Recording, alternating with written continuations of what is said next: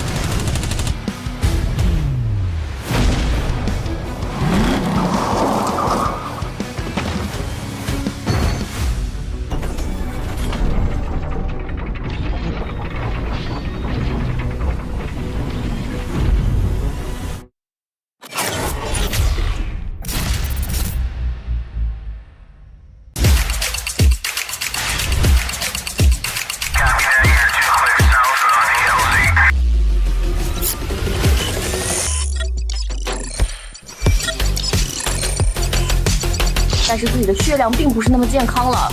小奶就在烟中啊，你可以看到他在育苗的位置上面，完全猜到了对方的站位。呱呱绕了一个大圈回来，把人清了一下，抓到劣势复活点了。呱呱，看看怎么打，转起来。肯定哦，被抓开那个。队友旅店带走，下面双杀，居民不敢来了，他就打3个。我的天哪！回头白房也是 no no， 实战这个点埋的太好了呀。作为打手枪的选手吧，哇哦，亚瑟 This is important. Once Kazuko Legacy gets the flood in here, ออกมากาโต้จะเข้าเป้าเป็นเด็กระยะไกลแบบนี้มันอยู่แล้วปาดมาได้กาโต้ไปต่อแล้วดูต่อเซนเทคใน Feed up Valencia once more here towards the bomb side. Hey, bombs, you better watch out. their timing and their coordination. Trickling in one at a time. They have got that partnership. They've got those duos pushing in together. Setelah hard point ketiganya, immerse untuk masuk dan satu operator skill. Nah, soalnya udah setup duluan ya. Sayang sekali ya, Clock ini mengeluarkan ulti yang sangat poin sekali. The immerse will come in. Yado's skirt AD under his name. But till then, whatever the West Point Marvel Kings have been able to do, Javen has been able to deny. 问题不大，波点还在我们手中，小心 unlucky， 一定要小心 unlucky 这个歼灭者，一个补了。是的 ，Mac 这里你把狙怎么操作呀？你操作不了的吧？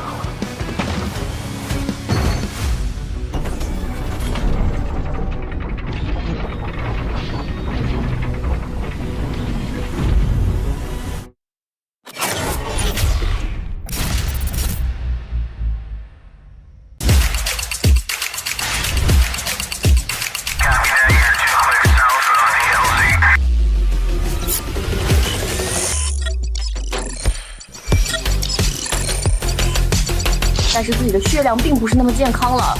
小奶就在烟中啊，你可以看到他在育苗的位置上面，完全猜到了对方的站位。呱呱绕了一个大圈回来，把人清了一下，抓到劣势复活点了。呱呱，看看怎么打，转起来。肯定哦，被抓开那个。队友旅店带走，下面双杀，居民不敢来了，他就打3个。我的天哪！回头白房也是 no no， 实战这个点埋的太好了呀。作为打手枪的选手吧，哇哦，亚瑟 This is important. Once Kazuko Legacy gets the flood in here, ออกมากาโต้จะเข้าเป้าเป็นเด็กระยะไกลแบบนี้มันอยู่แล้วปาดมาได้กาโต้ไปต่อแล้วดูต่อเซนเทคใน Feed up Valencia once more here towards the bomb side. Hey, bombs, you better watch out. their timing and their coordination. Trickling in one at a time. They have got that partnership. They've got those duos pushing in together. Setelah hard point ketiganya, immerse untuk masuk dan satu operator skill. Nah, soalnya udah setup duluan ya. Sayang sekali ya, Clock ini mengeluarkan ulti yang sangat poin sekali. The immerse will come in. Yado's skirt AD under his name. But till then, whatever the West Point Marvel Kings have been able to do, Javen has been able to deny. 问题不大，波点还在我们手中，小心 unlucky， 一定要小心 unlucky 这个歼灭者，一个补了。是的 ，Mac 这里你把狙怎么操作呀？你操作不了的吧？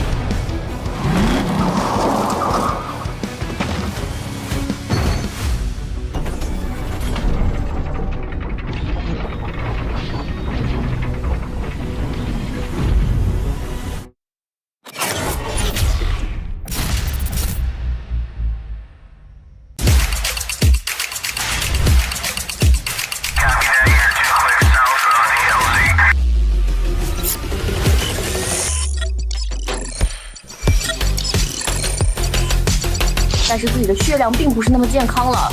小奶就在烟中啊，你可以看到他在绿苗的位置上面，完全猜到了对方的站位。呱呱绕了一个大圈回来，把人清了一下，抓到劣势复活点了。呱呱，看看怎么打，转起来。肯定哦，被抓太那个了。队友旅店带走，下面双杀，居民不敢来了，他就打3个。我的天哪！回头白房也是 no no， 实战这个点埋的太好了呀。作为打手枪的选手吧，哇哦，亚瑟 This is important. Once Kazuko Legacy gets the flood in here, ออกมากาโต้จะเข้าเป้าเป็นเด็กระยะไกลแบบนี้มันอยู่แล้วปาดมาได้กาโต้ไปต่อแล้วดูต่อเซตเด็กใน The trade of Williams once more here towards the bomb side. A bomb, so you better watch out. their timing and their coordination. Got trickling in one at a time. They have got that partnership. They've got those duos pushing in together. Setelah hard point ketiganya, immerse untuk masuk dan satu operator skill. Nah loh, soalnya udah setup duluan ya. Sayang sekali ya, Clock ini mengeluarkan ulti yang sangat poin sekali. The immerse will come in. Yado's skirt AD under his name. But till then, whatever the West Point Marvel Kings have been able to do, Javen has been able to deny. 问题不大，波点还在我们手中，小心 unlucky， 一定要小心 unlucky 这个歼灭者，一个补了。是的 ，Mac 这里你把狙怎么操作呀？你操作不了的吧？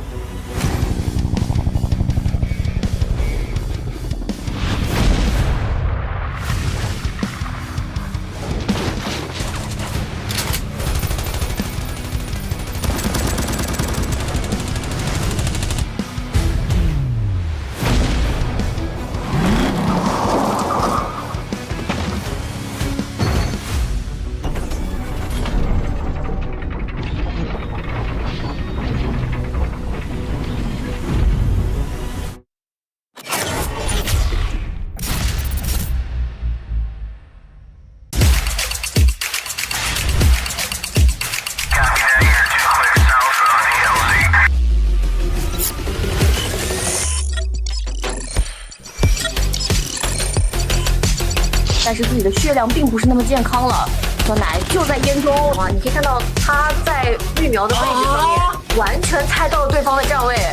呱呱绕了一个大圈回来，把人清了一下，抓到劣势复活点了。呱呱，看看怎么打，转起来。肯定哦，被抓太那个了。队友旅店带走，下面双杀，居民不敢来了，他就打3个。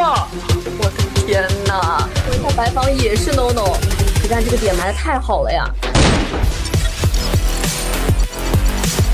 作为打手枪的选手吧，哇哦，亚瑟 This is important. Once Kazuko Legacy gets the flood in here, ออกมากาโต้จะเข้าเป้าเป็นเด็กระยะไกลแบบนี้มันอยู่แล้วปาดมาได้กาโต้ไปต่อแล้วดูต่อเซตเด็กใน The trade of Williams once more here towards the bomb side.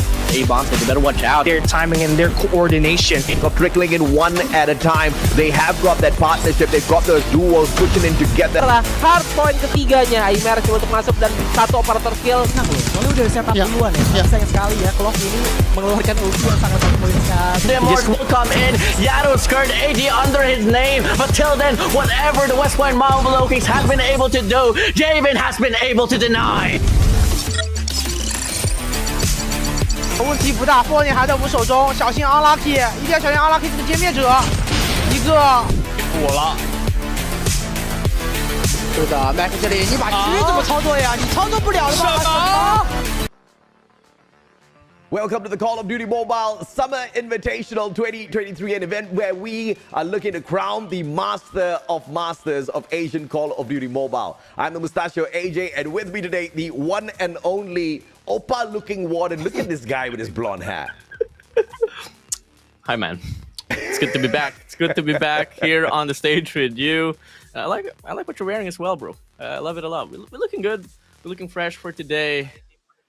I have to say, it's very rare that both you and I don't look good out here getting this done, man. Let's look at the teams who look absolutely fine as well. When we started things off, we've, of course, had 8 teams from CDM, 8 teams out of Garena, 2 from Japan. And out of Garena, it's not like every single one of those teams made it here, because we did have a play-ins where 2 of the Chinese teams, Kingzone as well as Q9, did make it through. Unfortunately, a couple of the other teams, they did get dropped out within the playing stage in itself. Now we are left with 12 teams, WardeN, broken into 2 groups. And for today, we are going to be casting Group A, which Q9 and West Point Mamba Low Kings are dominating through points. Yeah, definitely. And we do also have Blacklist International Ultimate, Almighty playing as well for this game, for this day itself, alongside with SPG and the G1. And today, here is the schedule. First match in line is going to be Blacklist International. Blacklist International ROG. Before I get we had a rebranding in the process of coming into this tournament up against the West Point Mamba Low Kings. Right after that, we do have Q9 Club against SPG. And last but not least, Be Almighty against G1. Absolutely. And of course, as we start things off, it is going to be a Garena SMP showdown between Blacklist ROG going up against West Point Mamba Low Kings. Now, I know you know pretty much every single thing about the West Point Mamba Low Kings squad as a whole, WardeN, but Blacklist ROG, they are the GM4 champions. This is practically a rematch of that grand finals where Blacklist Ultimate did manage to get that win, right? It was a pretty, I wouldn't say a dominating win. I think Blacklist ROG showed up, and they showed up strong. But West Point Mamba Low Kings were no walkover in the matchup. You know, during the whole run for Green Masters 4, there was this whole topic about, you know, West Point Mamba Low Kings breaking a lot of curses. One of them, one of the only curses wasn't really broken. It was actually beating Blacklist International in the big stage, and it never happened. So I don't really know how to feel about this whole situation. I think I'm going to be pretty empty-handed. I do have my hopes high for West Point Mamba Low Kings, but it's still much more lenient here for Blacklist International ROG. I think I still have got my hopes up for West Point Mamba Low Kings, because at the end of the day, every single team out there is going out to not just put on a great show, but they want to prep themselves for Stage 5. Yes, we do have, I think, 1 or 2 more tournaments between now and Stage 5 as far as SMP is concerned, but you got to really start putting in that work, and you really need to match yourself up to your idols to see how far can you take it with them. Can you even take them down? Because once again, the last time they met on Garena Masters Season 4 Grand Finals, they got beaten down. It was a 4-2 scoreline.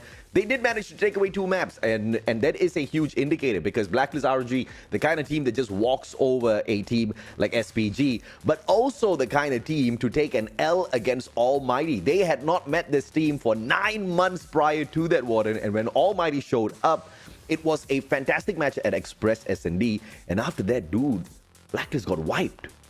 Got wiped out, and it goes to show as well that Blacklist International ROG can bleed as well. But I mean, the most important part about this whole group stages, though, is just qualifying, making sure that you're part of the top 4. I mean, top 6 at least.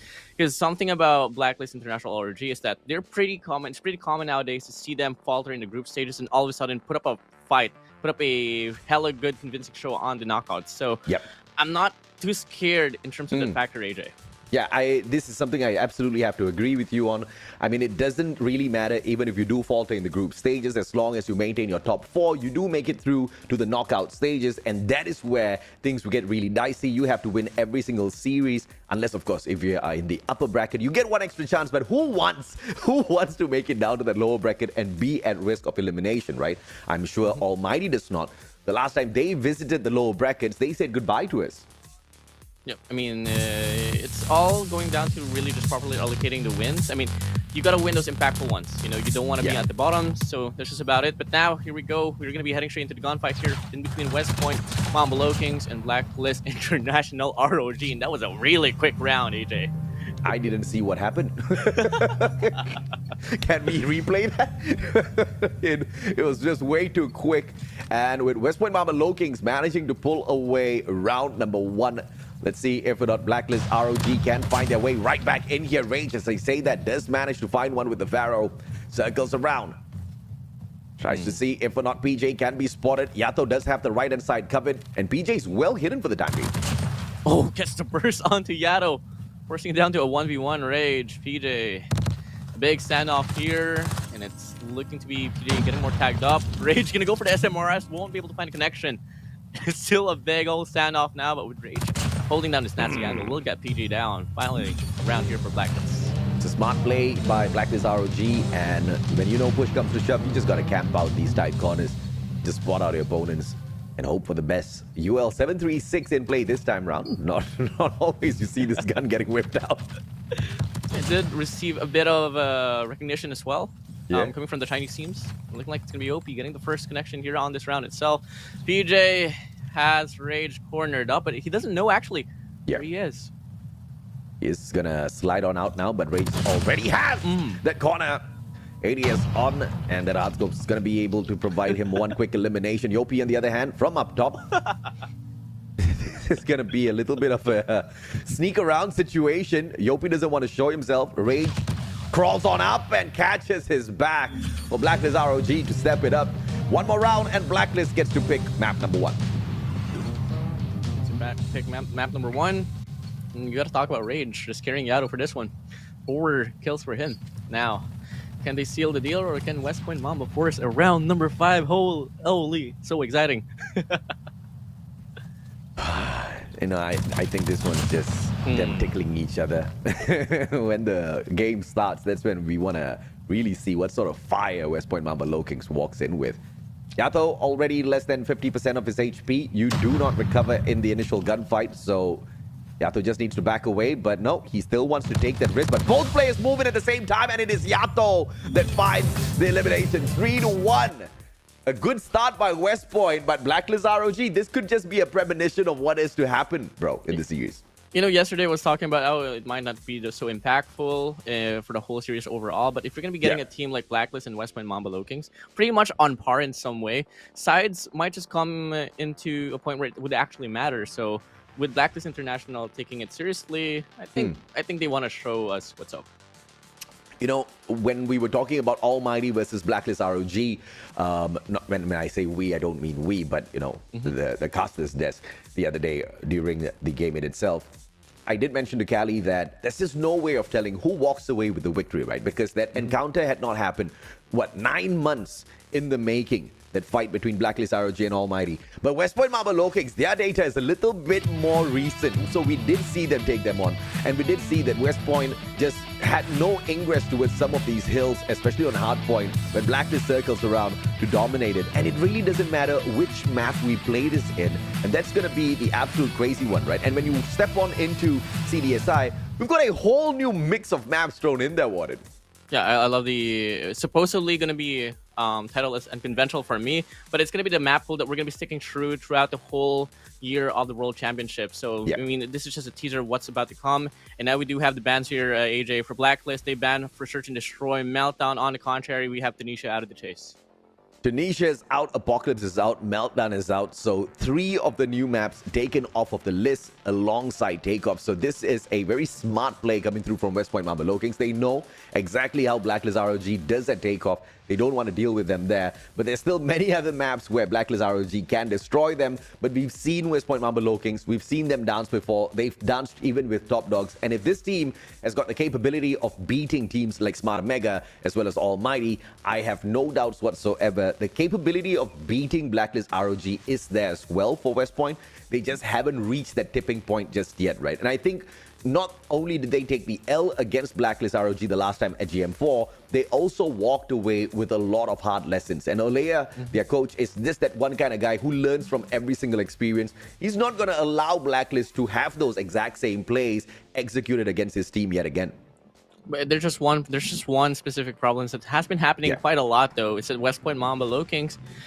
is not really the team that is able to close out series out away from Blacklist International ORG. I don't mean to throw that shade to Mr. Olea himself, but it has been happening ever since the start of their presence coming from the first Garena Masters. Yeah, absolutely right. And I see exactly where you're coming from.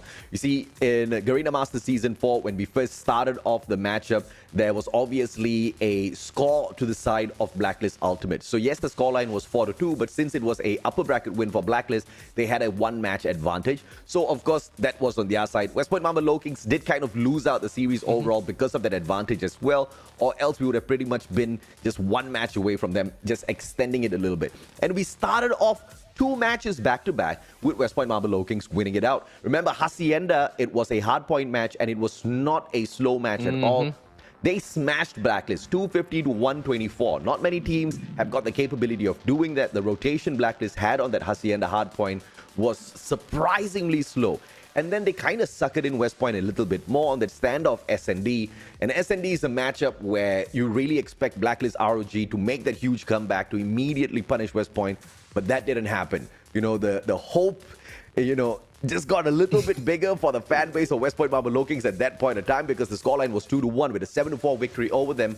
But then the gentleman sweep right back by Blacklist ROG. They won 3 matches in a row, and it all started off with Control. And Control's just that game mode where Blacklist was not supreme. I think Almighty kind of, you know, took that helm, took that game mode by its head and absolutely stuffed it against some of these other teams, right? But in the recent times, within SMP in itself, Blacklist has slowly started to become the king of Control. Yeah, definitely. And that's just the adaptability that they've been able to show recently as well. And I think that also goes to the heads behind Blacklist International OROG. We had Image on the first run for the first year of Blacklist. Now we do have KBR, aka the ex-coach of Enco, if I'm not mistaken. Correct me if I'm wrong on that one right there. Now, AJ, I just really want to bring this up since you did mention, you know, you did refresh me with the whole series between these two teams during the Garena Masters 4. On Hardpoint, Apocalypse and Takeoff is out of the equation. Hacienda is still part of the pool. And I think if ever it's going to go down to the distance, I think we might just be able to see it played out. We most definitely might be able to see that played out, but at the same time, it is not like Blacklist ROG did not have time to, you know, repair whatever errors they made against West Point on that Hacienda map, right? I think it's been, yes, it's not been 9 months like it was against Almighty, but it has been a couple of months. It has been enough time for them to kind of just muck around with that map just a tad bit, get into scrims, and really fix all of their pain points, because I mean that's what made Blacklist ROG in the first place, right? You can't really beat them at the same map twice. You can't beat them with the exact same setup twice. If I said that for West Point Mamba Low Kings, it stands all the more true for Blacklist ROG. Oh, definitely. I mean, in terms of accolades, they've been able to prove themselves more as well. And come again throughout this whole series here. Throughout the whole run in between these two teams, not once did West Point Mamba Low Kings take this team down. So I just want to see how this one's going to get played out. After all, it's not going to be the most impactful match here for West Point Mamba Low Kings if ever they do lose. But at the same time, I'm really expecting these boys to just come inside this matchup and want to prove a statement that we can actually beat Blacklist International ROG. But even if they don't, you know, the worst case scenario here for the team of West Point Mamba Low Kings is not just there just yet. I mean, they've met Z1 thus far. They've beaten them down. They've met Standpoint Gaming. They've beaten them down. We've seen them take on Almighty before. I don't think they're going to have much of an issue with that. Of course, Almighty will have a totally different set of opinions when they do come across each other. And I believe they were 4-on-5 for Group A. But West Point still stands a strong chance. One might also be able to argue that the 3 other teams that they have not met just yet are much better than them in the current tournament based on those gameplays. But that's just purely an assumption. We just don't know how they're going to interact out with each other out there on the battlefield. Yes, we've seen a tremendous improvement from the side of Almighty, but that might just be an interaction kind of thing against Blacklist ROG, you know, where each of them is the kryptonite of the other. But West Point Mamba Low Kings, there is still a potential here, even if I do say that they do not make it through to the group stages, if they get beaten down by these 3 teams, and if Standpoint Gaming out of nowhere suddenly starts winning some matches, WardeN. Oh yeah, I mean, after all, this tournament has been filled with surprises a lot, and you can really expect a totally different beast as soon as we move into like the later stage of the event, especially on the knockouts. Man, I don't want to gauge any of their gameplays coming from this group stages all the way down to the next stage of the competition, because that's where the real battle begins, in my opinion. Unfortunate to those who won't make it past through the group stages, but at the end of it, it's just going to be pretty interesting as time passes by. Now, AJ, I am so thrilled to see. I'm so excited to see the matches if ever it does start. I know you're waiting for the match to start. So am I. So are the viewers. But it's just like that. CDSI is just the kind of event that turns us casters into podcasters for the time being before they start the matchup, right? So that's all fine and dandy. I think we've still got a lot of more things to talk about. Let's talk about worst case scenarios for these teams. I think worst case scenario for Group A is going to be for Z1 as well as SPG. Once again, SPG, 2 series thus far, not won a single map for themselves. I think they are 6 for 6 in terms of losses, which is very bad for a record. Z1 has had 2 series thus far as well, and they've lost both of those series. The first one was against West Point Marble Kings. It wasn't a devastating loss because they did manage to take 2 maps away from West Point, which is very good. But later on against Q9, they got thrashed. They got absolutely annihilated 3-0. I think that was one of the most dominant matches I've ever seen on a hard point at Apocalypse. What was that, 250 to 50 points or 60 points or something for the side of Z1? So yeah, I think these teams are in trouble. So today is also going to be a day where we see the fate of Z1 and SPG kind of drawn. If they cannot take a series win for themselves, if SPG, I think Z1's facing Almighty, good luck. But I still think that interaction might have something in store for us. I think, Z1 could wake up today. But SPG going up against Q9, WardeN. I mean, there's this whole thing. There's this whole thing where, a team is better against this, but will falter against this team as well. It's like a mix and match, It's like a battle of elements. Can't mention that game itself, but, so it counteracts with one another. Well, AJ. Pikachu, use Thunder Shock. Well, we can talk about the whole mix and match later on. We're gonna be heading straight to Search and Destroy now, AJ. Blacklist International ROD up against West Point Mamba, Low Kings, and Express. Let's go. Call of Duty will forgive me. It's not a competitive game. True. I wanna be the No. Okay, let's head on back. It's gonna be Express. S&D as usual, and the bomb's going to be hanging back as AG finds Kalo for the very first engagement out there on the map. Yopi trades one quickly, right back out. West Point Mamba Low Kings not too far away, and the bomb though just slowing things down a tad bit. Back and forth we go with the engagements. It's still all equal. Still all equal now. 3v3. Bomb is arguably going to be leaning towards the A bomb side, but they got to worry about player 3 Yato on this wraparound as well. A big standoff might occur as well between these two players. Player 2's it's gonna be PJ and Rage. No sights, not just yet, but Jabin gets an angle onto Sasano, forcing the numbers down now for the West Point Mamba Low Kings. But with Luffy getting the God Nade, we'll be able to even things up. Now it's a 2-2. Let's see if or not they are gonna be able to wiggle out of this one. West Point Mamba Low Kings, they still do have the bomb in hand, but bombs.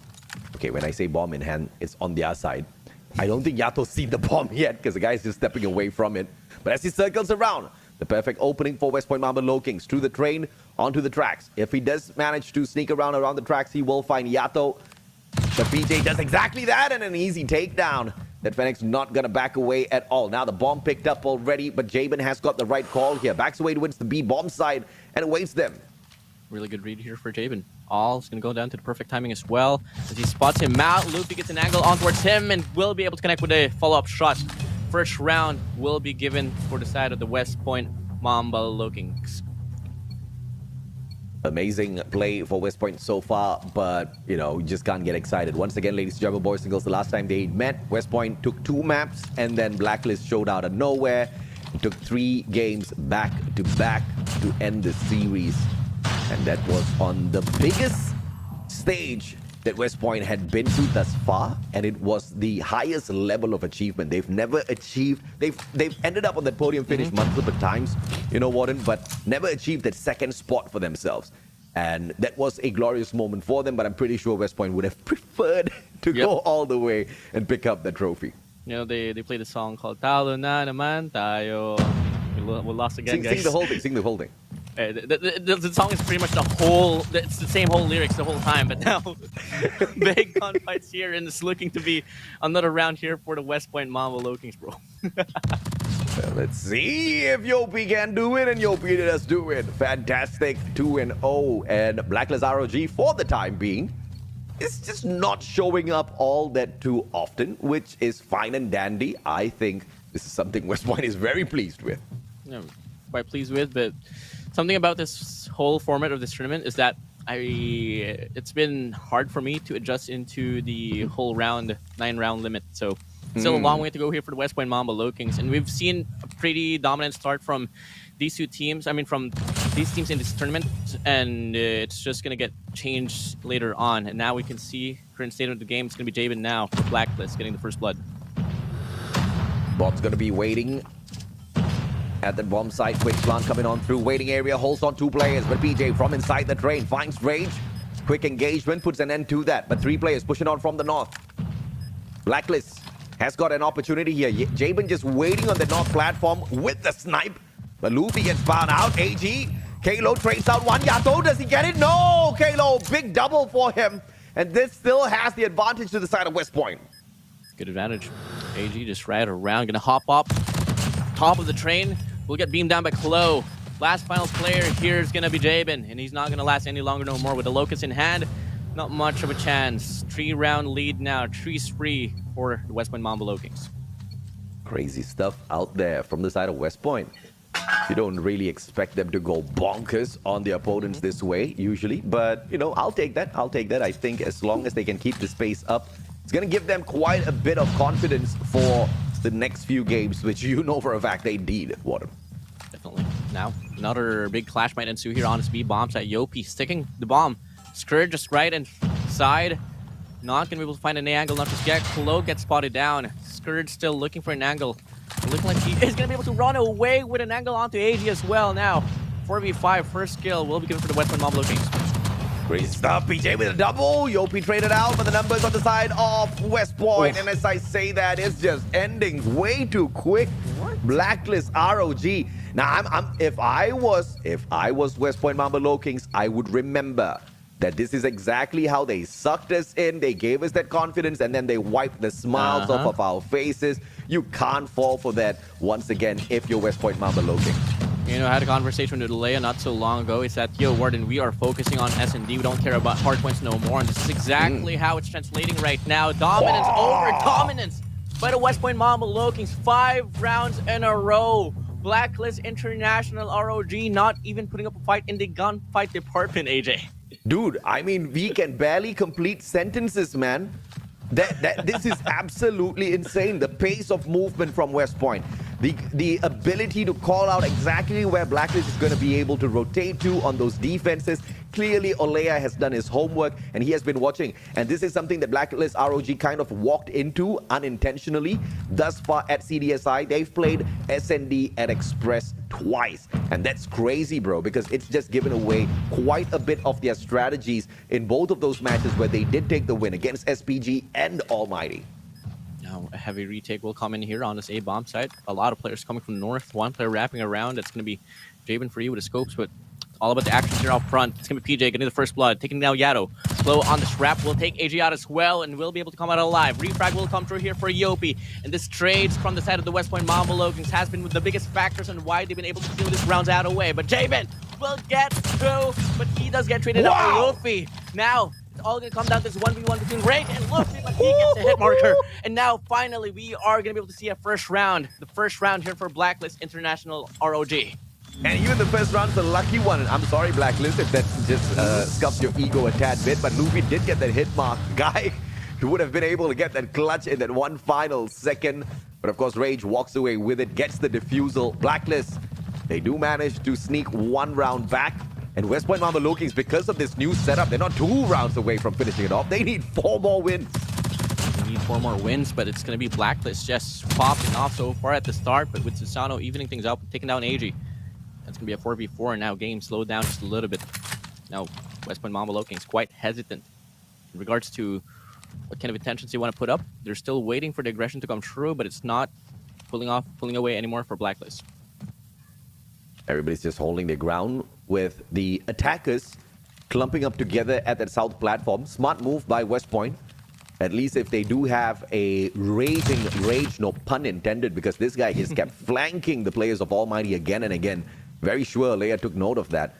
And this time around, they don't give him that opening to do that at all. If Rage does get cheeky, he is going to get snuffed out. The best case scenario for Rage is if he does get one trade off of that. I mean, of course, best case if he gets 2 or 3 as they clump up together. But Jabin finding Luffy, takes the snipes away from the side of West Point, at least one. Susano still lurking around. Jabin finds him, but does not manage to connect with that shot. It's so crazy to think about how well they've been adapting to this map itself. And now we are going to be able to see another exchange coming through. Susano taking down Jabin now. It's going to be a 3v3. Now Bomb is going to be wrapping around onto the A bomb side, but Rage is still around the perimeter, still waiting for the perfect time to possibly take down PJ. Not seeing it, not just yet. Now Rage, information relayed for the West Point Mamba Lokings. Disregarding that, they are still waiting for the bomb flash. Rage holds a corner. PJ spots his shoulder, rips it right off PJ with a double now. That Fennec is absolutely popping up in his hands, looking for Yato, the final player. Clutch time, no stranger for this boy. Yato can circle around, connect with PJ first. If it does present itself, he will. Beautiful headshot taken, 25 more seconds, but Susano from afar barely needs to move an inch. A random question here. Has anyone died from the train? Not yet, man. Not yet. It's so disappointing. It's so possible, though. But imagine if it was like overtime or something and you just die from a train. Well, I'm not wishing, but I'm pretty hopeful. I'm definitely wishing.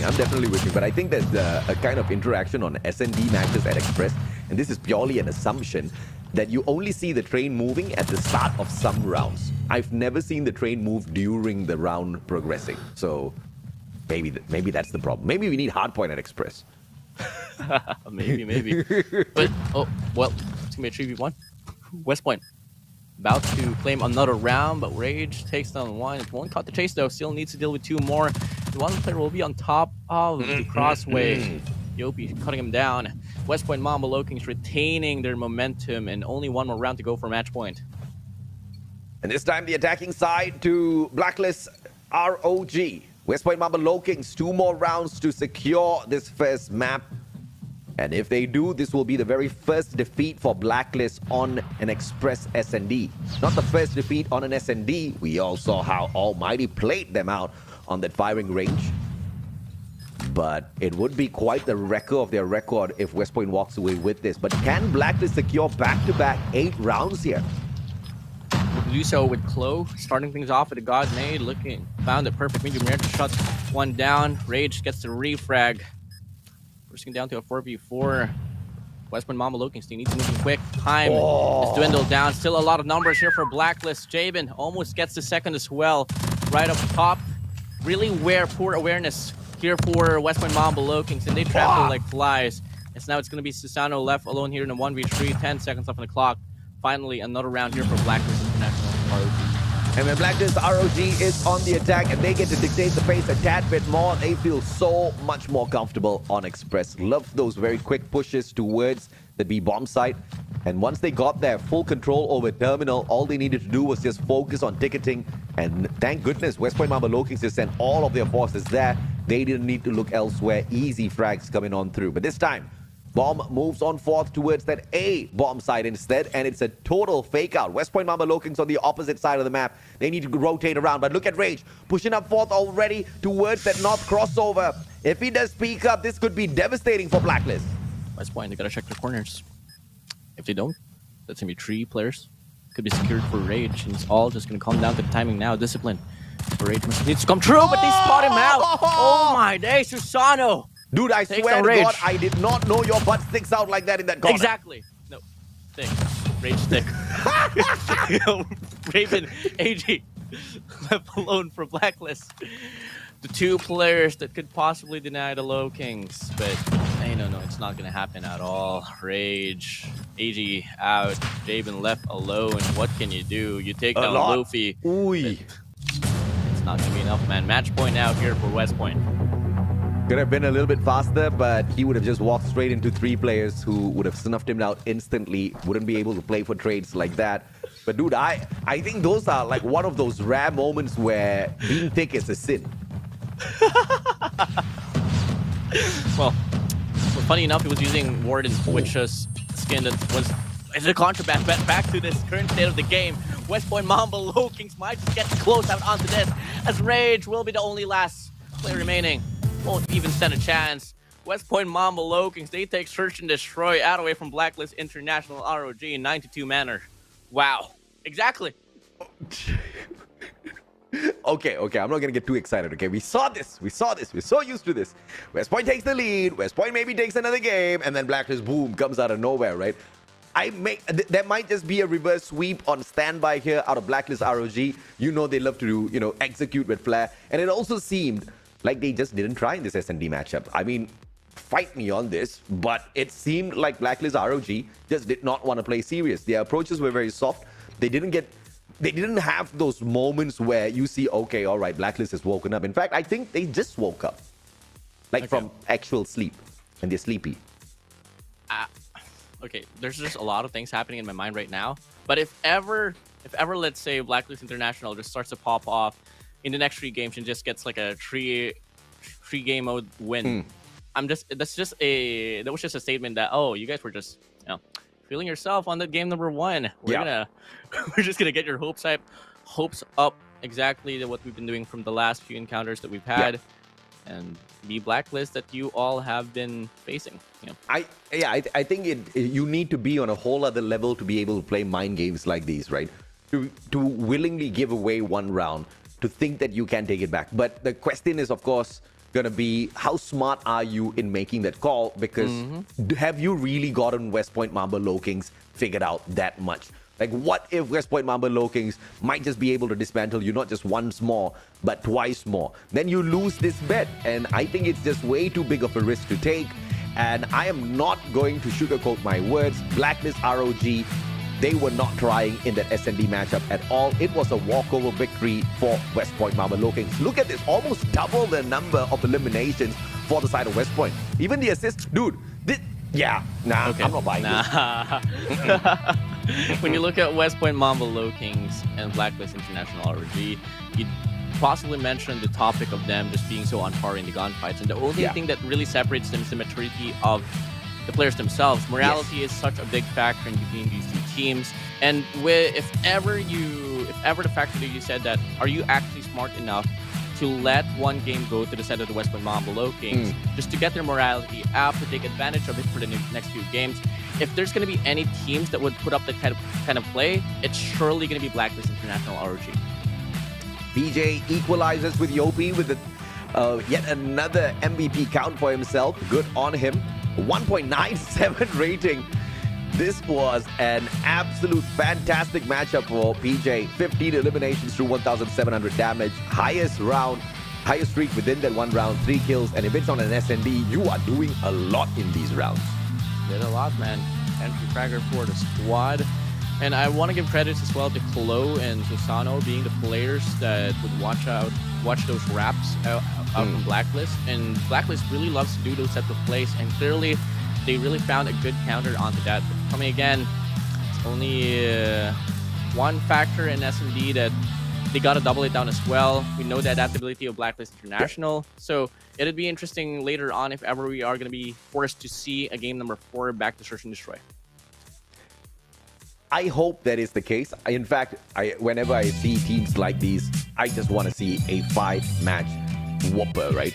Now, the next one, we hop on into Hardpoint. Summit, Takeoff, Hacienda, Arsenal, as well as Apocalypse. But I do believe Takeoff and Apocalypse is off of the list. Isn't that right? Definitely. So, Hacienda, Hardpoint, dude, that could just happen. And Arsenal. I think if it does happen, there's a high probability that Blacklist ROG is waiting for this so they can have a little bit of a revenge. Oh, no. Yes. So, yeah, it is still available, Hacienda. Or it could be Arsenal as well. I don't exactly know. I mean, I always looked at Hacienda being the Olea's pick. Coming from the collegiated scene now to the professional scene, with every team that Olea has been handling in the competitive scene of Call of Duty Mobile, whenever they play Hacienda, they come out flawless. Yeah. So it'd be pretty interesting as well if ever Blacklist International ROG forces a Shenda against West Point Mamba Low and just take it out, because that's just going to be history broken down here for WPM. I think, you know, it will be very risky for Blacklist ROG to do that, mainly because I love how Alea plays these. The main reason why he did make or he did get the team to focus a lot on Hacienda was because when this map was first introduced into the professional rotation of maps for all of these tournaments, a lot of teams truly struggled there. And this is something that Alea absolutely loved, right? If he's thinking, okay, all right, these teams are struggling on Hacienda, let's go in there, let's perfect our gameplays so that this can be just a guaranteed map for ourselves. And from then on, they have been truly the masters. But just like Almighty being the masters of control, you can't dominate all the way through every single match, right? You have to falter at a certain point. But we're not even going to get there. We are headed over to Summit, baby. AJ? Tell me, sir. This is exactly where the downfall came along for the West Point Mamba Low Kings up against Blacklist International. Oh, in Summit. Remember the comeback? Garena Masters won? Hey. Brother, it's gonna be... Yeah, you can bring up data, but don't bring up Garena Masters 1. I know, man. But it's just... Garena Masters 1 was like 30 years ago. I know. Before you were born. I'm getting some sort of a PTSD, man. I was there behind the players when that happened. But fortunately, in this storyline itself, Purifier-wise, it's not going to be Yato handling it, but it's not going to be somewhat easier as well on the other side, because it's going to be Rage using the Purifier. But overall, looking at the team of the game, it could be a new, different set of Summit Hardpoint that we're going to be seeing now. As AJ, we are starting the matchup now. Summit Hardpoint number 1, we open. This is a flex pick coming in from the team, mainly because both teams are proficient at Summit Hardpoint. We did see Z1 get dismantled by West Point Mamba Low Kings, where we didn't even manage to get to the end of the game. Production said, okay, you've seen enough. Z1's going to get it anyway. And they switched on my camera. That was a hilarious moment. But also later, West Point Mamba Low Kings did beat down SPG 250 to 120, which was even a better scoreline than Blacklist ROG themselves, who took down the same team, SPG, 250 to 173. Let's see exactly who shines a little bit brighter this time around. Blacklist ROG, 14 points already. But first, Hardpoint. We're not going to break a sweat just yet, WardeN. Yeah, very scrappy hill here. So a total of 20 points accumulated. 14 for the set of Blacklist, 6 for the set of the West Point Mamba Low Kings. Now, approaching into this Hardpoint number 2, I think it's just going to be the battle of power positions. Who can get the green spawn, or whichever spawns you prefer, but disregarding that, it's all going to come down to the catwalk control. When you get catwalk control, you can get good trades inside a Hardpoint. Break circles around. Fantastic engagement. Blacklist ROG with the break. And the response comes in through for the rest of the ROG players from that right-hand side. Out of Guerrilla base. They own the edge platform now. 47 seconds. So West Point still has got the duty to go in for the challenge. They do exactly that. They find the break. And now it's still going to go back and forth to a certain degree. Mainly because Blacklist ROG now getting the spawn with the split spawns, apologies, from the side of Guerrilla Base and the green radar station. And West Point Mamba Low Kings just have to suffer this because they are being forced to spawn all the way from the opposite side of the map. This is smart plays out of Blacklist. Really smart play for them, and looking like they have considered this a very scrappy hill. Why don't we just define our next play onto the next run for the next hardpoint itself? Looking like it's going to be Jabin anchoring from the back end. That's going to be around the silo. And unfortunately, though, the rest of his comrades will lose the gunfights in the process. So influence inside the hill might not be found here for Blacklist. And guess what? Jabin gets taken down. Susano now will be playing for this power position. Or could it be not? Disregarding this whole thing, 2 factors will be locked on now for West Point Mamba Low Kings. All they got to do now is perform in the gunfight department. Susano, 5 kills in a row already, and you usually do not see this boy popping off unless he's got a sniper in his hands. He has really stepped up big time ever since the departure of Demors. Susano is going to be the candle bearer for the squad as he holds on to that spawn, but the break is going to come through from the Blacklist ROG team. Now spawning out from the side of Guerrilla Base. There's a lot of traveling to do for West Point Mamba Low Kings, but they take the green radar station, take the water towers. They're going straight in for the spawn. Everybody else from Blacklist ROG stacking the hill. 4 players playing the objective, just waiting for West Point to bring it, and they will go ahead to bring it. Yato whips out the war machine. 1-2 pop. He gets annihilated, and West Point pulls the hill back. Really good zoning here for Blacklist International, but West Point Mamba Low Kings will just have a better counter onto it. And looking to be the remaining scrap time now will be given for the side of the Kings, as Blacklist International ROG will head on to new. Really good translation from both ends of the spectrum. West Point Mamba Lookings had their play. Blacklist, they accumulated the points just to slow down the lead. Lower down the lead here for West Point, but now it's all going to come down to this P number 4. Early rotations once more will begin for Blacklist, but West Point Mamba Lookings looking to get a perfect setup. Not until they falter in the gunfight department once more. West Point Mamba Lookings making a big mistake here. They're not taking the spawns away just yet. They're going straight in for the hill and they get punished. Blacklist ROG, they catch up. They annihilate the players who step up towards the hill. And one guy just holding on to the spawns wondering, wait, they didn't come in to challenge me? Skirt will have to wait a little bit longer as the rest of the players on the side of Blacklist ROG will lead Blacklist to the forefront. AG steps on up, but Yopi burns him down with the Purifier. A quick takeover for West Point. And now finally the spawn break comes on through, but he is denied. Susano steps by, holding on to the claw. One more engagement. Blacklist wins that out. 18 more seconds to go. West Point Mamba Lookings wants to force another break.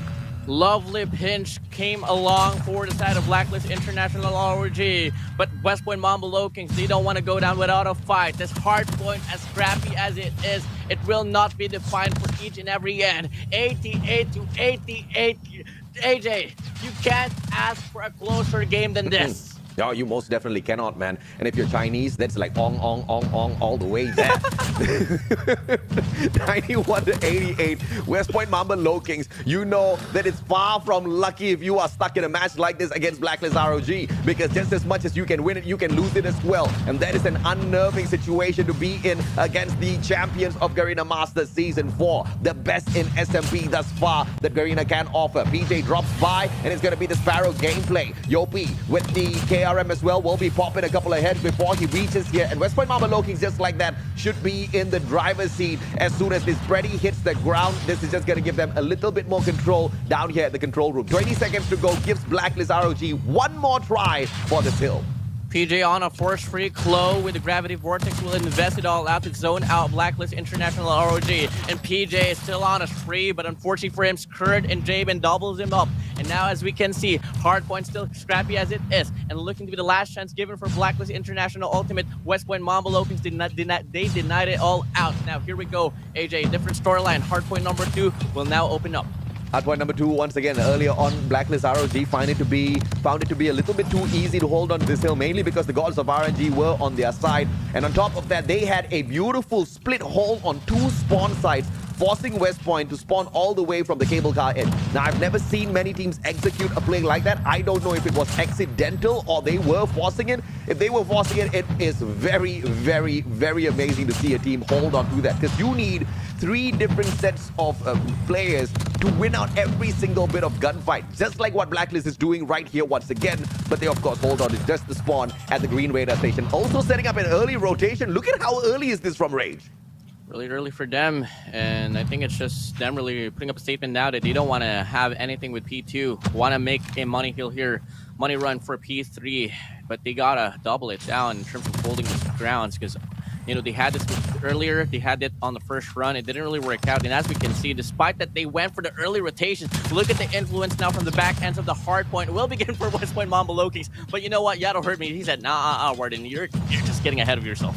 West Point is in front though in terms of the points. They just need one quick break coming on through. But Skirt, 3 players stacking the spawns. They don't want to give this up easy. But Kalo and Luffy says, if you don't want to make it easy, we'll just take it away the hard way. And all 5 players from the side of West Point Mamba Lookings winning out their gunfights one after the other. Ray steps in right back in, but PJ trades him out and he holds on to the hill. Big gunfights coming on through. And Luffy taking down the one and only Jabin. That Annihilator investment totally wasted out. Susano fights a frag as well. West Point Mamba Lookings, PJ with the investment. This time it's the Sparrow, and West Point are in front with a strong lead now. PJ still alive and kicking here for the West Point Mamba Lookings. Predator by information relayed, and he gets the kills in the process. And now only 9 more points away. West Point Mamba Lookings will be in the 200-point mark, and they are now setting up for a break as well as they head on to new. Dominating run, baby. Luffy now Annihilator gameplay needs to be really careful. Cannot waste this little Annihilator in his hand. Sneaks around, gets the first one. Can he get the second? No, absolutely wasted. Doesn't play his corners really well. Gets super aggressive, gets punished. And now, without the Annihilator, they've got a separate Annihilator in human form called Susano. Susano steps on in, sneaking away the points. Will be able to find Rage halfway through as well. And right outside, you have got the one and only PJ holding down the fort with a Fennec. Big plays coming out of West Point. They don't even need to win the rotations because their breaks has been flawless. I could call it 100% win rate here for the side of the West Point Mama Lokings. 223 to 136. More lives now being felt here for Blacklist International ROG. And I think it's going to be the West Point Mama Lokings now will be put into a reset. West Point Mama Lokings doesn't really need another forced break here, but they do have 22 seconds. So instead of just sitting down in a corner, scratching their head, they're going to try for it one last time. But I think with 2 more players left here, they cannot really push the boundaries. Skirt takes out the first one. Second one's going to get shut down. So West Point has to focus on the reset of these hard points. 7 more seconds to go. Blacklist ROG can have that if they want. And now, of all times, the gods of ROG gives away the spawn to West Point Mama Lokings. An absolute useless move from Goddess Luck. RNG is not blessing them in the wrong time, but it doesn't matter now. 25 more points away here for the side of the West Point Mamba Lokings to seal the deal. The question is, can they do it? As now we are seeing this hardpoint commence. 50-50 battle, but much more cohesive here for the side of the West Point Mamba Lokings. The hardpoint continues to reign upon for the side of the Kings. Yobi popping off for the squad will go on a tree spree. Can he find a fourth? Absolutely yes. And that might be the dagger to seal the deal. 10 more points away, and the West Point Mamba Lokings might just steal this game out away from the side of Blacklist International ROG. Oh man, 4 more points to go. WardeN, they getting it done. 1 more pop. Yopi not wanting to give up just yet. The KRM will get them either way. 250 to 170. Blacklist ROG just got annihilated yet again. But we're still not gonna get too excited. We need 1 more match out of West Point Mamba Lokings because this looks way too familiar. We've been here before. We might get through it again. Too many times. Well, close it out. WPM, close it out. Now, honestly, the factors that we can command later on, if ever Blacklist International can just, if ever they do come out with a win, if ever, you just got to talk about the endurance that they are able to put up from their previous tournaments onto the current one here, AJ. Yeah, Insane. absolutely, man. I think, you know, it's very admirable to have a team like West Point Mamba Lokings who stayed in the underground scene. And when I say underground scene, I mean, you know, just community tournaments after community tournaments where you don't really get a lot of money, but you get a lot of experience. Yes, you dominate teams that are not on the level of Blacklist ROG, but you also get to try out a lot of your strategies. You get to, and this is what I love about West Point Mamba Lokings. They don't go out there and they don't do research on other teams and come and take away their strategies and try to use that and perfect that, right? West Point Mamba Lokings is the kind of team that goes out there and they create their own strategies based on their own strengths. And I think that is the winning point for a team like West Point Mamba Lokings. Blacklist ROG has no response for it yet, WardeN.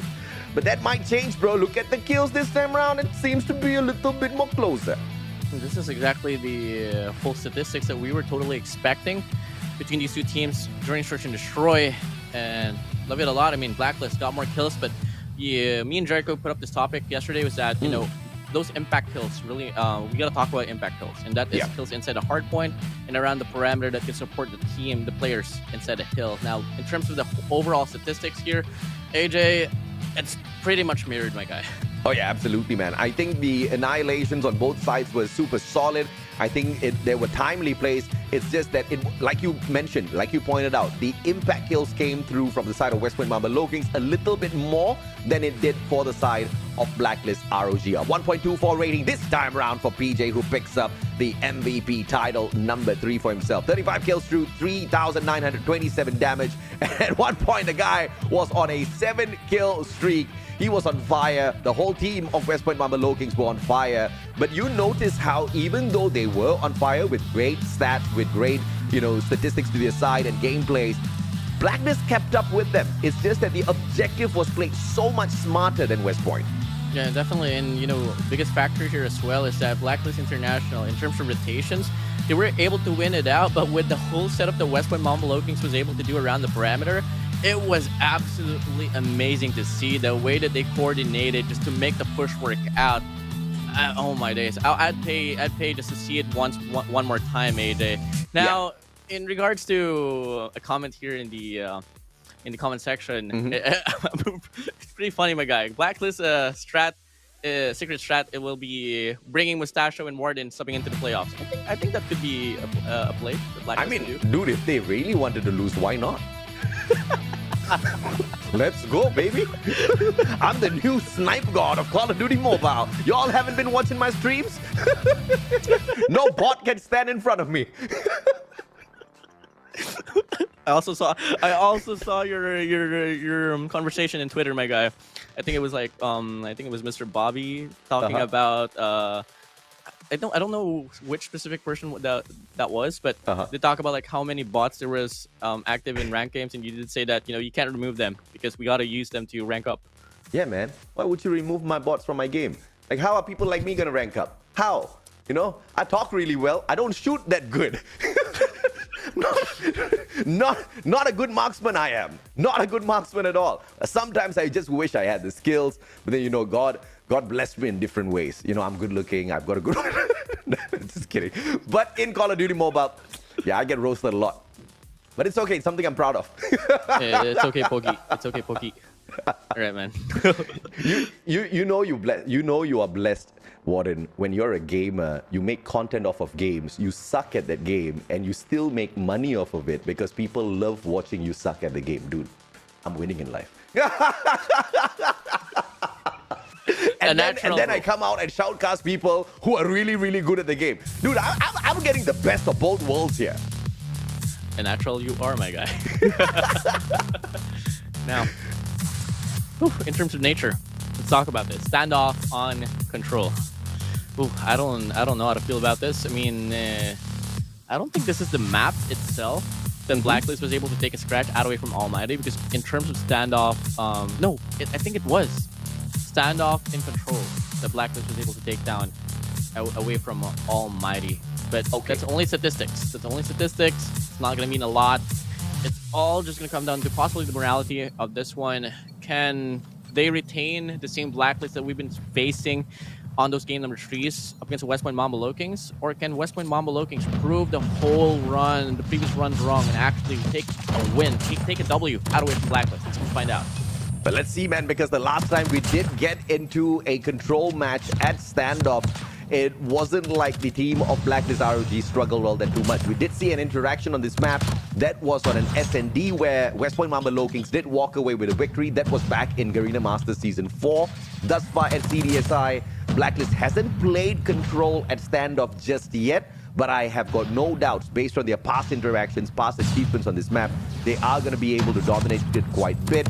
But you can say the exact same thing for West Point Mamba Low Kings. So this is just a point where West Point just needs to figure out how to stop the snowballing effect that Blacklist will start if they get this victory on control. So regardless, push or pull, they got to find a victory here. Now, really good current situation here for the side of the West Point Mamba Low Kings. Good capture on A, good influence for them. Although, actually, really good in terms of the killing department as well. They're pretty much in front of this situation. Now, only a few more ticks in, and they are going to be able to extend their time furthermore. But they got to worry about the players around the parameter here for Blacklist, just holding things down. So it's just all going to come down to what kind of readjustments that they're going to try to put up. And looking like it's going to be a diversity play here, headed straight to that B point instead.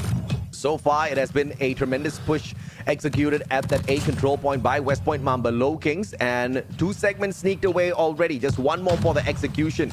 And you can see the strats being pulled out by Coach Olea already, pushing the boys towards that B control point instead to play the distraction just to open up opportunities at A. This is not going to be easy though, because look at Rage as well as Jabin. They're both hunkering down, locking these angles. Jabin with the LK24 is going to be stopping any access from the private backyard. So any chance that West Point wants from this B control point has to be an approach from a long flank around the spawn of Blacklist ROG through the bakery into that B control point, which is difficult. Time runs out. Blacklist should be able to wrap this up if they get another elimination, but PJ wins that out. A final second win with 5 more lives. Don't tell me they're gonna do it. They do it! And with 0 seconds left earlier on, they get an extra minute, WardeN.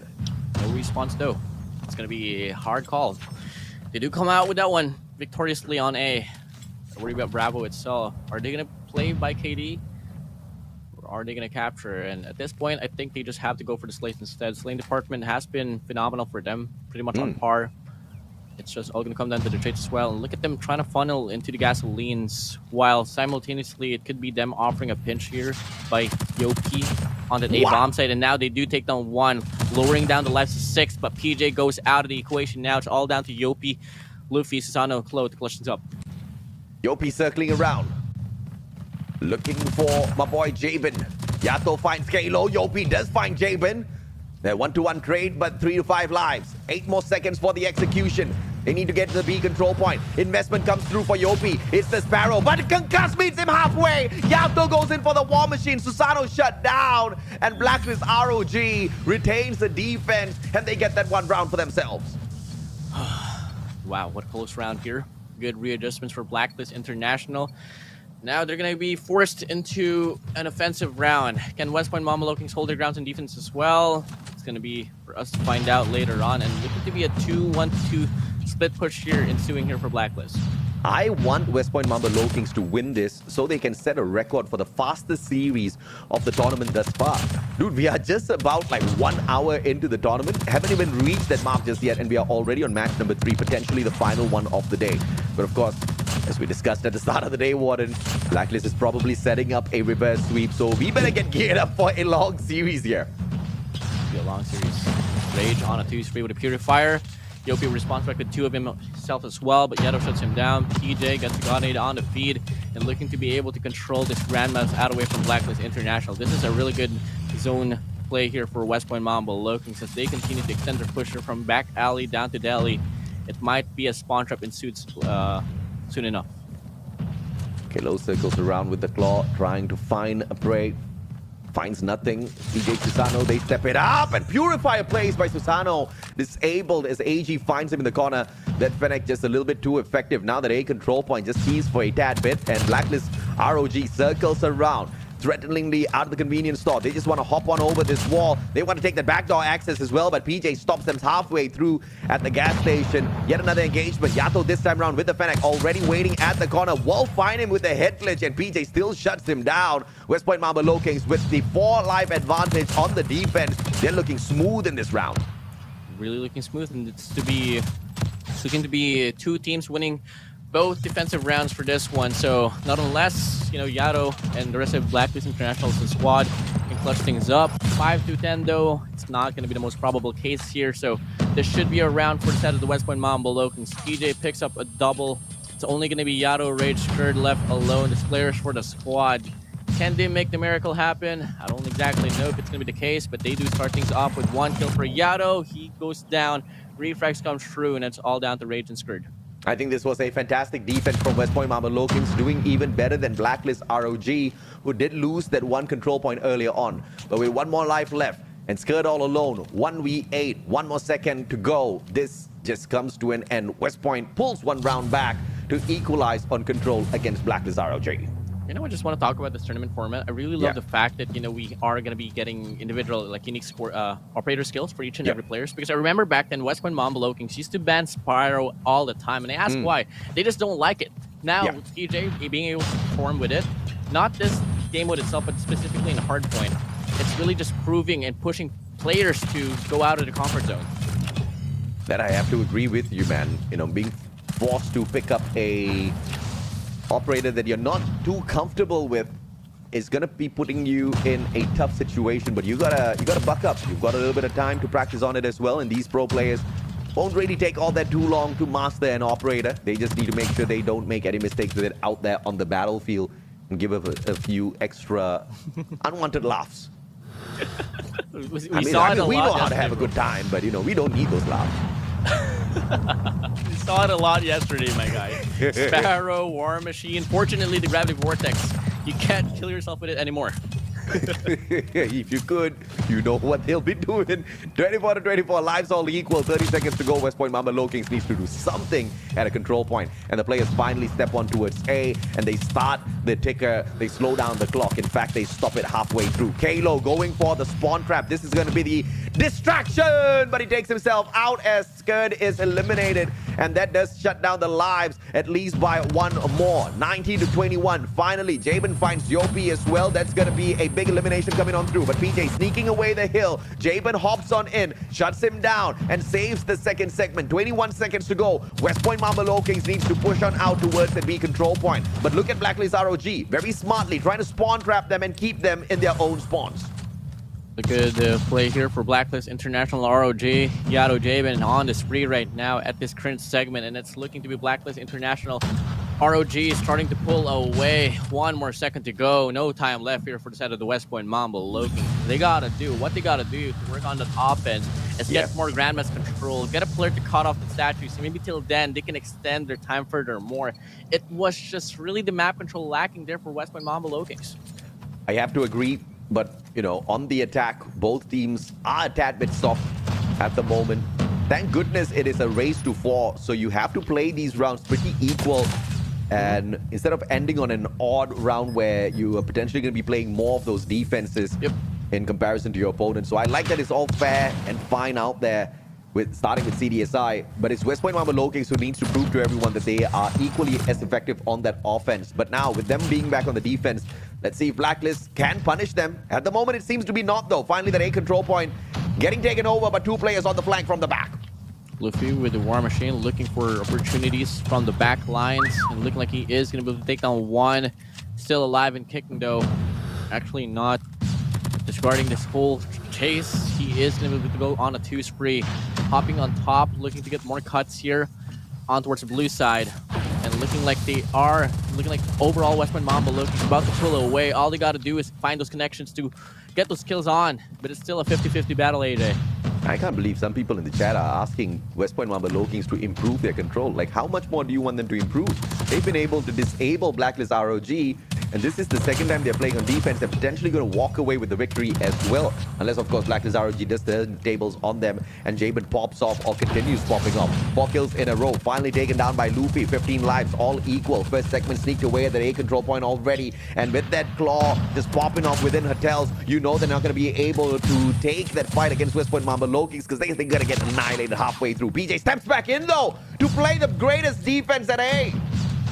Now we can see West Point Mamba Loki starting to pull away. All they gotta do is try to get the player out from Blacklist to reach that A point, and they absolutely do. Susana with a scope, taking down Yato. Yopi on the feed as well, taking down Jabin. And now it's all over the place. Spaded in green, West Point Mamba Loki showing their fangs, proving the statement that they can push through another round.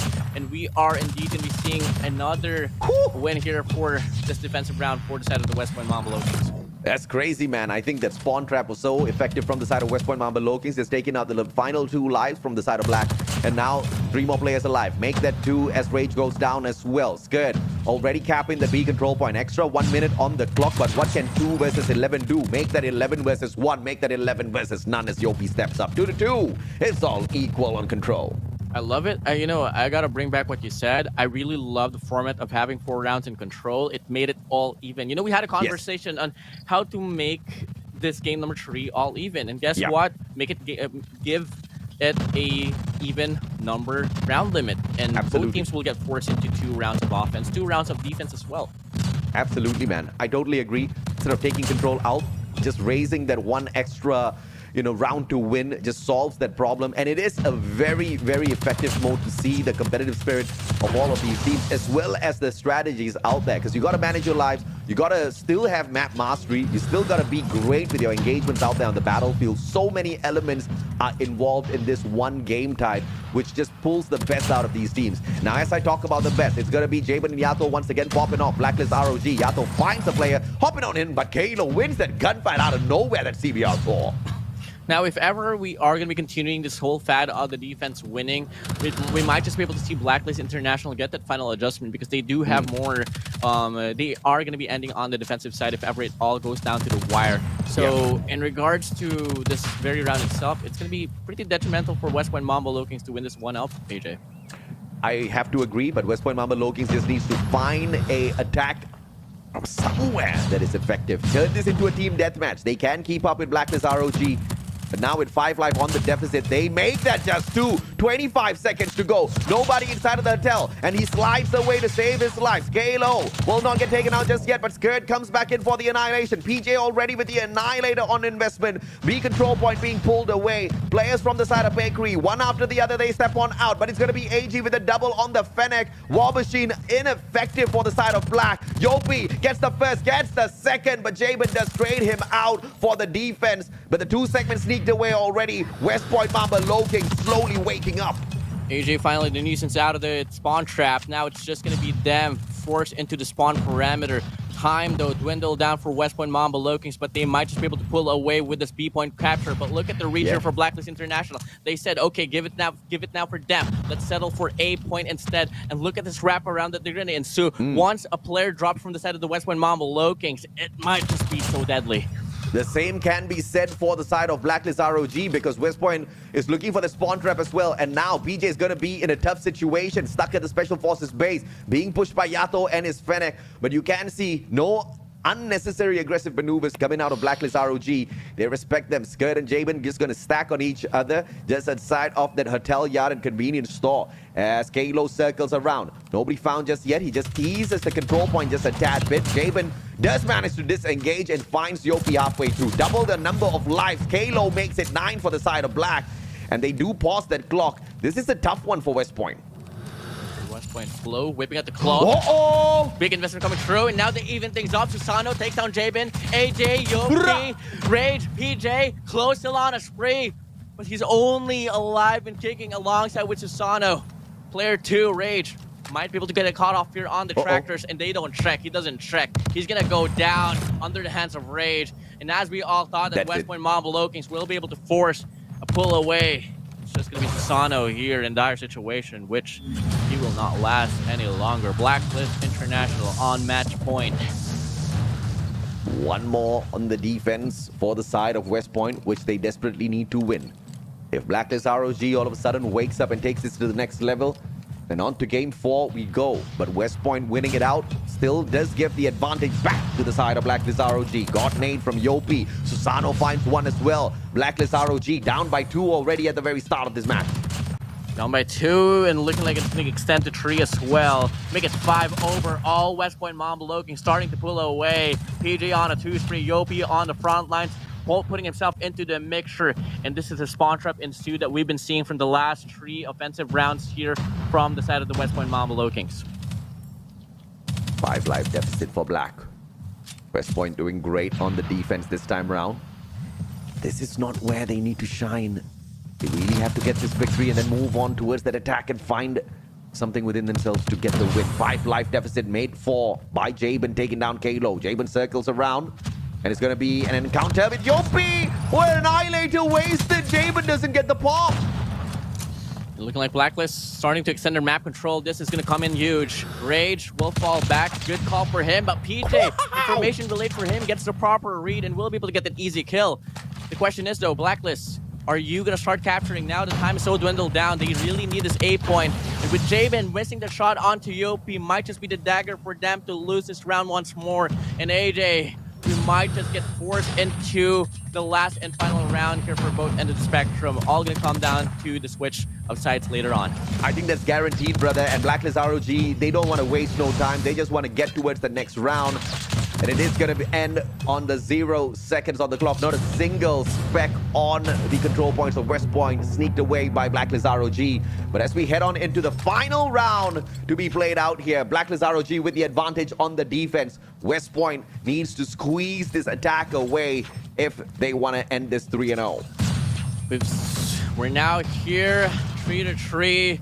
Round limit to 4, no overtime. This is the last and final round. May we see West Point Mamba Low Kings put up a sweep up against Blacklist International ROG, or could this be the start of the Cinderella story that Blacklist International ROG has been able to put up against the West Point Mamba Low Kings?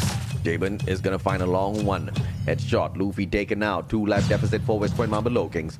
They are on the attack, and they sneak around. 2 players invested towards the gas station already. You can see player number 5 as well as player number 2. PJ Kalo rotating around, but Kalo is found. PJ still alive and kicking. Can he just continue to sustain his life as Yato circles around? He's gonna miss out PJ.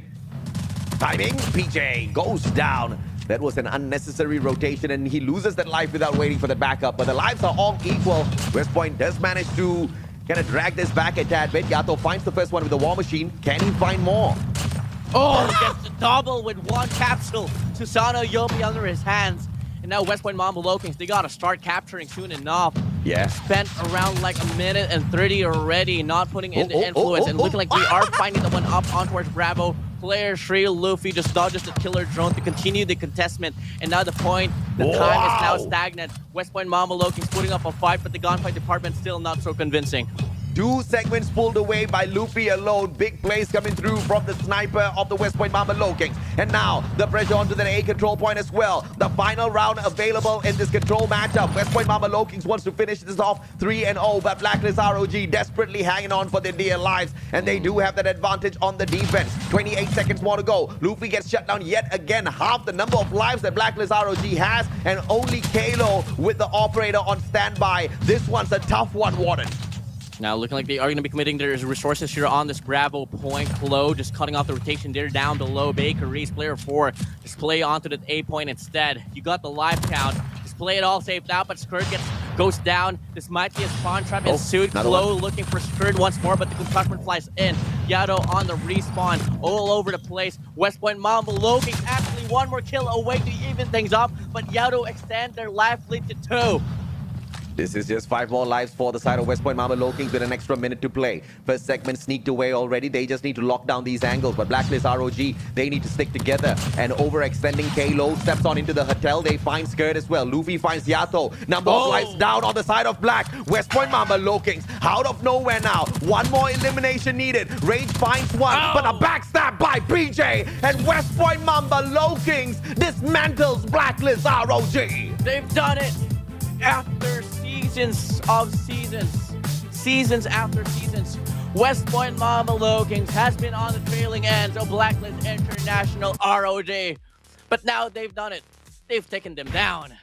They most definitely have taken them down, man. And Blacklist ROG in a little bit of trouble, but they need to find it within themselves to take either a victory over Z1 or Q9 right after this to stand a chance to be in the top 4 to make it through to the next stage in the competition. But West Point Mamba Lokings taking them on, taking the match to them instantly makes Blacklist ROG the weakest team out of SMP Garena. How crazy is that at the group stages in itself? But of course, like we did discuss, WardeN, performance at group stages really doesn't compare up to what we can expect at the knockouts. Definitely. But, you know, I'm just like, I'm kind of worried now because you mention the factor that Blacklist International already has to face up. They got to win their next series, is my guy. They can't afford to put up any mistakes because this whole ideology of hiding strats in the group stages will be put to waste, and they might just get clowned on if ever they can't advance to the next stage of the competition, because what kind of a beast can you unleash if you don't even make it? Yes, I do agree. I do agree with your take on that. And it is a very risky maneuver if you are Blacklist and if you are hiding strats. But I am not going to take away anything from West Point Mamba Lokings because I do believe it was Blacklist that was holding back in the S&D matchup. But I do not believe that Blacklist held back in Hardpoint. I will not believe Blacklist held back at Control because Control was a tight one. Control almost got won by Blacklist. They wanted to start it off, but they wanted to start it even earlier at Hardpoint. It's just that West Point Mamba Lokings did not allow them. So I don't think they faked it out or they played to lose all throughout the series. They only started very cheeky on that S&D. They didn't wake up. And West Point said, hey, dude, if you want to sleep on us, we will put you down. And they put them down. 1.68 rating, 50 kills, 5,591 damage, highest streak on the kill 6, and the 4th MVP count for Mr. PJ. Well-deserved, WardeN. Arguably the highest, one of the highest kill rate that we've been able to see here for the CDSI. West Point Mamba Lokings managed to pull away, and I just forgot that it was a 3-0 win. This is a 3-0 win here for West Point Mamba Lokings. Yes. Okay, if I was going to be dabbling with the whole theory of me saying that, okay, it could be Blacklist International giving Search and Destroy, it wasn't the same case for Hardpoint and Control. Yes. You know, in Control, it all went down to West Point Mamba Lokings winning their first offensive round. That was the readjustment that we love to see, especially in this competition, Call of Duty Mobile. Absolutely, man. The last time they went in a defense against the team of Almighty, Blacklist ROG, lost. Now they go in the defense against West Point Mamba Lokings in control. Blacklist ROG lost. This is not a good sort of statistic to have on your side before you do continue in the competition. Out of 3 series, Blacklist have taken the L on 2. Both of those L's have been taken against the SMP teams out of Garena. We still do have a couple of teams from CDSI itself that they do have to take on, mainly Z1 as well as Q9. It's not going to be an easy battle against one of them. Z1 they might be able to handle to a certain degree, maybe a 5-game blockbuster, but Q9 might be a little bit more tougher here. Now, in regards to Q9, we are going to be seeing them play this one out up against SPG. But before that, AJ, we've had a pretty long, not really a long match, you know. It was one of the fastest series that we've had. But we're going to be having a short break before we head straight to the matchup between Q9 and SPG. So we'll be right back.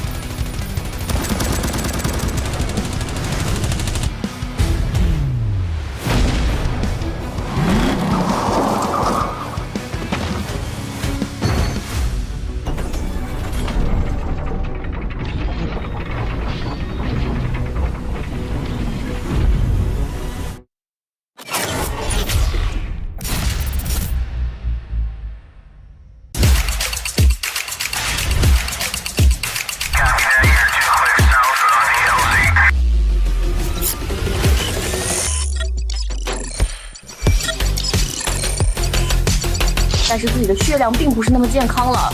小奶就在烟中啊，你可以看到他在育苗的位置上面，完全猜到了对方的站位。呱呱绕了一个大圈回来，把人清了一下，抓到劣势复活点了。呱呱，看看怎么打，转起来。肯定被抓太那个了。队友旅店带走，下面双杀，绝对不敢来了，他就打3个。我的天哪！回下白房也是 no， 但这个点埋的太好了呀！作为打手枪的选手吧，哇哦，亚瑟 This is important. Once Kazuko Legacy gets the flood in here, ออกมาคาโต้จะเข้าเป้าเป็นเด็กระยะไกลแบบนี้มันอยู่แล้วปาดมาได้คาโต้ไปต่อแล้วดูต่อเซตเทคใน The trade of Williams once more here towards the bomb side. Hey, bomb, you better watch out. their timing and their coordination. Of trickling in one at a time. They have got that partnership. They've got those duos pushing in together. Setelah hard point ketiganya, immerse coba untuk masuk dan satu operator kill. Nah loh, soalnya udah setup duluan ya. Sayang sekali ya, Clock ini mengeluarkan ulti yang sangat poin sekali. The Mars will come in. Yato skirt AD under his name. But till then, whatever the West Point Mamba Lokings have been able to do, Javen has been able to deny. 问题不大，火焰还在我们手中，小心 unlucky， 一定要小心 unlucky 这个歼灭者，一个我了，是的 ，Mac 这里你把狙怎么操作呀？你操作不了的吧？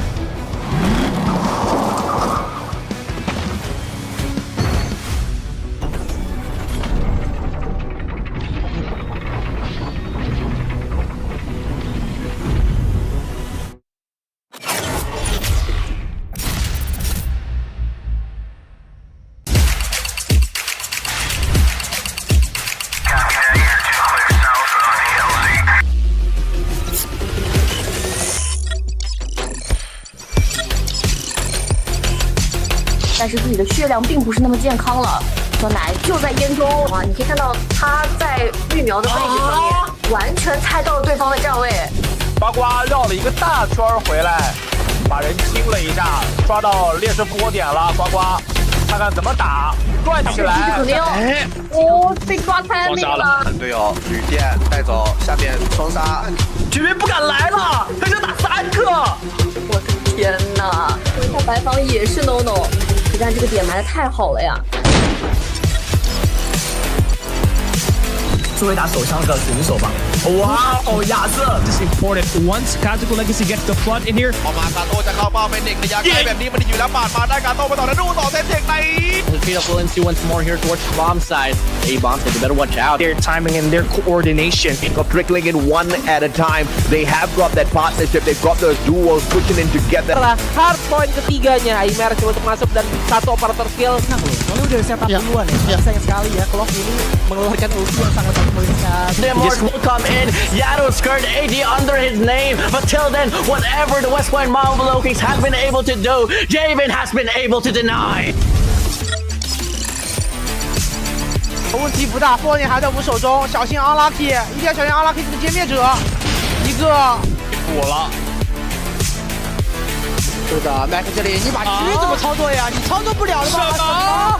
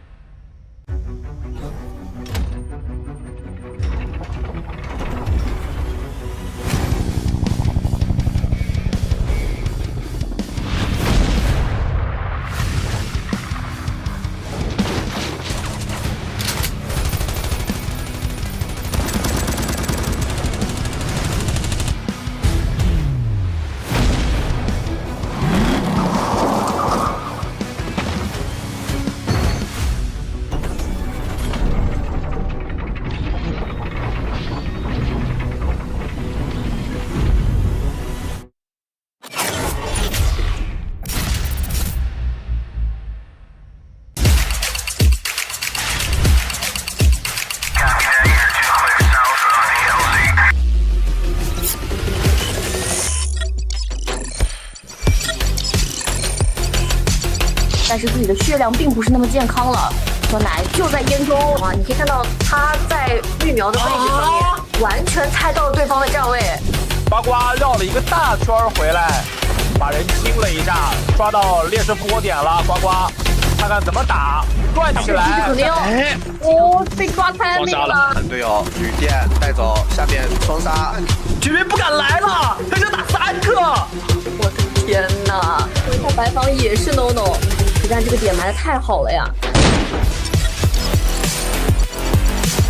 作为打手枪的选手吧，哇哦，亚瑟 This is important. Once Kazuko Legacy gets the flood in here, ออกมากาโต้จะเข้าเป้าเป็นเด็กระยะไกลแบบนี้มันอยู่แล้วปาดมาได้กาโต้ไปต่อแล้วดูต่อเซตเด็กใน Retreat up Williams once more here towards the bomb side. A-bomb, so you better watch out. their timing and their coordination. Got trickling in one at a time. They have got that partnership. They've got those duos pushing in together. Setelah hard point ketiganya, immerse untuk masuk dan satu operator skill. Nah, soalnya udah setup duluan ya. Sayang sekali ya, Clock ini mengeluarkan ulti yang sangat mengikat. Mark will come in. Yado's skirt AD under his name. But till then, whatever the West Point Marvel Kings have been able to do, Javen has been able to deny. 问题不大，波点还在我们手中，小心 unlucky， 一定要小心 unlucky 这个歼灭者，一个补了。是的 ，Mac 这里你把狙怎么操作呀？你操作不了的吧？什么？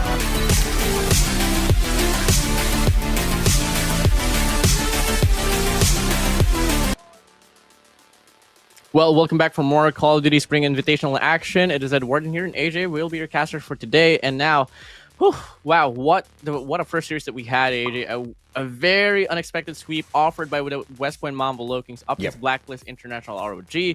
I think we might just be able to see the same case here. I don't want to say which team is going to be advancing. I just want to let the action speak for itself. Yeah. But it could be the trend for today, man. I mean, I can say which teams might not be advancing because I've been blessed. I've been endowed with the opportunity to shoutcast 3 out of 3 days for the Group A, and I've been able to see quite a bit of gameplay from every single team within this group, obviously, and Standpoint Gaming as well as Z1. These are the 2 teams that are at risk of getting eliminated. And it just seems like that might just happen, right? Because when you look at some of the other teams, you're looking at teams like West Point Mamba Kings, who are very good. You're looking at the Eastern champs as well as the champions of Garena Master Season 4 for Garena SMP, Blacklist, ROG. You're looking at Q9, the team that's right in front of you, and you're looking at Almighty. These are the 4 titans of this group that you really need to feel threatened about. Unless, of course, within the next matchup in itself, SPG shows us something different. Mengri, Guagua, Nanchuan, Time, as well as Bird. We see a lot of promise, but nothing much in terms of the scoreline. I think from 2 matches thus far that SPG has taken, they've gotten beaten down 3-0. And those were some pretty easy matches for Blacklist as well as West Point. Definitely, and it's not gonna be totally easier at all as we move into this matchup against Q9 Club. So I'm just hoping that at least they're gonna try to put up a fight or put up a stunner, because we've been talking about the whole counteraction between this team better than this team, and so on. So we might be able to see the case. I mean, I don't think it's going to work for SPG. It works. I mean, that analogy works when you've got Titans. When you've got Titans going up against Titans, it works. I wouldn't peg SPG as a Titan of the competition just yet. Once again, they are struggling. And I mean, let's look at the interactions in this way instead, right? Almighty did manage to take on Q9. Almighty beat Q9. But Almighty, at the same time, they did have moments where they struggled against Blacklist, right? Blacklist Ultimate, on the other hand, they just took an easy win over Standpoint Gaming. West Point Mamba Kings did the exact same thing. And you just did not see any sort of potential comeback from Q9. Sorry, potential comeback from SPG. And if you are going to have Q9, a team that beat down Almighty so easily in a 3-1, and then respectively Almighty beat down Blacklist ROG, it's not looking good for SPG, bro. The stats kind of match them up to, to taking a beating in this matchup against Q9. It will be a miracle if that does not happen. Well, you basically just said every possibilities in the multiverse here, my guy. Well, seriously, it's a miracle if it doesn't happen. If SPG gets 1 map away from Q9, I'm gonna lose my mind. I will hype them up like crazy because they're just not there yet from the perspective of their gunfights, their rotations on the maps, especially when it comes to these respawns. Still pretty weak. I think the hardpoint matchup they took against Blacklist ROG, we saw a lot of issues at Summit, and when you thought they were gonna luck out and go to a different map and win there, it didn't happen. We had yet another hardpoint game at Summit, and they took an even harder beatdown against West Point Mamba Kings, right? So I've just seen them struggle thus far. I haven't really seen them thrive. Yeah, definitely. So there's going to be 14 million and 605 future possibilities in this realm that we have, and there's going to be only one feature that SPG is going to be able to come out with a win for this one, but it is still a well possible. Okay, I don't know if you guys know that reference. If you guys know, please comment down. That's with Ninchuan sacrificing himself at the front, and then everybody else takes like the flank around from the back. Gets the backstab out of nowhere. You have to take 4 players to take on 1 Titan from the side of Q9 just to get the round win. But as we start things off at the gunfight to see who can pick the first map, dude, if SPG pops off now, I'm gonna get excited. Sides might be the biggest factor. So for Guagua, taking out Wing quite quickly with an FR 556. It's all gonna come down to Sinan here in a 1v2. What can you do? Well, if you're Sinan, you gotta shoot! And he finds one. He gets tagged up at the same time. SPG. Guagua backing up his teammate. Nanchuan turns around, shoots at absolutely nothing. just because he got annoyed that he got shot at, but Guagua clutches it out. 2 eliminations. SPG starting off hot. Okay. Well, there's always gonna be a start for everything. Yeah. Let's see if it's gonna translate to the games later on, but you know, can't. Gunfight's still not over. Q9, are they gonna put up a respondment or are they gonna fall down once more? Guagua, the MVP so far. Sectors around. Can we find a Zenan for him? Nanchuan, wild shots. Not gonna find anyone just yet. Look at Zenan and Uling, barely moving. Uling gets a shot onto Guagua. It's all gonna come down to Manchuan. Manchuan punching things up. He gets tagged up. Only one more bullet away to get the connection. And Zenan from the distance will close it out now. Q9, they'll be able to put their names up in the board. You know the players on the side of Q9 have played this map a lot when you see the wall bangs coming through from Uling, just so accurate. I mean, if the guy's going to slide away and if I continue wall banging here, I know he's going to step into my crosshairs, and he gets that absolutely right. That was a very smart map awareness play out of Uling that we have seen. And one round pull back by Q9. Looks like SPG is not going to be raging on them just yet. With a tomahawk trying to ricochet it from the wall. Guagua over slides, but it doesn't matter. Overall, match one. We'll get the kill as well. Now, match point here for Sandpoint Gaming. And I want to talk about how Zenan is starting off these rounds, man. He goes for a pre-fire at the start. This goes to show how well aware they are in terms of the map itself, but it's not translating to the win. It is not because Guagua is stepping things up. Nanchuan now, shots from afar. Zenan just slides away, leaving Uling to deal with Nanchuan. And ever so slowly, the push comes on forth as Zenan just holds them away. Guagua very aggressive down at the bottom. Nanchuan tagged up already. They have to be a tad bit careful here. And the same thing can be said for Zenan. Guagua on the trap. Might just be able to get an angle onto Uling. It's not him finding him out once more. He does know where the general direction of Uling, though. So far, this has been the slowest round that we are seeing.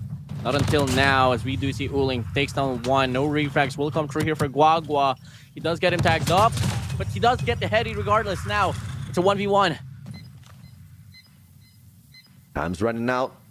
Guagua, Zenan, both low on HP. Guagua makes a mistake and Zenan takes advantage. And that is a 2-2, final sudden death round for the two.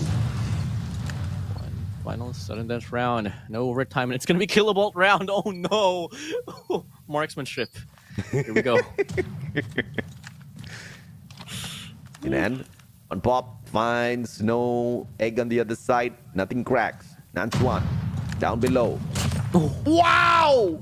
Uling out of nowhere. I think it's termite rounds as well, so hit markers wouldn't really matter. They do have a Dre 358 to play with as well. SPG started things off with a win, but looking like it's going to be Q9 that could be pulling away with this one, unless Guagua can clutch things up as he gets one tagged up, but the termite reload is just so annoying. Get the connection, you get the kill regardless. I hate those thermite rounds, man. I've been a victim to those too many times in my life in Call of Duty Mobile. But anyway, good on Q9 winning that out. Now they get to dictate the pace. And now we get to see if or not someone breaks the record of the fastest series in the competition thus far. Because we did time the players of Blacklist ROG taking on West Point Mamba Low Kings. That took a total of 1 hour, 10 minutes. If this ends faster than that, I'm a happy boy. I don't know if I can totally... I don't know if I can totally expect for that to happen with two CDM teams playing Search and Destroy. From what I've seen between Doyu Gaming and E-Star, it went down to like what, 4 overtimes. I think having very long Search and Destroy games between two CDM teams is very much more probable comparing to 2 Garena teams. So the biggest factor probably on why that series ended with West Point Mamba Low Kings and Blacklist International ROG ending off really quickly was just their really dominant S&D performance that WPM had. Thy faith in Q9 is low. Worry not, son. They shall restore it shortly. Yeah, I love you, AJ. If they speedrun, dude, if they speedrun them, I'm gonna lose my mind. But if it goes your way, if we do get into overtimes, if SPG puts on like some sort of hella fight against Q9, I tell you, it's legit. I will lose my mind because of how impossible that situation is, because of how difficult it is going to be for a team like SPG to really punish Q9, right? Let's take a quick look at the bans. Firing range takeoff, Hacienda Express taken off of the list. Your thoughts on that, WardeN? Really surprised that Express is out of the chase, so we are going to be forced to a map that is somewhat not so played in the CDM region. So I'm pretty excited for that one. In regards to Hardpoint, I'm going to be bringing in the Jericho's Wish. I do hope we do get to see Arsenal, but I'm also leaning towards the fact that it's only going to get brought out on the knockout stage once we do get forced to a best of sevens. Absolutely, man. You know, at the end of the day, we do try to go out there and see exactly how some of these teams can, you know, survive long enough to catch the opponents off guard. And when you're taking on a team like Q9, a team that can, you know, snuff out Almighty just like that. 4-0 on Control at Crossroads Strike. 9-3 on an SND at Meltdown. I don't know. I think Q9 is a pretty stacked team that even Almighty had got no answers towards at that point of time, right? The only map where we did see Almighty take the win over Q9 was at Takeoff, and that was at a hard point, where they did get about a 50-point lead and the victory as well, but that was not enough to show their dominance when Q9 was present. And, you know, you take that exact same situation and you put Standpoint Gaming in this, the scenario, they haven't showed up the whole competition. So if they do, I'll be very pleased to finally see some decent gameplay from them. This has been the WardeN that you've been facing ever since AJ, is that I'm a very hopeful man. And I'm still hoping for SPG to somewhat put up a fight here. So. I am too, yes. Okay, wait, I take that back. I want a fast day, so I don't know. You know, back when we used to have conversations in the back lines, like, okay, you know what, 3-0 is pretty good for us. In terms of storyline, you know, but we can be frank now, you know.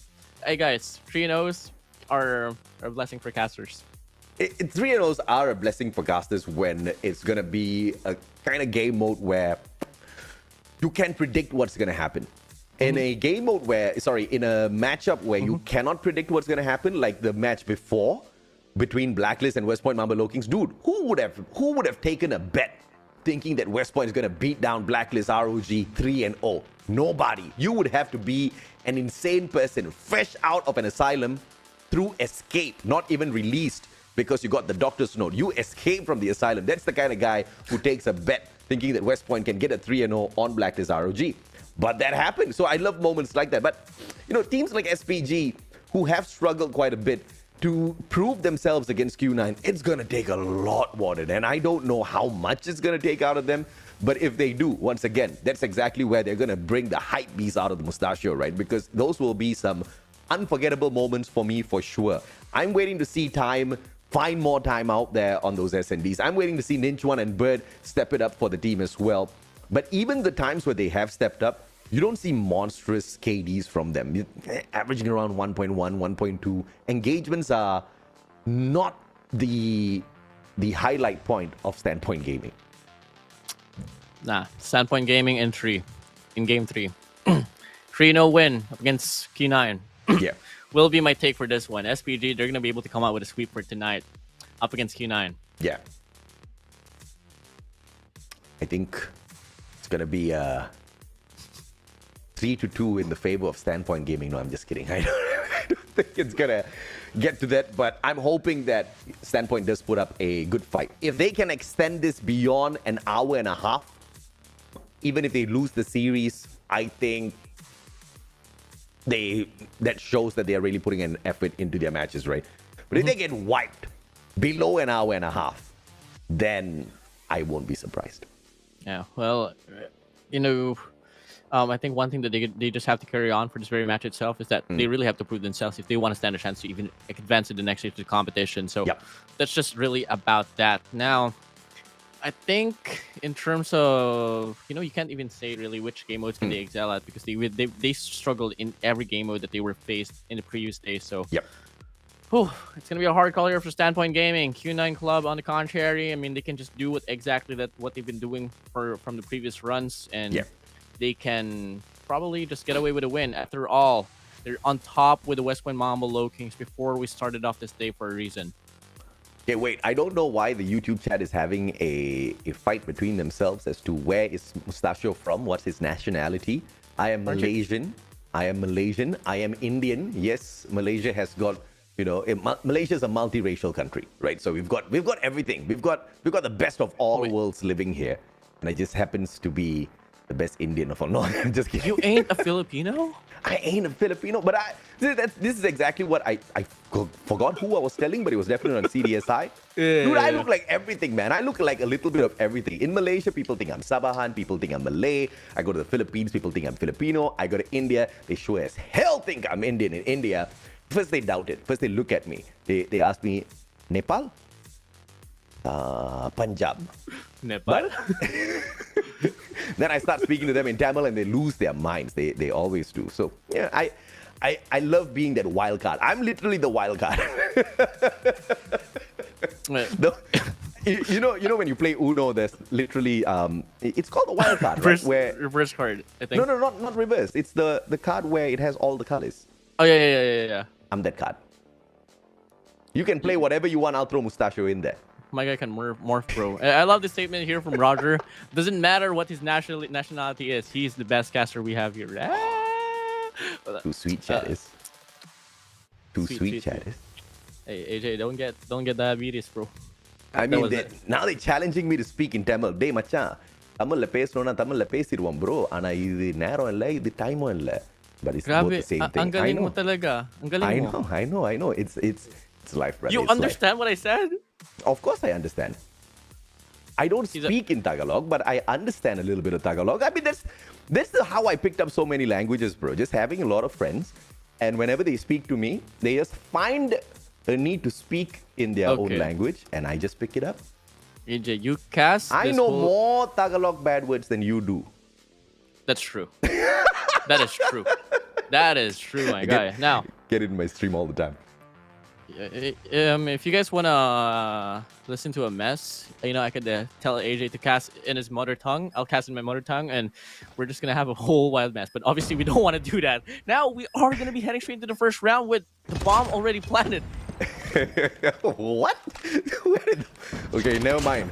SPG, it's 3-3 now. It is all equal. SPG with the pressure already on the bomb plant. Bird finds Sun as well, but don't fly too close to the Sun. You know what happened to that big bird in the past. Zenan does clutch it out though. Q9 pulls away round number 1 with a great big pressure.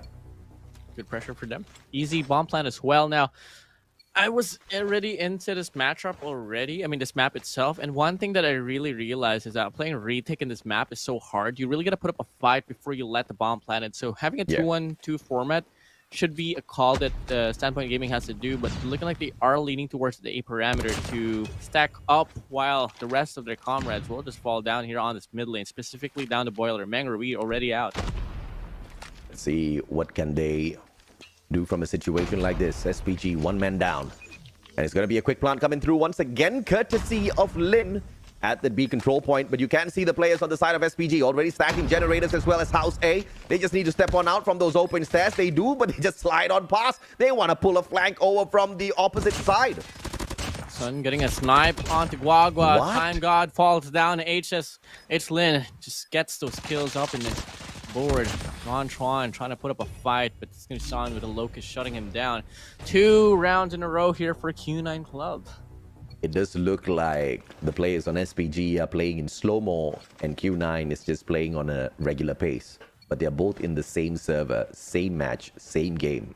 This is not looking good for SPG. There's just a lack of response when they do meet out there on the battlefield. So you are going to see quite a big difference when it comes to the engagements out there on the battlefield. Good jump shot from Sun. Mangarui taken out of the equation.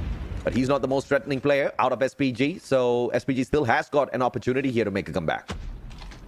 Might be able to do so, but they have to find these connections to finally click on for their side.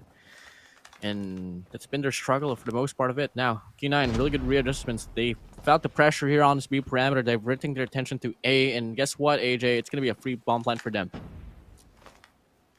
This far, SPG has been giving away free bomb plants to Q9 time and time again, thinking they can afford it. But I don't think this is something they can afford to play. but I understand where SPG is coming from. They stacked that 5 men. Rotation is very slow from Guagua, though. And as he turns on around, Sun can make a big difference here at the flyover. 30 seconds on the clock. Bird being the front man. Time God on the mid lane will be able to take down one, but Uling into the bomb site will be able to find shots in. B takes down Nanchuan. Now it's going to be a 2v4 here. Time dwindled down, and this should just be another round here for Q9. It's pretty messy here for Standpoint Gaming, honestly. I mean, they really have to find a way to not give too much leeway here for Q9, because clearly Q9 has been exploiting it. I'm glad SPG is not tuning into the English broadcast and they can't hear me say whatever I'm saying, because obviously I don't want to discourage them, but there's just a huge disparity between the capability of Q9 and the capabilities of the players on the side of SPG. I just don't see this happening unless SPG slows the pace down and just tries to pull out the cheese strats against Q9. This is the best game mode to do so. Because you step on into a hard point, although it is not the best mode for Q9, they're still really good at that. And it's just all going to come down to the gunfights as well. It doesn't matter what kind of projections that you are going to put up. If you can't win by gunfights, there's really no way for you to go. Now, this might be the biggest play SPG has been able to put up so far. It's going to be Nanchuan on the wrap round, getting the clean kill onto Uling. Looking for more opportunities, but Aces Lin could have responded with a double, but the double chow was just too much for his liking. Guagua shuts him down. Now we are seeing the disparity come into play once more for Q9 and for SPG as the final adjustments long to be given here for Q9. Time God spots one, and he will shut down Xenan. It's a 2v2 now. Rotation coming on through from that house B, and it looks like SPG is playing this a little bit more smarter. They know exactly where the bomb is. Player 3, Nanchuan, goes in to engage B. Both players, Fennec in hand. It's all about who spots whom first. And it looks like the attacking team is flanking all the way around, taking the long route, knowing they've got 41 seconds to go. They pass through Red Gate. They get towards generators as well. Going to cross over that B control point to, B bomb site to get to house B. And nobody's going to be watching the bomb from this end. Nobody. Pusangala. I think they're well aware that it's just right there. So if ever it does get picked up, information will be relayed. Let's see how will Nanchuan and Time God will react to it getting picked up. Looking like they are well aware. Nanchuan getting an angle onto B. No casualty will be put up to him. Now it's all going to go down to Sun to pick up the bomb once more. 5 seconds left on the clock. Finally, a round here for Sandpoint Gaming.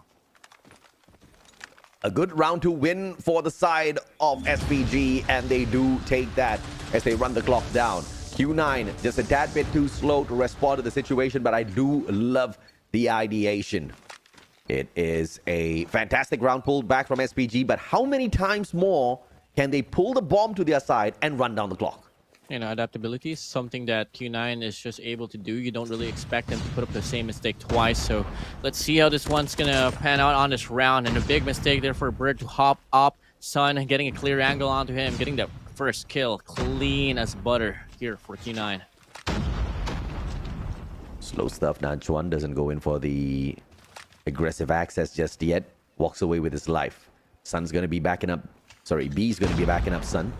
Lin does get fragged, and Nanchuan shows up out of nowhere. Quick kill onto B, and then it disappears as fast as he appeared. But Time God already with the hard scope finds the Sun rising in the east, puts it down instantly. Meng Rui and Time God both find frags for themselves. Xena, the final player with the Fennec. 1v3, big kills coming through, but Meng Rui says not today. SPG 2-3, fighting those rounds back. There's going to be an epic bounce back now for Standpoint Gaming, and this round right here is much more convincing compared to the first win that they had. That was exactly a fight that I'd love to see more from Standpoint Gaming. Q9 really faltered on the clash, and you just got to give it up now for Standpoint Gaming to really bring up a fight. Let's see if this continues. I would love it if it does. Guagua, slow approach towards House B. Xenan already holding the angle. Guagua, one mistake. Xenan, with the ADS in, will be the faster one to respond. But you have to also look at the angle of slide. Meng Rui slides by as well. Will get caught out. Guagua steps in front, saves his friend's life, but loses his own. Fortunate mishaps now for the set of Standpoint Gaming. Q9, they get the kills up in the side. Time God, Nanchuan trying to pop off for the side of Standpoint Gaming. But is it going to be enough? Absolutely not. B on a tree spree. Give it to him. And Q9, they finally retain a round back, forcing the double round lead to go to their side. Just about to approach 7 p.m.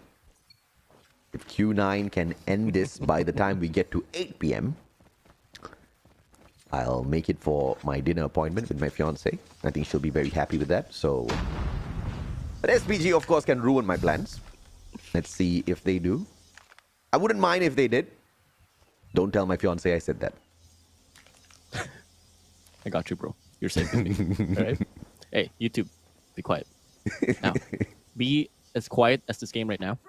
It's just two teams waiting for the initiations to come along. Big boiler fight might just come to play here, and Uling gets the dropper onto Guagua. No refrags will come along here for Standpoint Gaming, and it's looking to be them setting up for possibly a retake here on this B bomb site instead. I really admire these pro players because the neurons that connect their brain cells just are so well built. See the speed in terms of spotting out that player as he's juking left and right to take that click, to take that shot. I wish my fingers were that fast. Sinan. Come on, Sinan. Get out of here. God nade. Next, Uling as well. Shuts down Mangarui. Nanchuan out of the chase. Bird, oh bird. You gotta be an eagle. You gotta be a big bird for this one to clutch up. Nope. Sun. The bird gets burned down by the sun. Yeah, flew Too close to the sun. a little too close. A little too close. Now this ain't a real bird. This is a fake bird. Stuck on all those feathers with glue. Couldn't stand against the heat of the sun. And it is summer, bro. This is the summer invitational. He should have thought of a better name. No way I just said spring earlier. No, it's not your fault. It's the graphics. I get you. Back to the game. B takes on 1, fights 2. Still alive and kicking, but time God with a locust. Gets one from the distance. Nanchuan just ran around as well to take down B. This is an angle that's not going to work out at all for the side of Q9, but it's going to be them getting it out regardless. I don't know how that round went for the side of Q9, but Standpoint, they just have lesser of map awareness compared to Q9 Club. It's what I said at the start of the series, bro. I mean, I want to deny it, man. I know. I get you. You want to give everyone a chance. I totally see that. But, you know, SPG, I've been waiting for the chance the past 2 series. SPG just didn't show up. So I kind of gave up in series number 3. Only because I acknowledge Q9. And I acknowledge what Q9 can do to big teams out there. SPG not even showing up against teams that Q9 can eat up just didn't really give me the confidence to bet on SPG. But let's see if they can change that in this SND matchup. Of course, it's going to be quite the uphill task to battle out from this 2 score, to catch up with Q9 on the 6, and then to get to 9.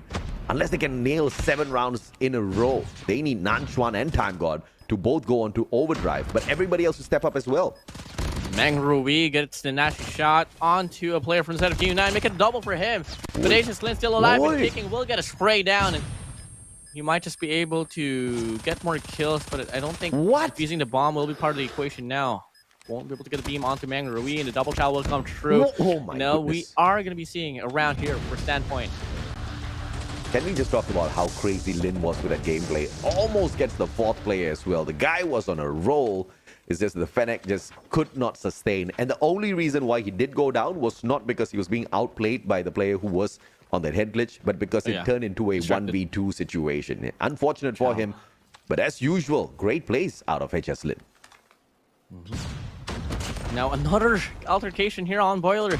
And it's just going to be the same way around, but this time, no, not the same way. Uling finally goes down. It's 1. It's going to be Mangrui and Time God shutting him down. Big exchange will fly through here for both ends of the spectrum. But this bird is inside the bomb site. We'll take down C9 as well. Sun too far to get the refrag, but looking like they are not committing for the bomb plant, not just yet. Sun, 10 eliminations already. Uling struggling to keep up with the rising sun. 3v4. Q9 down by 1 man, but not down in spirits just yet. Defending team investing B all alone at the big chimney. If B does step out of his defenses now. 1v2 is not going to be a tough situation. Bomb going to get planted. B will have this audio cue first. If he flicks to the left, Nanchuan, but B looks the wrong way. Timing doesn't work out in his favor. Nanchuan gets that. 2v4 now. All up to Lin and the Rising Sun. It's going to be a pretty tough clutch here for HS Lin and Sun, but they've been pretty phenomenal here for Q9. Best player so far in this Meltdown Search and Destroy. If you'd want any duos to be in the situation, it's surely going to be them. Sun holding down the angle, waiting for the pick to come true. Nanchuan just drops shots in the wrong time, but it doesn't matter. Sun, HS Lin under his name, and now Standpoint, they take the round 4-6. 2 rounds in a row, just exactly what SPG needs to build up a little bit of courage, to build up a little bit of confidence, to continue engaging with Q9 and shutting them down. Nanchuan needs yet another for himself, and Time God needs to find the connection onto Uling and Sun, put them out of the equation before they can rage on. A double snipe setup. Meng Rui looking for the opportunity alongside Time God. It's a very equal split coming through here. They pile on 2-1 in terms of the attack, and that's very rare to see on Meltdown. Definitely. Now, this is the first time that we are seeing a default for the side of Standpoint. And looking at the only information that they got out of this format right now is just that player from the mid lane. I think it was HS Lin. Now, the rest is looking for some sort of aggression here from Q9, but clearly they're pretty disciplined in this situation. Now, it's just going to come down to when will Standpoint Gaming make a play, and looking like it's going to be Meng Rui from the distance, getting a clear angle onto Sun. Really tight angle, actually. That could be the opener here that Standpoint has been needing. Sinan trades out Time God just to make sure the numbers are all equal. 1 loss on each side, but Bird finds Sinan with a beautiful slide in towards the bomb site. Gets the completion onto the bomb plant by the looks of it. 3 players stacking the generator. Are they going to get caught out? Lin and B, they do not push forth. They don't catch the player with the slide out after the plant. And it's going to be a stack, but look at the flank around. Nanchuan with the big play. Big play comes along. Now it's going to be Uling left alone in a 1v2. He gets a double with the Locust onto Guagua and Nanchuan. But it's not going to matter in the front lines as he gets shut down. And now we are seeing a fight from Standpoint Gaming ensue. This is absolutely bizarre to see, AJ. They're trying to delay my dinner plans. It's okay, I'll take it. SPG stepping up. Q9. They race towards the 6 points, and now just being held back a tad bit. 3 rounds in a row for the side of SPG. Nanchuan with the Fennec. Circles around. Tries to look for a player. Finds absolutely no one. And from the back B, finds Nanchuan. Quick scope. Time God. Spots one. Too slow B. Too slow. Enough to even things up now. Only a player around the parameter until now. HS Lin not wasting any time at all. He's gonna go for the swing. Gonna be able to find 2. He wants you to go for your dinner, my guy. He wants to end off this round quickly. And that's all down to Meng Rui to possibly devastate your full plans. Not unless you can make it work out. Hopping up. Meng Rui would really hate me, if he wants to execute this 1v4 and delay my dinner plans. The guy has really got it out for me, man. Hey, Meng Rui. Just hide in the corner, bro. Wait the whole stall out the whole minute. I don't mind. No, I'm kidding. Okay, don't hate me, Jericho. 55. I'll hate you more if you call me Jericho again. Oh no! Oh no! Meng Rui can't do much. Once you get to the bomb site, bomb's down. Meng Rui, no hands on the bomb. You gotta figure this out somehow. In my defense, I'm hungry as well. Fair enough. Fair enough. And it's your blonde hair. It's the light reflecting off of your head, blinding your eyes, getting you confused. It's hair kind of problems, bro. Meng Rui. Checks the corner, but flex he checked out. the corner like me. I check the corner, but I don't check the full corner. Well, Q9. One more round for match point. Has been, at least it wasn't the dominating S&D that we were sort of projecting here, no. But Standpoint, are they going to be able to live up to a point where they can actually take a game out away from Q9? It's looking like S&D might be the game mode that they can absolutely put up the statement. Lin Sun Time God made out nowhere as he then taken out of the equation. Lin just needs to flank around to find player number 3, Nanchuan. You're going to see this engagement coming on through. And on the other side of House B, the bomb plant coming on through already. Time God's just going to be holding on to that angle. Nobody's going to aggress on and push him just yet, but backs away from that bomb. Now, here comes the pressure onto Q9. 35 seconds to close this off. Nanchuan Mengri Bolt stepping up. Now, it's just Lin will be the only player alive as Uling will get shouted down. It's just Lin with a Fennec has been able to put up a lot of miraculous plays. Will be able to get a beam onto the second, but it's not gonna matter. The refrag just came through. At standpoint, once more, they lower down the lead to 1. We haven't seen them even it up now, and this should just be the opportunity in AJ. And if it does happen, we can project an overtime. No, the only way to make their way back in here, we talked about how Nanchuan and Time God needs to go ballistic and the players need to catch up. Mengri and Bird woke up. Time God Nanchuan did pop off. We see SPG back in the game. Q9 slacking off a tad bit. Oling trying to catch up with Sun. Sun gets a little bit nervous, but now let's see if or not they have all regained their composure to step on in here for a victory. B is going to find absolutely no one, but if he pushes on fourth, he's going to find 4 players at the same time. Uling just holding down the angle will actually fall back. I think he does get some sort of an information. He does react some way erratically. But looking like it's going to be Standpoint Gaming now, diverting their attention now down to the boilers. And quite fortunately, player 4 and player 2 will fall back as well.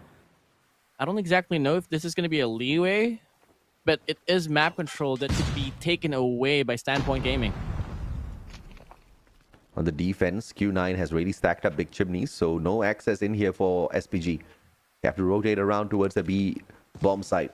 Zenan holding on to generators with a Fennec. Not going to get those long-range engagements. Needs backup from either Uling or Sun. Tense moments. Timing. B finds Nanchuan, but Nanchuan finds a double. I don't know what Uling was doing in that situation.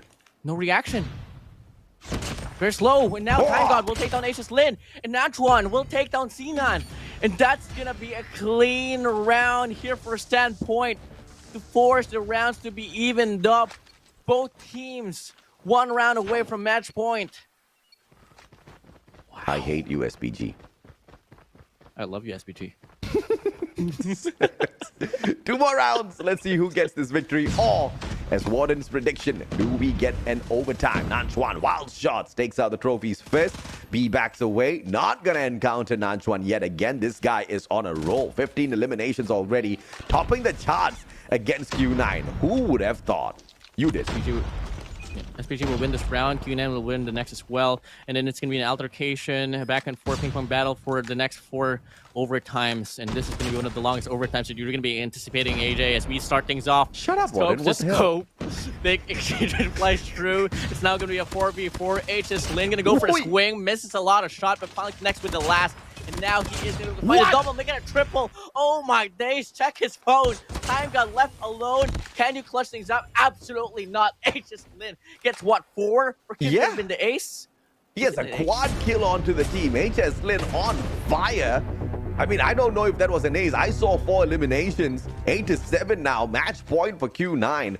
They waited for SPG to catch up. SPG caught up.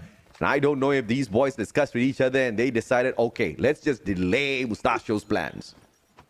Well, if ever Standpoint will win this round, might be able to prove this theory right. I mean, after all, we didn't expect that Standpoint Gaming could be even able to put up a fight against Q9. That's exactly what we're seeing now. And if ever they do decide to go for that A bomb site, it's going to be a free plan for them with no casualties whatsoever, but they got to double it down in terms of avoiding the Fennec of Aces Lin, which clearly it has been the biggest factor in why they got the break onto that bomb site to get the bomb defused. I never thought Standpoint Gaming could stand up against Q9, point their guns, and take the game away. Pun intended all the way. But here they are. My God, what a snipe against Sun. That's going to be the beautiful opener that SPG needs to push us into a situation where overtime will be demanded. We concuss out of Bird. He will meet the exact same, but Xenan caught out in the open. Lin now, time to shine once again, get concussed. Can he back away? Does exactly that. Long-range engagement against Time God. Time God doesn't get taken out just yet. He patiently waits for him to recover. No backsteps to take Lin out of this equation as well. 3v4, a tense situation for Q9.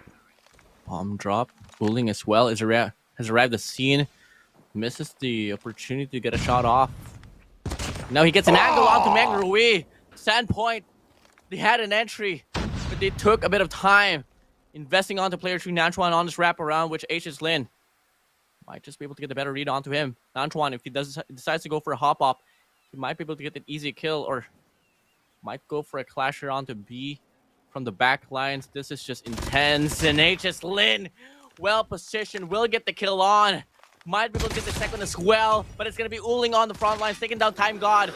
Nanchuan, what can you do? Absolutely none. Q9 denies overtime. Oh, it was close. It was this close. It was this close. It almost started to become a good matchup. Unfortunately for SPG, they will go ahead and lose the first match 9-7. Fantastic attempt on making that recovery. I think it was it was about 4 or 5 rounds in a row that they did manage to sneak away from Q9, and that's not an easy task at all.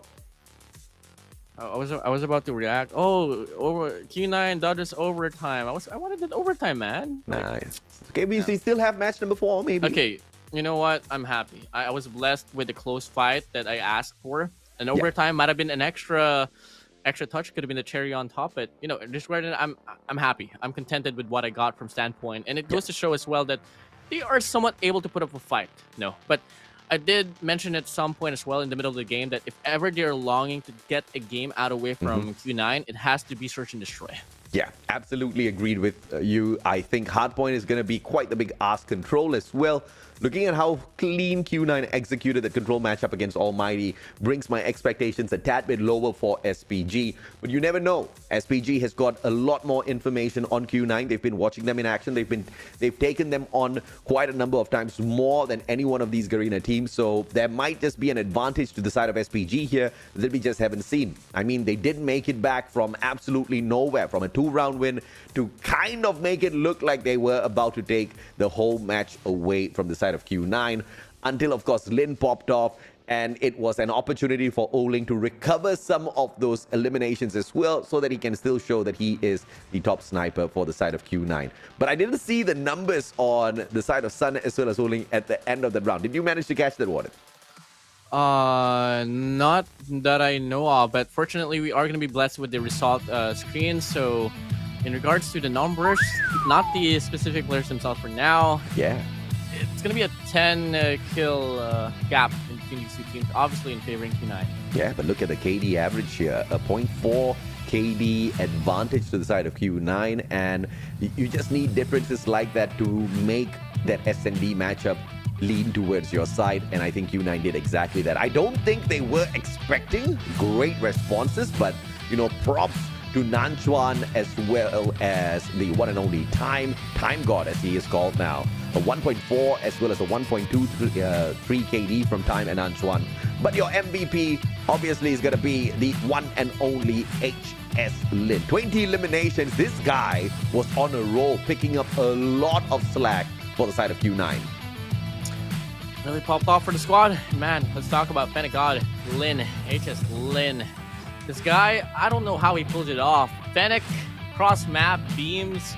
In certain moments where I don't believe that he can get the kill, he managed to get it all done. And one thing that he excels at compared to other players is that when he gets a kill from the front, he automatically flicks to the back, and all of a sudden just gets a very accurate shot. Like, I don't know how he does this. I think it's just game sense, and he knows that his most vulnerable part right after getting out of an engagement is getting stabbed right in the back, right? He takes his chance either to flick from the right, flick from the left. In that meantime, he's looking at all those micro movements on his screen as well. And most of the time when he flicks it 180, there's just somebody there trying to trade him out. And you know, that anticipation just makes it so much more difficult to eliminate a player like Lin, especially after how Q9 loves to play these rounds. Taking it slow, just waiting for a tad bit of information, and then sending Lin out to do the crazy stuff, right? You gotta love it, man.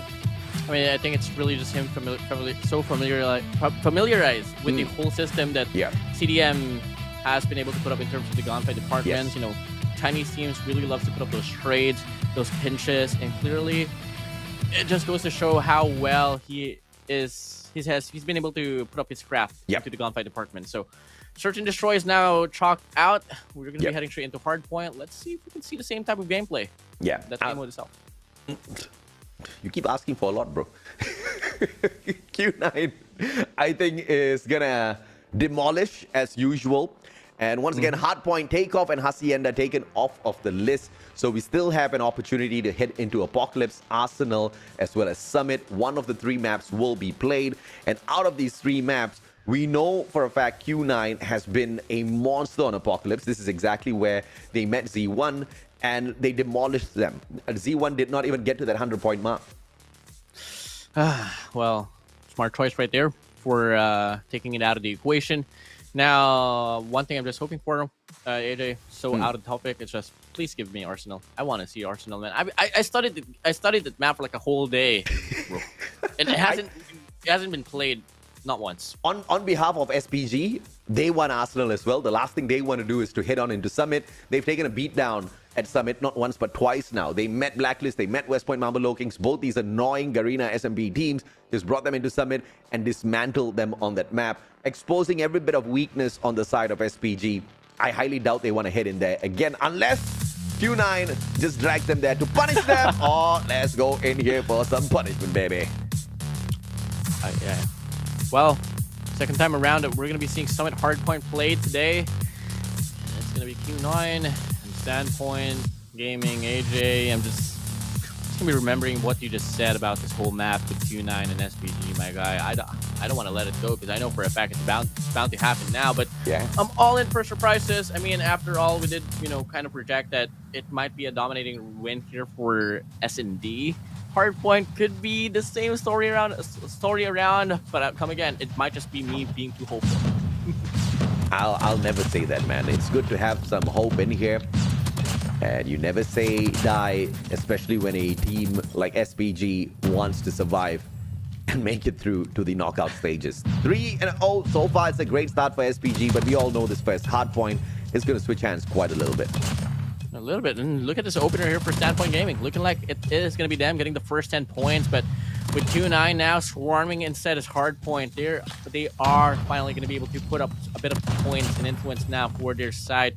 Now, what thing that they can do to just polish things up is honestly just get more catwalk control and also possibly cut off the rotation from then on forward. I think the movements out of plays from Q9 just very smooth, very effective all throughout. Sun going in, dragging out the KRM as well. Finds the first elimination of this matchup. So one has to wonder exactly the efficacy of that shotgun. But as I say that, he finds a bird flying in the air, puts it down and out as well. 29-13. The moment Q9 picked up that Hardpoint, they never gave it back. Never gave it back.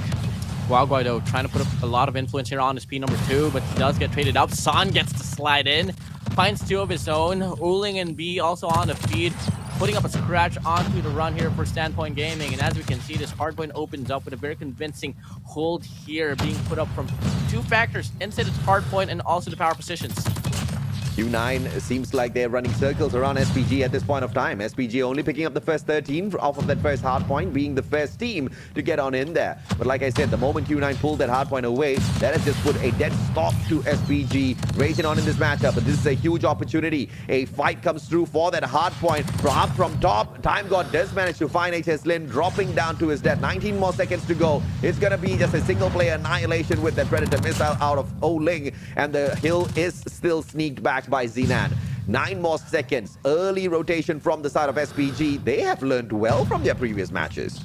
Learned well, but it's all going to come down to the gunfight department, and they really have to double it down. Zinan, I don't know how he got the kill, but it stayed alive in the process.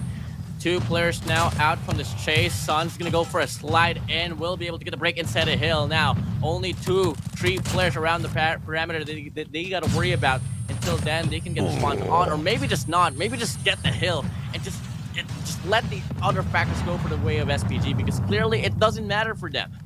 SPG, early rotation, only manages to take away 5 points from the hill before Q9 showed up strong yet again. Sun, beautiful early pop from the gravity vortex, just waits a tad bit, pops it onto the left-hand side entrance as well, manages to get the 2 eliminations. Big eliminations though for his gravity vortex gun. 18 points. SPG once more finally finds the break, but they've not taken the spawns away just yet. And the Pretty is a big one, but only gets away 1. But the job well done either way. 27 points on the side of SPG. Players are not in there, although they do have the spawns. But an early rotation coming through from Q9, playing 2 objectives at the same time. So scraps will be picked up by SPG, but Q9 anchoring down the spot at Gorilla Base. Player 5B has to worry about 3 players just right in front. But he does force his spawns to go for the back end here for Q9. Does have a backup, but it's not really working into their favor in terms of the fight right now. And as we can see, this might just be a good opener here for Standpoint. But we saw this on P3. We were seeing it on P4. Q9, they got the break in less than 10 seconds. It might not be the same case here as we can see because the investment is really zoning out Q9. Absolutely, man. SPG, very smart plays, very aggressive with all of the investments of those operators as well. 3 back-to-back operators thrown into just this hill alone. Will SPG pay a high price for this big investment? I don't know, but it seems to be cashing out really well. Just 30 points between them and Q9. This match is still very much winnable on the side of SPG. Just making sure it does not end prematurely. 105 to 76. They're going to hold on to this for their dear lives. 15 seconds to go. Final opportunity for Q9 to find the break, and they do exactly that, forcing SPG to go in and spawn out of the green radar station. And I don't think SPG is going to complain about this. They don't challenge for the hill anymore, and they're setting up P1. A little premature if you ask me, because they don't really need much off of that. They could have pushed on out of this hard point, but 3 players playing the objective. Let's see how this works out. Let's see. 3 players still active inside a hill, and Mangroe with a Sparrow will clean up the players from Cell itself. So it's going to be Asus Lin and Sun under his hand, still looking for more opportunities. A very scrappy situation here in terms of the spawn for instead of Q9. I don't exactly know well where they are going to get defined, and looking like it's going to be a green spawn for them. One last player that they got to worry about, and that is going to be now SPG getting the first wave said and done. And SPG is going to be able to catch up with Q9 as well, just using this hill purely. They do bring in that Sparrow investment, which was very effective just to keep the forces of Q9 a little bit held back. 25 seconds to go. SPG still desperately trying to catch up. Q9 now managing to pop out of that green radar station. They've got a good spawn out here to play P2, but not P1 just yet. Split pawn situation for the side of Q9, but time is up to go in and engage for this P1. Q9 backs away with SPG in front. SPG in front. So weird to see them on the driver's seat, but if ever they can retain and continue, might as well just get used to it, as this hardpoint number 2 will open up. So far, the factors are clicking in so well here for Standpoint. They got the power positions, they got the utilities as well. All they got to do is execute to get another good run to extend their lead furthermore, but for now, it's going to be Q9 taking it right back.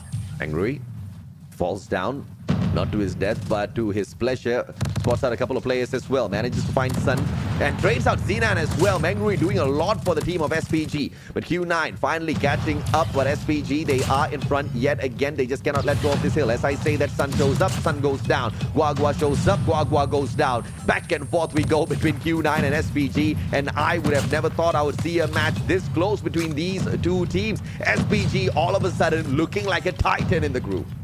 Looking to be a titan now. In regards to this whole situation, they are still trying to contest the scrap time while in the process of getting the early rotations there onto new. So once again, player 5 will get it all out. Can he learn from mistake and stay alive for the time being while his teammates will be in the process to hold it up, and looking like it's going to be Lin shutting him down. So P3 might just be the downfall here for SPG, especially if they can't get the break. 164, Q9. Early rotation in. This is a big money hill for them. The moves of SPG is going to be crucial for them to find this break. 2 of those operators to invest in. Make that 3 actually. The Claw did get brought out, but gets taken down instantly. And the Annihilator gets brought out. Annihilator taken down instantly. These players from the side of SPG wasting all of their operators. This does not look good at all. And the Freddy brings it in. Gets a double courtesy of Xenan. And everything's going the way of Q9 all of a sudden.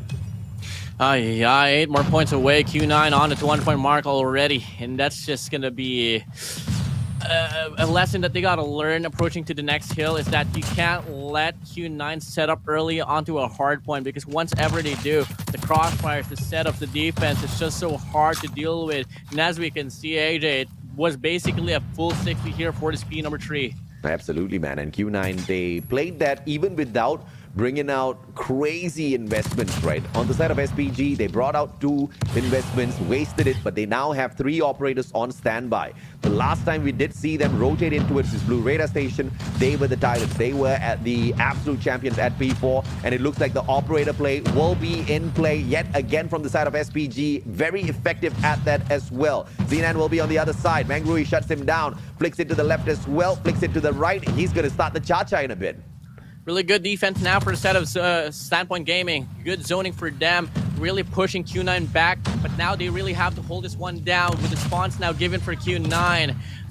Bird and Mangrui has to double it down. Bird finds a 2 spree for him, but Zenan and Uling slowly but surely starting to win the gunfights around the perimeter inside the hill. The question is, can they get the break? Absolutely yes. This is absolutely a dire situation now for Standpoint. They can't afford to let this one slide.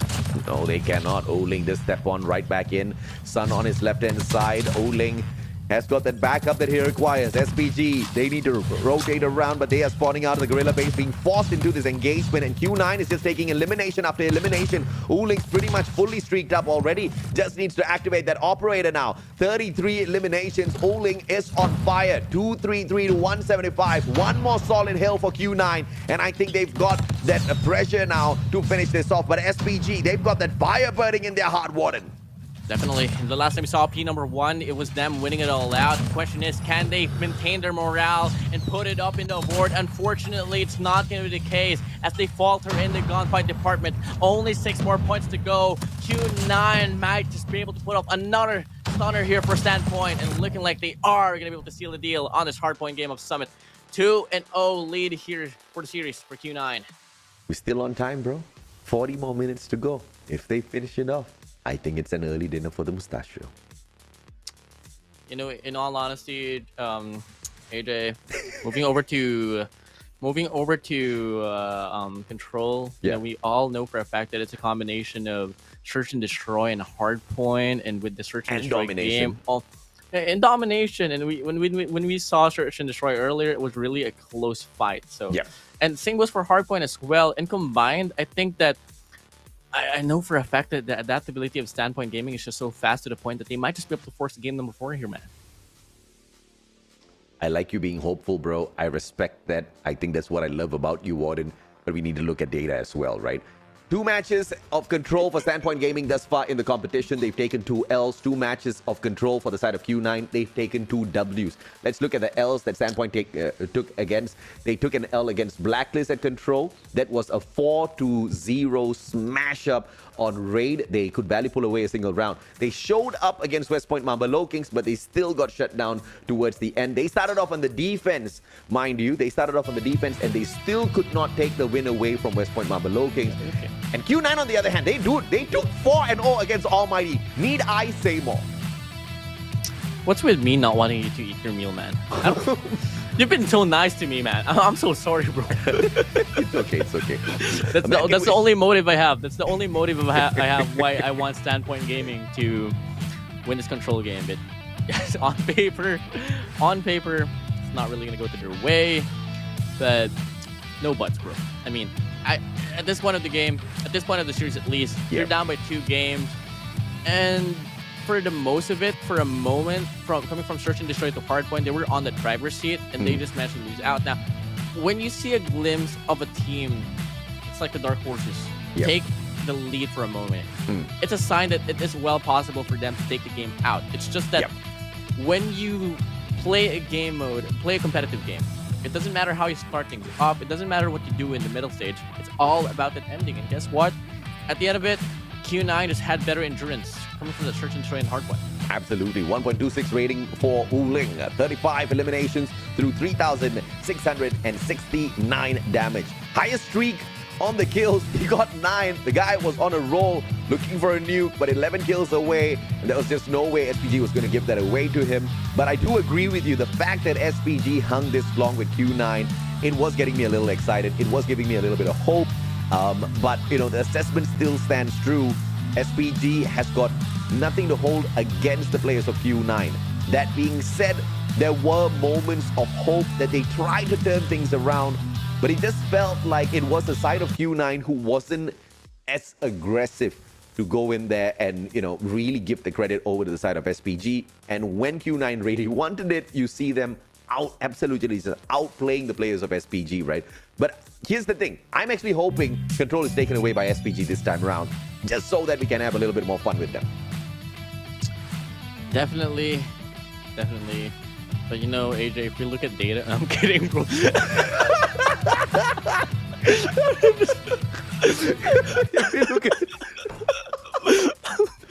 Well played.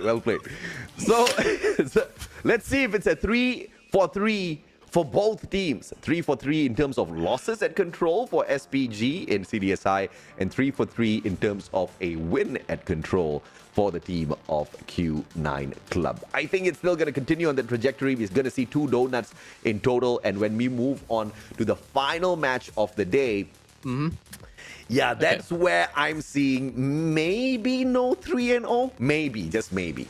I'm excited for that one, honestly. Yeah. Overall, Z1, the whole organization of Vault, I've been really eyeing for them quite a lot. And during their Stage 5 run, I think last year, I voted them to be part of the top 4, although they did falter at the first round, the bottom bracket second round eliminations. Yep. So I'm really excited to see this team play out. But against Almighty, a quick refresher for this one. Tell me your thoughts about FDX being part of the roster. Oh, dude, I think FDX has just been such a game changer, and it has been one of the best acquisitions, if not the best acquisition for Almighty. I think the departure of Jeff Pro, I don't know what is the reason why he's no longer on the roster, because his performance was not the best, so I understand from that standpoint, but he was keeping up with the rest of the team members, right? But we don't know what happened in the background. He's no longer on the team. But to bring in 2 players to replace him, FDX, of course, the direct replacement, and Bingo as the backup player, gives me the confidence that Almighty is setting the team up for a perfect Stage 5 already. And you saw how they go out there and they engage. I mean, once again, Almighty is the kind of team that you don't expect to pull that reversal on Blacklist, and yet they did. Gentleman sweep on Blacklist Ultimate yesterday. Oh, they are on a roll. It's really insane that, you know, FDX is once part of the Blacklist International roster. So now into this game here, we're going to be moving into a map of Raid for Control, and I think this is the best map for Standpoint Gaming to actually stand a chance. You really got to mitigate that Fennec out away from a Lin, which has been the biggest factor so far for Q9 and why they've been able to dominate this series. Bro, they've lost Raid Control twice. So, dang. Okay, let's hope and pray. Okay, WardeN, close your eyes. WardeN, close your eyes. We're gonna say a prayer now. Okay? For SPG. Dear Lord, help them. End of prayer. Amen. Let's go, bro. Let's see what happens this time, man. First round. Opening up, Q9. Heading straight to this B parameter on the sculpture we go. And it's looking to be Standpoint Gaming getting the first 3 kills. Let's go. Let's go, baby. SPG is ready.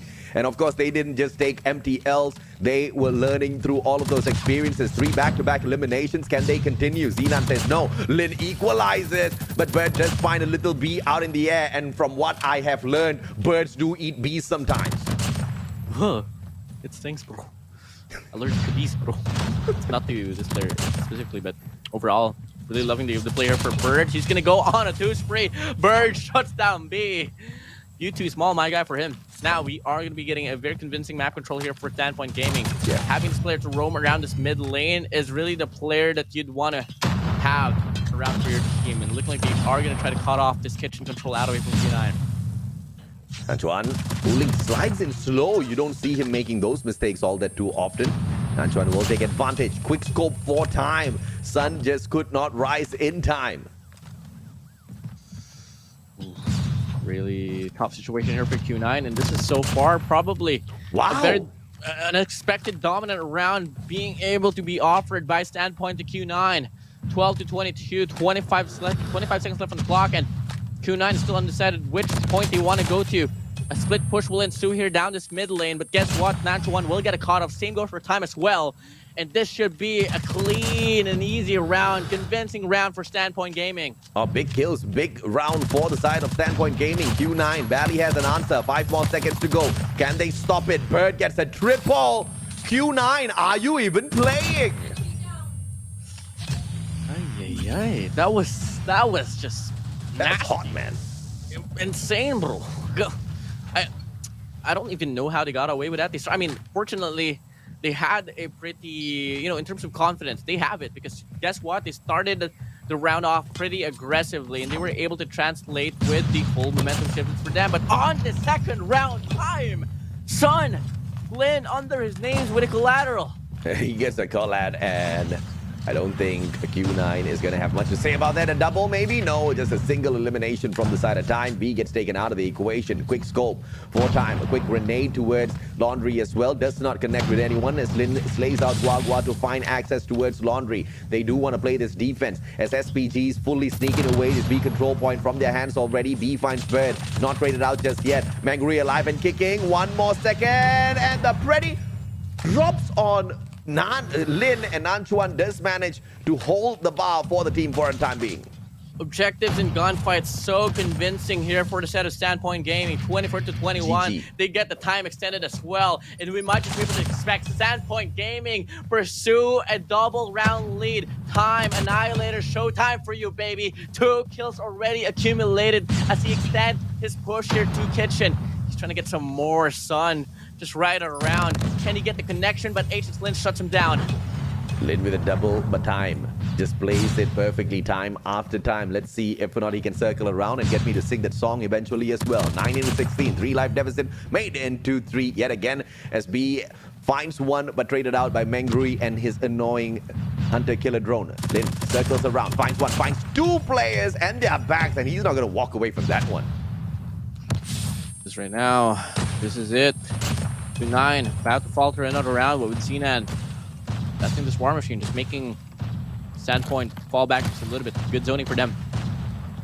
Smart play. It's going to be pretty hard take now. He does get the hit marker onto 1, so Bird falls down. And as we can see, the life count still on the lead for the set of Standpoint. Just need a perfect defense, and Lin trying to play the flank, and he should be able to get this one. Fantastically played and quickly backs away. Not going to get over aggressive here, Q9. I like that pace. Mengri gets slain out. Zenan holds this fort at Tiki here, and he's not going to be stepping off of the objective just yet. Oling sneaking around with the snipes as well. That Locust will find no connection for the time being, but down towards middle might be a better position for him. Case 7-8. Q9. Are you just going to let this one slide once more? Looking to be an execution here on the Kitchen. Will try to come through. 3 players up front, but the rest will fall down. Sun takes on Mangruwi. Player tries to go for a refact. Bird shuts him down now, 8-6. And the lead still continues here for the side of the Standpoint Gaming. Q9. 3 players left. Lin, Uling, Sun. What can you do? It is a good concuss, and B will stay alive with, Sun will stay alive with that. Guagua finds 1, Guagua finds 2. Sun all alone. 1v7. Can you do it, Sun? Sun, fall down. Sit down, Sun. Sit down, Sun. I will be the padre de familia at that very round. Standpoint Gaming now. 2 rounds in a row. AJ. Hey, 25 minutes to complete 4 rounds of control. I think Q9 can still send me on an early dinner. Come on, let's go. Hopeful man you are, bro. And I'm just kidding, man. SPG has been on a roll, and now they're on the defense. This gives SPG a fantastic advantage, a fatal advantage to SPG, as Q9 is going to struggle a tad bit with this one. Standpoint is just killing the show right now, but at this very round, it's not looking to be this case. And look at the setup now for the set of Q9. Good kitchen control. They got good court as well. Sun now whipping out the Annihilator. Might just be able to get more as well. Time just right around will go down. Player 2, Guagua. Instead of duck your head, you're going to go down as well. Player 1, not going to be able to find the angle. It's going to be Guagua shutting him down now. Q9 with that zoning put up. They are about to get a capture here on Alpha. Yep, very smart plays out of Q9. One final player to try to prevent this, Nanchuan, but he's not going to get there in time. Everybody backs away, and that B control point is going to be a tad bit challenging for the players of Q9. But look at the space that they are commanding on this map now at Raid. They flank around from the side of Locker as well as Gallery. A pincer maneuver in. But player 2, Guagua, is going to find that backstab. Oling finds one. Guagua executes the backstab. Finds B. Circles around. Tries to torture Sun. Buys a lot of time for SPG. Time. Good take. Lin punching Nanchuan down. T9 extending his push here onto spawn. He's getting a spawn trap ensued. Looking like he is just going to continue to go on a spree here. Capsule, War Machine gets a double. Uling with a claw.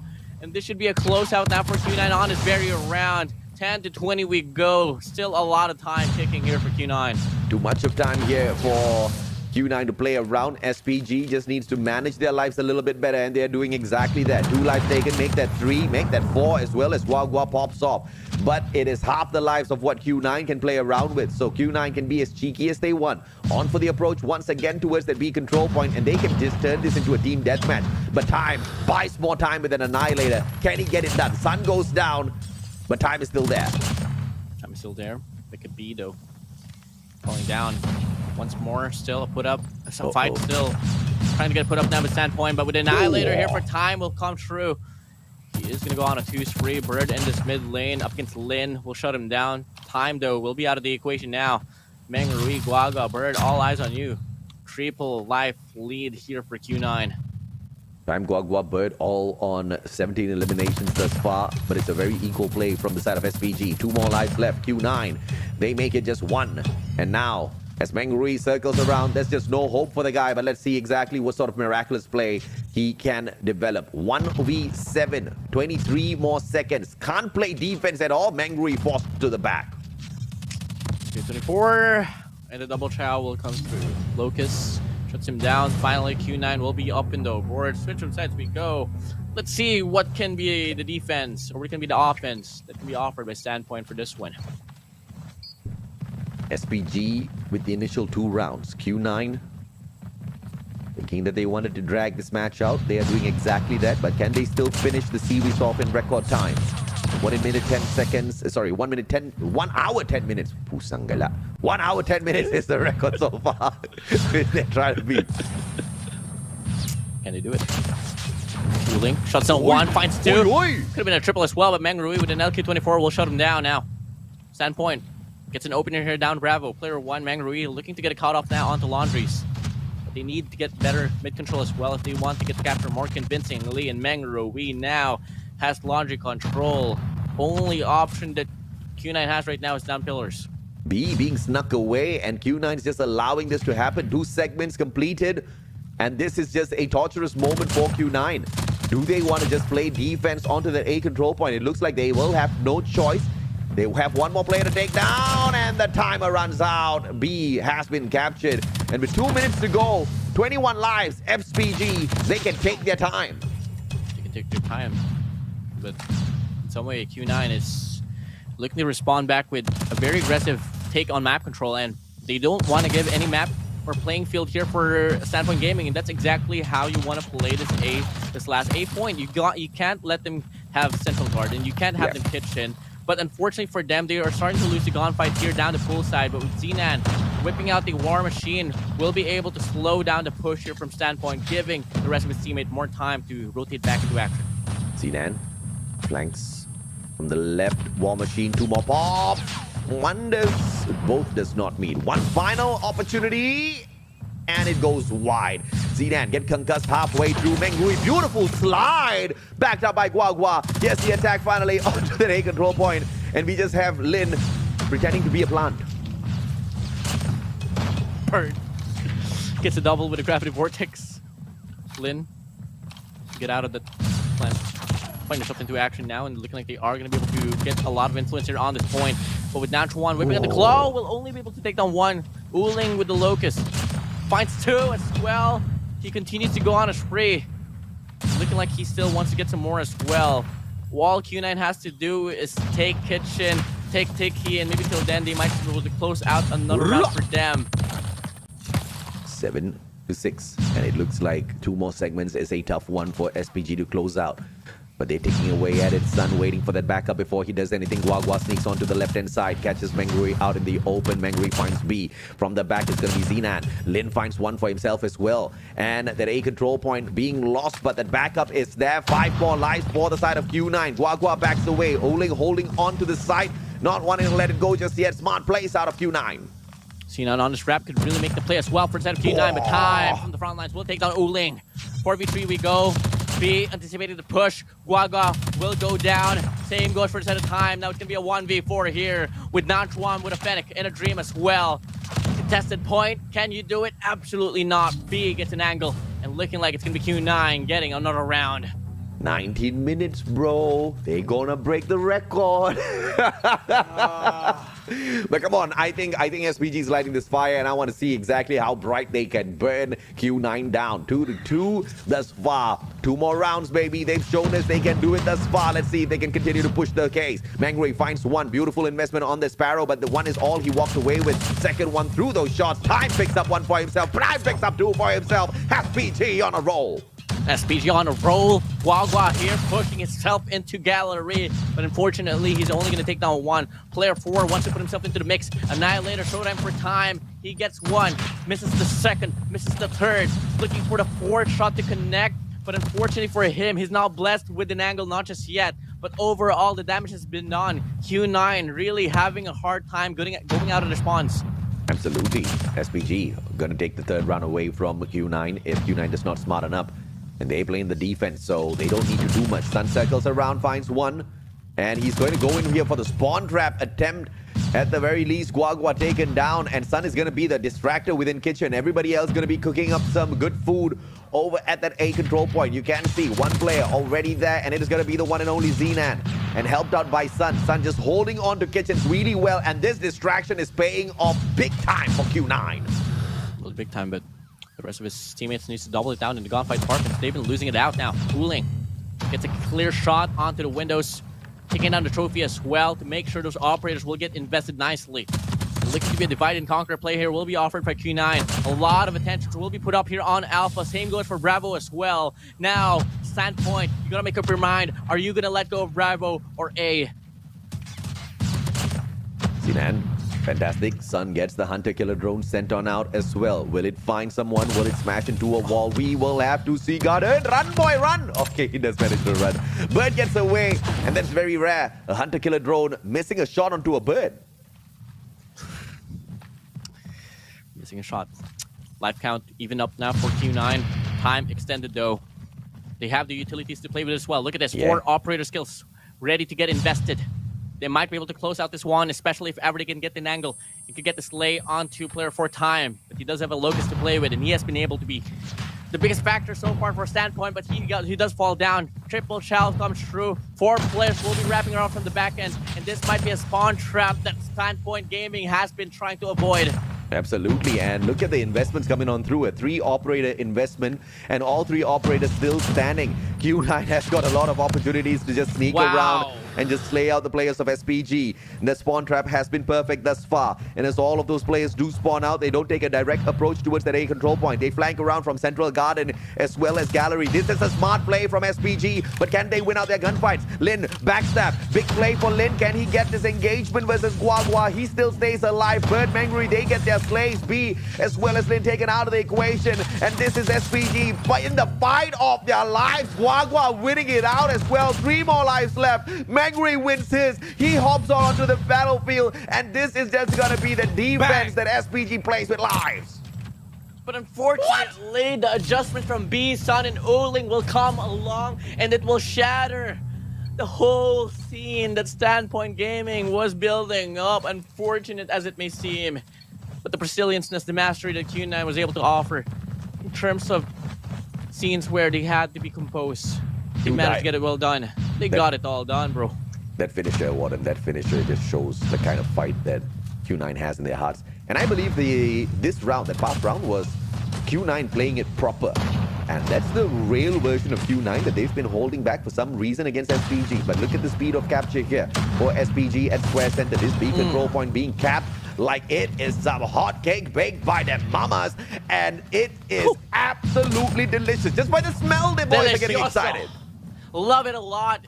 You give us brute force, we'll give it to you as well. And as we can see, Standpoint getting this gravel capture, the fastest I've seen so far in this competition of CDSI. Now we get to see 2 minutes to play with here for Standpoint. Life lead as well, but gotta worry about Sun here right around the parameter. We'll go for 1 again, but gonna be able to find 2 as well. Gonna go for the reload time with Annihilator. We'll not find him out. What was Time doing? I have no idea, but Sun just gets a lucky one there. Time doesn't really play well against him. Guagua, Bird, Oling with the jump shots as usual from the side of Kitchen. 1 life deficit for SPG. Just 1 objective to play. They need to find some flanks. They need to just pull out some cheese strats here, WardeN. Good kitchen control for Q9. It's surely going to be the biggest factor in why they might not be able to get a capture here on Alpha. Really have to take this guy out. But Lane gets the turn around. Rui goes down. Same goes for Bird as well. The gunfights. 6 Sense, Q9, just getting the better read out of the situation right now. It's going to be Guagua and Menrui stepping up once again. Oling, 4 kills in a row already. Can the boy make it 5? Gonna toss in a quick nade. Player steps on by. Time shuts down Zenan. Lin still alive and kicking. Manages to find 1. Can he find 2? Answer almost yes, but Bird trades him. Bird now holding on to his D alive. And SPG looking for that equalizer. And they might just find it, WardeN. 14-13. Still a lot of time left for Standpoint Gaming to take their time to possibly wrap around. Again, they can't afford to let Q9 have this kitchen control. Zenan with a bar machine will connect onto 1. Looking to get some more as well. This is just a really good investment here for Q9, buying them some time. The marker being sneaked away. Bird now with the backstab. 9 more lives left for SPG to conclude this particular matchup. 10 for the side of Q9. Nanchuan plays it safe, but Lin gets a double just with the Fennec. Circles around, has got the Sparrow on standby. 2 operators to play on the side of Q9. SPG can go in for the investment as well. If Q9 goes in for the investment and loses this round, it puts them at a disadvantage for the next one. This is the time where champs make those decisions and they say, you know what, we're gonna at least bring 1 out. Lin with the Sparrow, let's see if they find it. Oling and B, they both step up. Lin finally shows up, takes a pop on the left, takes a pop on the right. Lin doing big stuff out there. 2 more lives now. 2 more lives now. Guagua, Bird so far away from each other. They gotta play by the trades or even not. It's just all gonna come down to this. Guagua. Record, bro. What can you do? I don't even know what you can do, to be honest. This is just not looking so bright for them. Bird will go down. It's gonna be Guagua left alone to clutch things up, to keep the dream alive here for Standpoint Gaming. He does invest. No, there's not even gonna be enough time, man. Unfortunate run for Standpoint. I couldn't even tell, bro. The prediction was they're going to be able to finish this and break the record for the fastest series in the competition, and they do. Q9 wrapping up the matchup against SPG within an hour. That is just absolutely insane. I mean, not so insane if you acknowledge exactly how good Q9 is in a game of Call of Duty Mobile, but they did allow SPG to push them quite far. One needs to ask whether that was strategy, because I don't see, hiding strats to be a function that's going to give you much, right? Teams now know who to look out for. Teams now know you are not going to be producing all of the strats out there. And just because you hide some stuff away doesn't mean you're going to be able to take the win at the end of the day as well. I mean, we have seen Q9. Their engagements with everybody else has been quite threatening. Yeah, pretty threatening. I mean, if you're going to be mentioning Q9, you really got to talk about how well they are so quick to readjust in certain situations.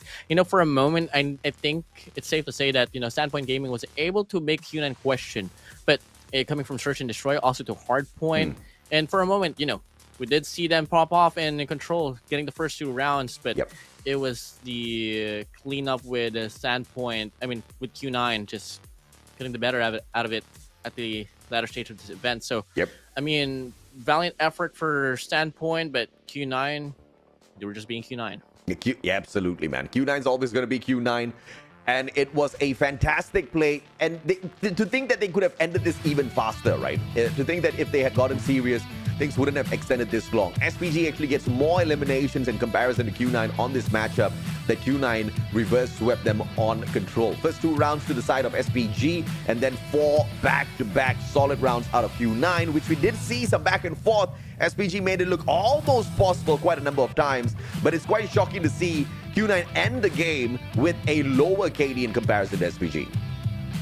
I think it was really the Standpoint Gaming losing a round via time as well, and it was the very last and final round that played a big factor in why it went down to this. Now, in terms of the KDs, saw it now, see it once again. It's going to be only Bird, Time, and Mangarui for the side of SPG, alongside with Guagua as well on the positive end. Nanchuan struggling on that department. On the contrary, we do have Q9 having more players on the negative side.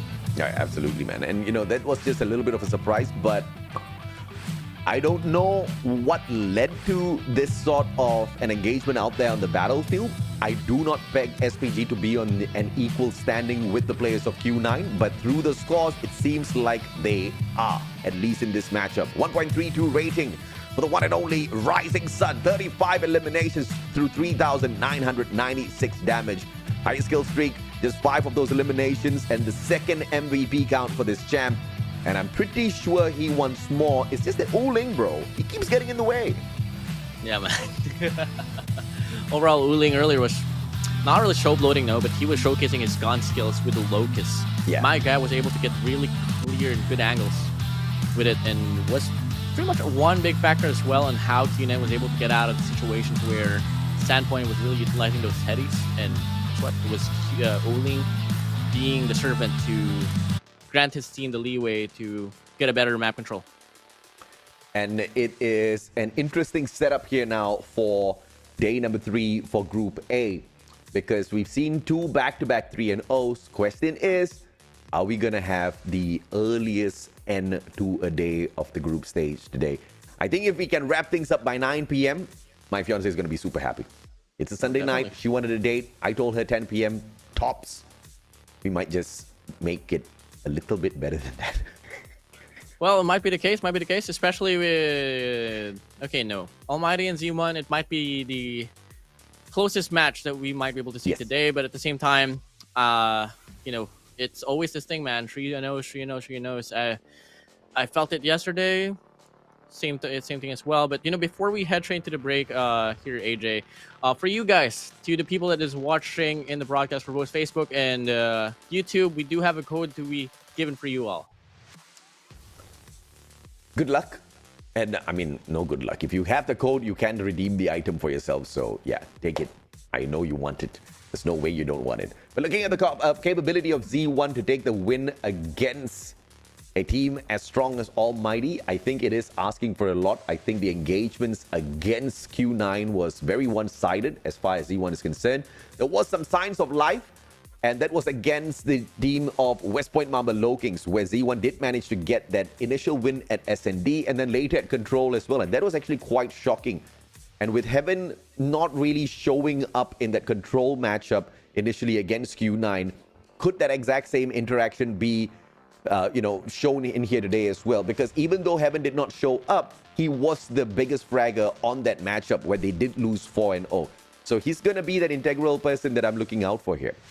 Definitely. So if ever he is going to be the performer for this very run for Almighty, it's just going to be for us to find out after the short break. So guys, we'll be right back after this. We're going to be heading straight to the last and final series for today. It's going to be Z1 up against Almighty. So we'll be right back.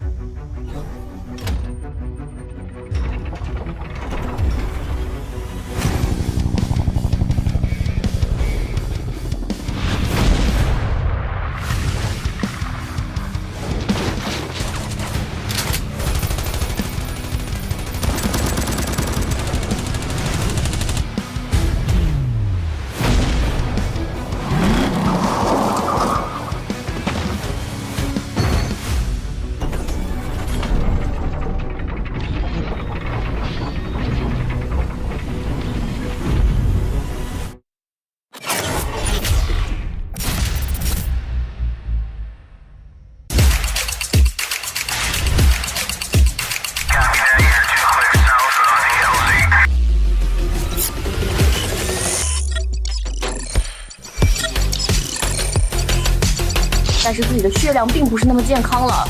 小奶就在烟中啊，你可以看到他在育苗的位置上面，完全猜到了对方的站位。呱呱绕了一个大圈回来，把人清了一下，抓到劣势复活点了。呱呱，看看怎么打，转起来。肯定哦，被抓太那个了。队友旅店带走，下面双杀。居民不敢来了，他就打3个。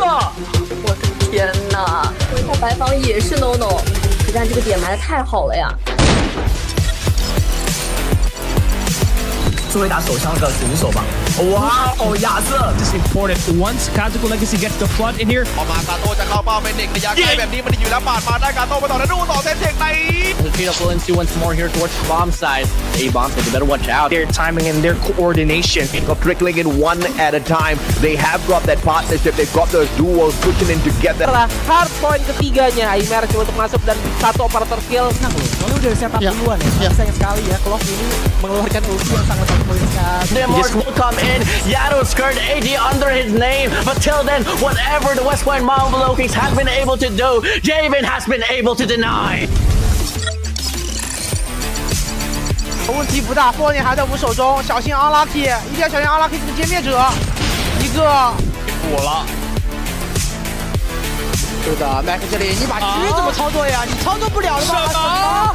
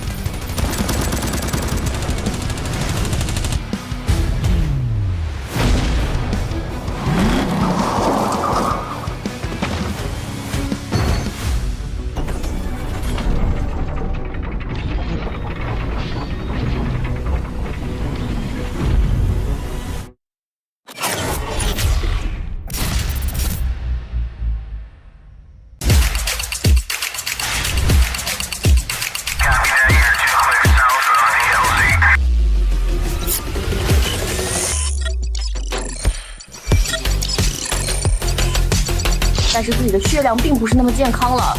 小奶就在烟中啊，你可以看到他在育苗的位置上面，完全猜到了对方的站位。呱呱绕了一个大圈回来，把人清了一下，抓到劣势复活点了。呱呱，看看怎么打，转起来。肯定哦，被抓太那个了。队友旅店带走，下面双杀。居民不敢来了，他就打3个。我的天哪！回头白房也是 no no， 可但这个点埋的太好了呀。作为打手枪的选手吧，哇哦，亚瑟 This is important. Once Kazuko Legacy gets the flood in here, ออกมากาโต้จะเข้าเป้าเป็นเด็กระยะไกลแบบนี้มันอยู่แล้วปาดมาได้กาโต้ไปต่อแล้วดูต่อเซนเทคใน The trade up will ensue once more here towards the bomb side. A bomb side, you better watch out. their timing and their coordination. Of trickling in one at a time. They have got that partnership. They've got those duos pushing in together. Setelah hard point ketiganya, immerse untuk masuk dan satu operator skill. Nah, soalnya udah setup duluan ya. Sayang sekali ya, Clock ini mengeluarkan ulti yang sangat poin sekali. Immerse will come in. Yado's skirt AD under his name. But till then, whatever the West Point Marvel Kings has been able to do, Javen has been able to deny. 问题不大，火焰还在我们手中，小心 unlucky， 一定要小心 unlucky 这个歼灭者，一个补了。是的 ，Mac 这里你把狙怎么操作呀？你操作不了的吗？什么？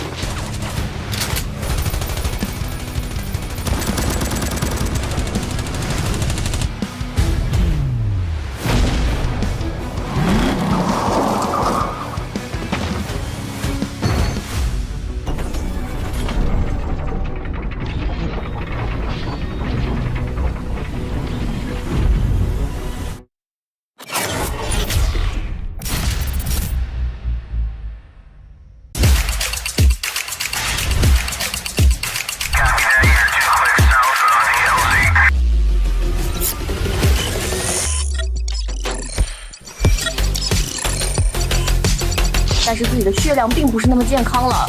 小奶就在烟中啊，你可以看到他在育苗的位置上面，完全猜到了对方的站位。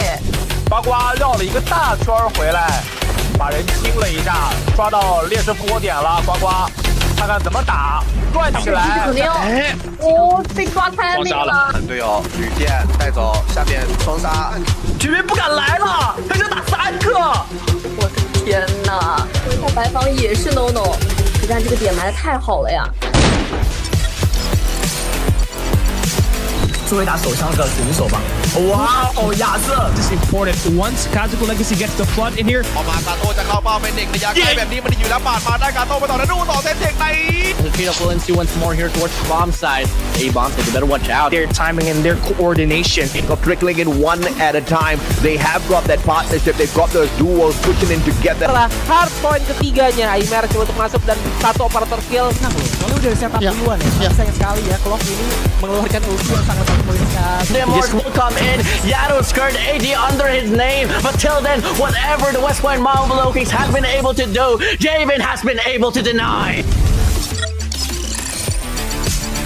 问题不大，波点还在我们手中，小心 unlucky， 一定要小心 unlucky 这个歼灭者，一个补了。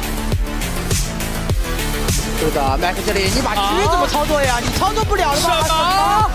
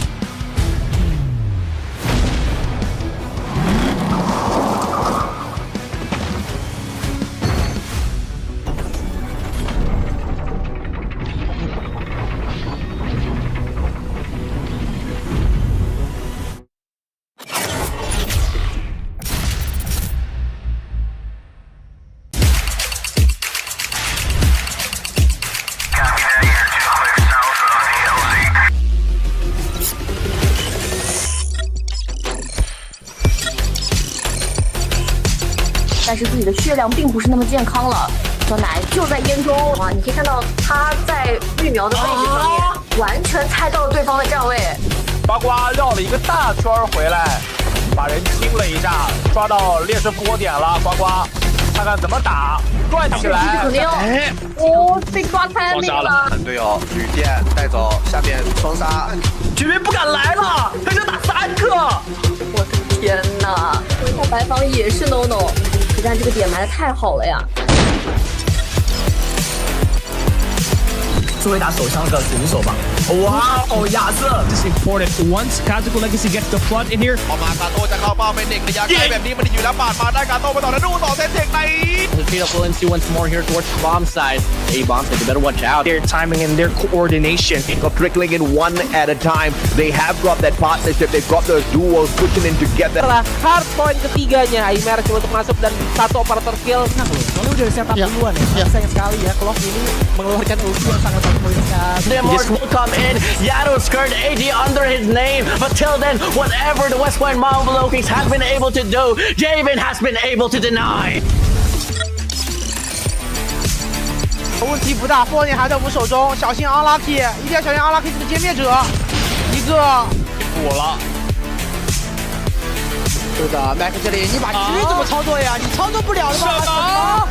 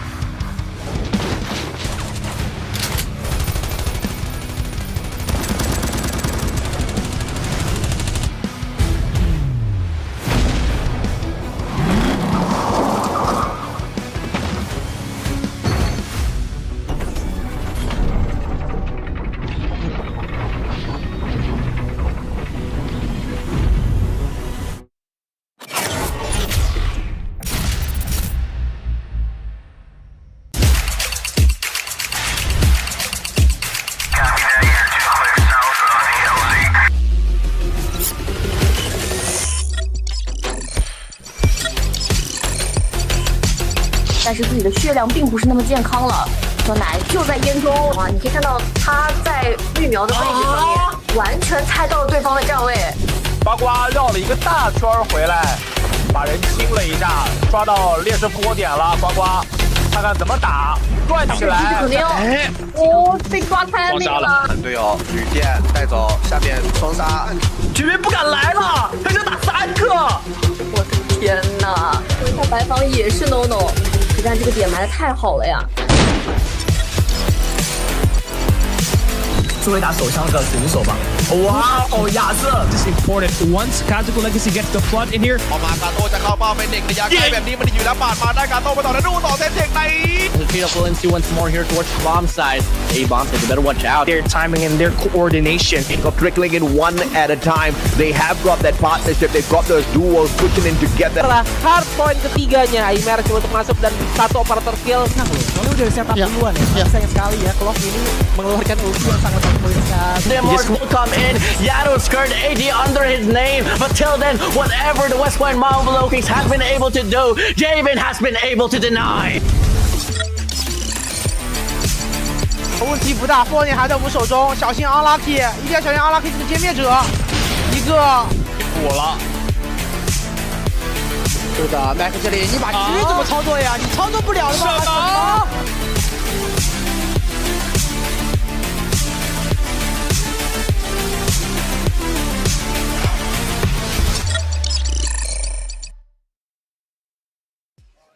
Welcome to the Call of Duty Mobile Summer Invitational 2023. We are down to the final series of the day.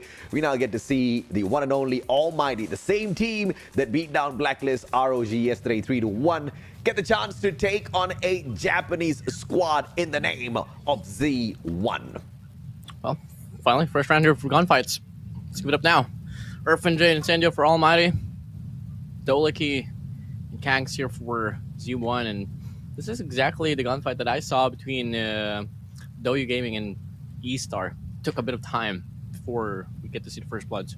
So I've been watching the chat, and obviously some people are expecting Z1 to do extremely well because they seem to connect Z1 with Scars a lot. So it wouldn't be wrong to do that, but at the same time, you can't really compare Z1 to Scars' performance because you only have one player, literally one player from Scars in this team, and the other two, I guess notable ones are from Team Brilliant, the second best in Japan, at least before Stage 5 last year. Rachel as well as Cas 12. Apart from that, the other players are pretty average in terms of performance thus far. Nothing has changed really much. But if you're really looking for the representatives of Scars, then you're going to be looking at WardeN, right? Because they literally took the best from both Scars and Brilliant. Yeah, definitely. I have more familiarities with them. I mean, when I got the opportunity to cast Stage 5 for the first time, I got obsessed with the Japanese team. I was like, oh my days, Vox was the team that was able to take down Q9 and yada, yada, yada, yada. Yep. And I went on for a while.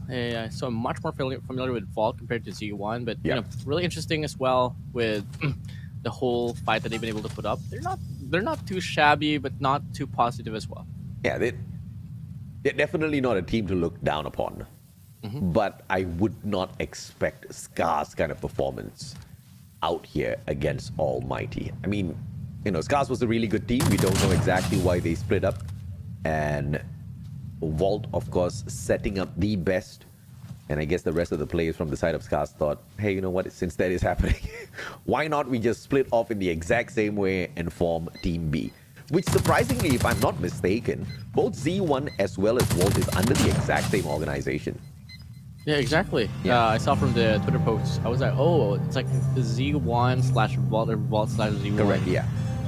And I think that's like the best type of org that you'd want to have. It's like having a lot of talented players in the same org, being open-minded just to create the best team in Japan, to have the best odds for Stage 5. They basically they bought two teams and they took out the best players from two teams, put them into one titan of a group and named that Vault. And they took the second best players and threw them into another team called that Z1. So that is the Z1 that you're seeing in front of you guys. The one. Right here, right now. So far in terms of this gunfight, it's pretty intense to be honest, but it has been Irfan J First set of Almighty carrying the bag throughout. And second round accumulated now for Almighty. One more to go for them to get the side advantage. The only thing Irfan J is upset with in this gunfight is that he can't choose what gun to bring in. Because you know that guy. You know that guy. He is going to bring in some offhand weapon you've probably never seen in the past 4 years of Call of Duty Mobile ever shining in a match. He's probably just going to be getting all of those eliminations. Incendio at this point is asking him, can you give me some? I had a nerf. I had a 1v1 between Nerf and Jay. It was a best of 3. Yeah. I did win, but I kind of cheated. But at the same time, we didn't really agree on it. I did go for a spawn trap when me and him only needed 1 kill. He does owe me a jersey, though. He does owe me a jersey from Almighty. You got to do it, man. You got to do it. Even if it's regardless of whatever it is. You got to pull out every single cheese strat to beat Irfan J. If it ain't reading, bro, we got it. Got to do it.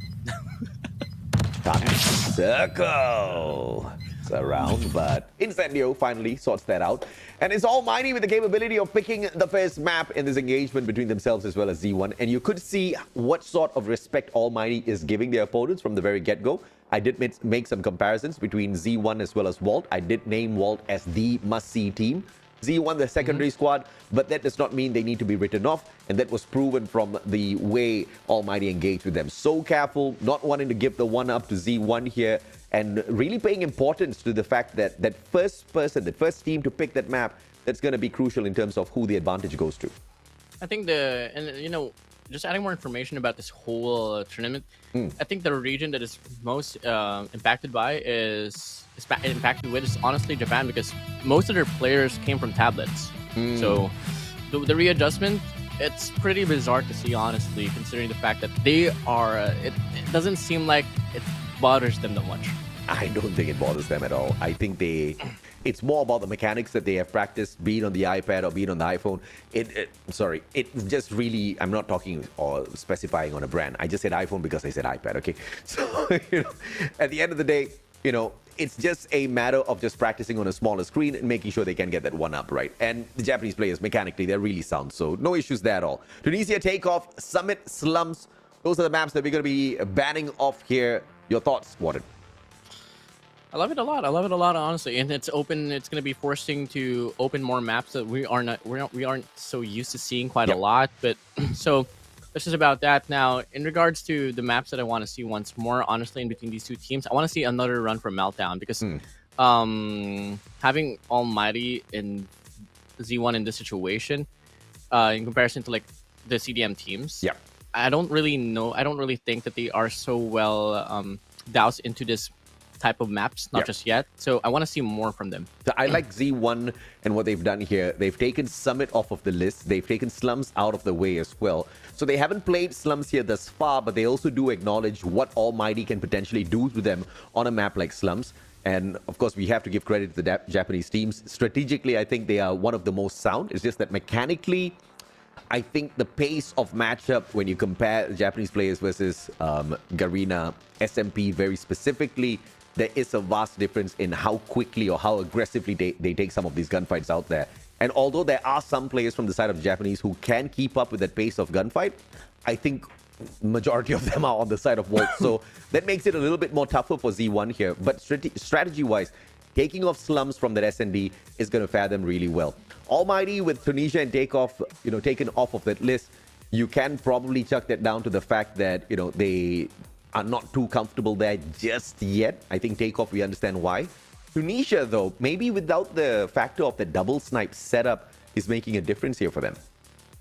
Could be a case, could be the case. That's where, in terms of like multi-sniper setup, we got to talk about Almighty quite a lot. They were the first team to even introduce the triple sniper setup at some point. I think it was during stage 4, if I'm not mistaken, and all the way down to CDFI. So can't wait to see how this one's gonna go. Z1, on the contrary, I mean, I want to talk about how, for sure, mechanically, it might not be on par at this current situation with Vault, but in terms of the minds behind it, after all, they are coming from the same organization. And if I'm not, I wouldn't be so surprised as well if they're getting taught by and getting led by the same coach. I wouldn't be surprised with that at all. But that once again pits strategy versus mechanical skills.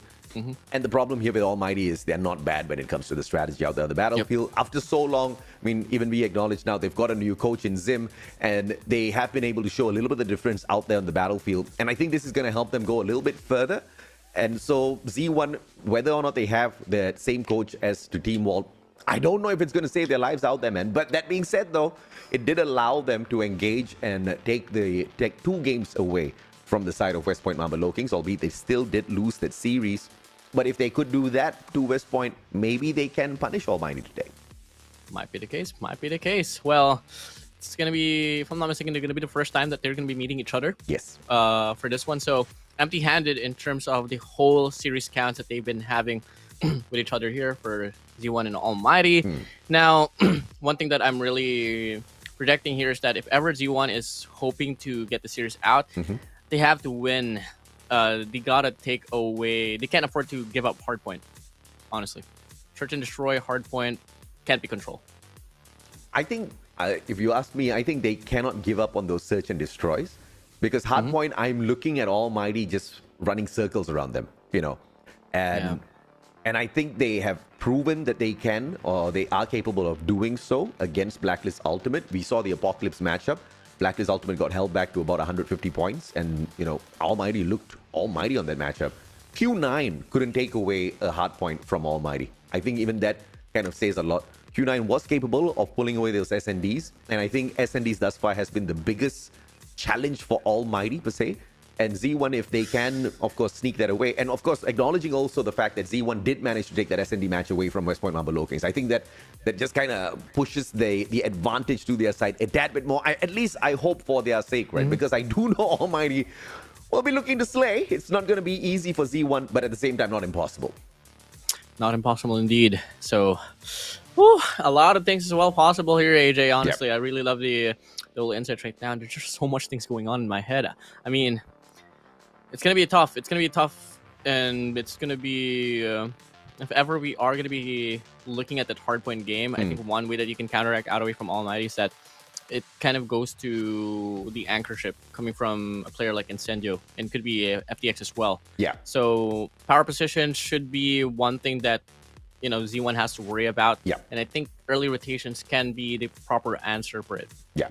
I do agree, right? I think strategy could outplay the slays. I think this has been proven in hardpoint already. I think thus far in CDSI we have seen 2 matches in hardpoint where the losers have had more eliminations, more kills than the winners themselves, who were on those rotations at point, getting those important kills, not just overslaying out there in the open for no reason whatsoever, right? So I really do love that standpoint, and I think Z1 stands a good chance to do that.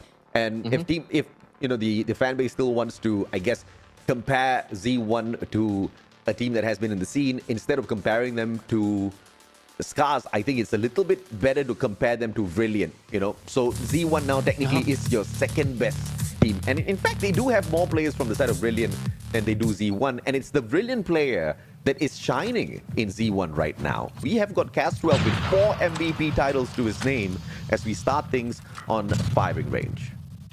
Things off in firing range really quick. Initiations here on the trailers will come along. Delaki just going straight from that mid lane, taking down Heaven, Earth, and Jay.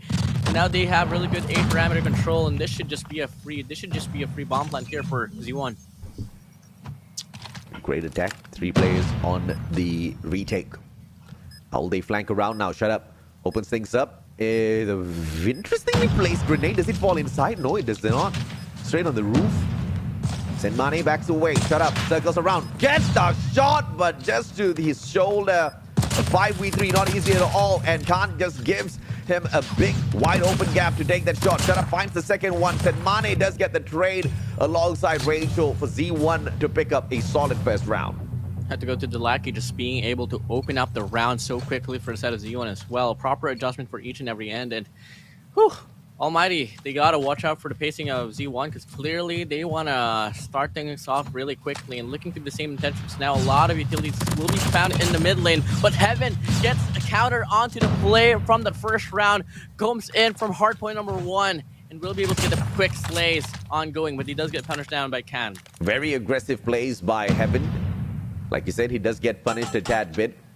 But a rotation now from Incendio. Sick and tired of holding on to the B bomb side, but he second guesses himself in case the bomb does come in for a clean rotation around to target that B bomb side instead. FDX holding on to the white warehouse. The bomb is gonna flank around.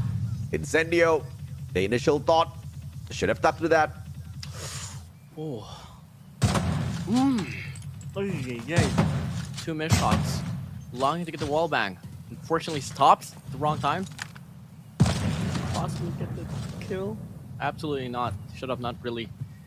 Getting blessed right now with RNG.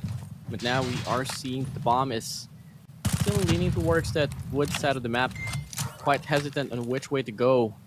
And I don't exactly know what's going to be the read here for Z1. I think they are still waiting for some sort of rotation to come through here for Almighty, but it's really not happening, man. Discipline is just so well here for them. A good rotation round from Incendio. Does recover his positioning at that B-bomb site before things do get tensed up. 29 seconds to go. Rachel taking one for the team, pushing on fourth. But with the bomb, is this a smart idea? Bomb on the ground now. Incendio gets the slide and Caswell trades him out. Shut up from afar though. Alongside FDX, they put a quick end to that Almighty with one round back. Really good respondment here for Almighty. They had counters over counters. Really good run there for Heaven, to be honest. If it wasn't for him, it could have been another round for Z1 to get a very easy opener there on that A bomb set. Now as you can see, it's going to be Z1 funneling around the wood parameter. Not going to give any presence there on the red room. And looking like they are about to commit here on this B bomb side. What's your predictions for the scoreline of the series? What? 97. Come on, getting series. 9. Oh, series? 5, bro. 3-2. 3-2. Hopeful man. I'm calling a 3-0 if Almighty gets this SND. If they don't get the SND, I'm actually gonna go with you 3-2. Definitely. Easy.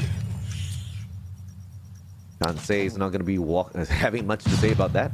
I don't know what to feel about it, bro. You can't drive peak, especially if against a team like Almighty. You just can't do that. Now, as we can see, Insanus slides in with an LG-24. Mike is able to stay alive. Not until Rachel will shut him down. Now, Irfan J not going to waste any time at all. Wants to put himself into the mixer. Cat 12 under his name. Now, another player just right around. You got to run for your lives, Senmain. Like, it's not going to be him. Well aware on what's the situation right now, and it's just all over the place. Name it whatever you want. Lion City representatives, Almighty, they take the lead flawlessly.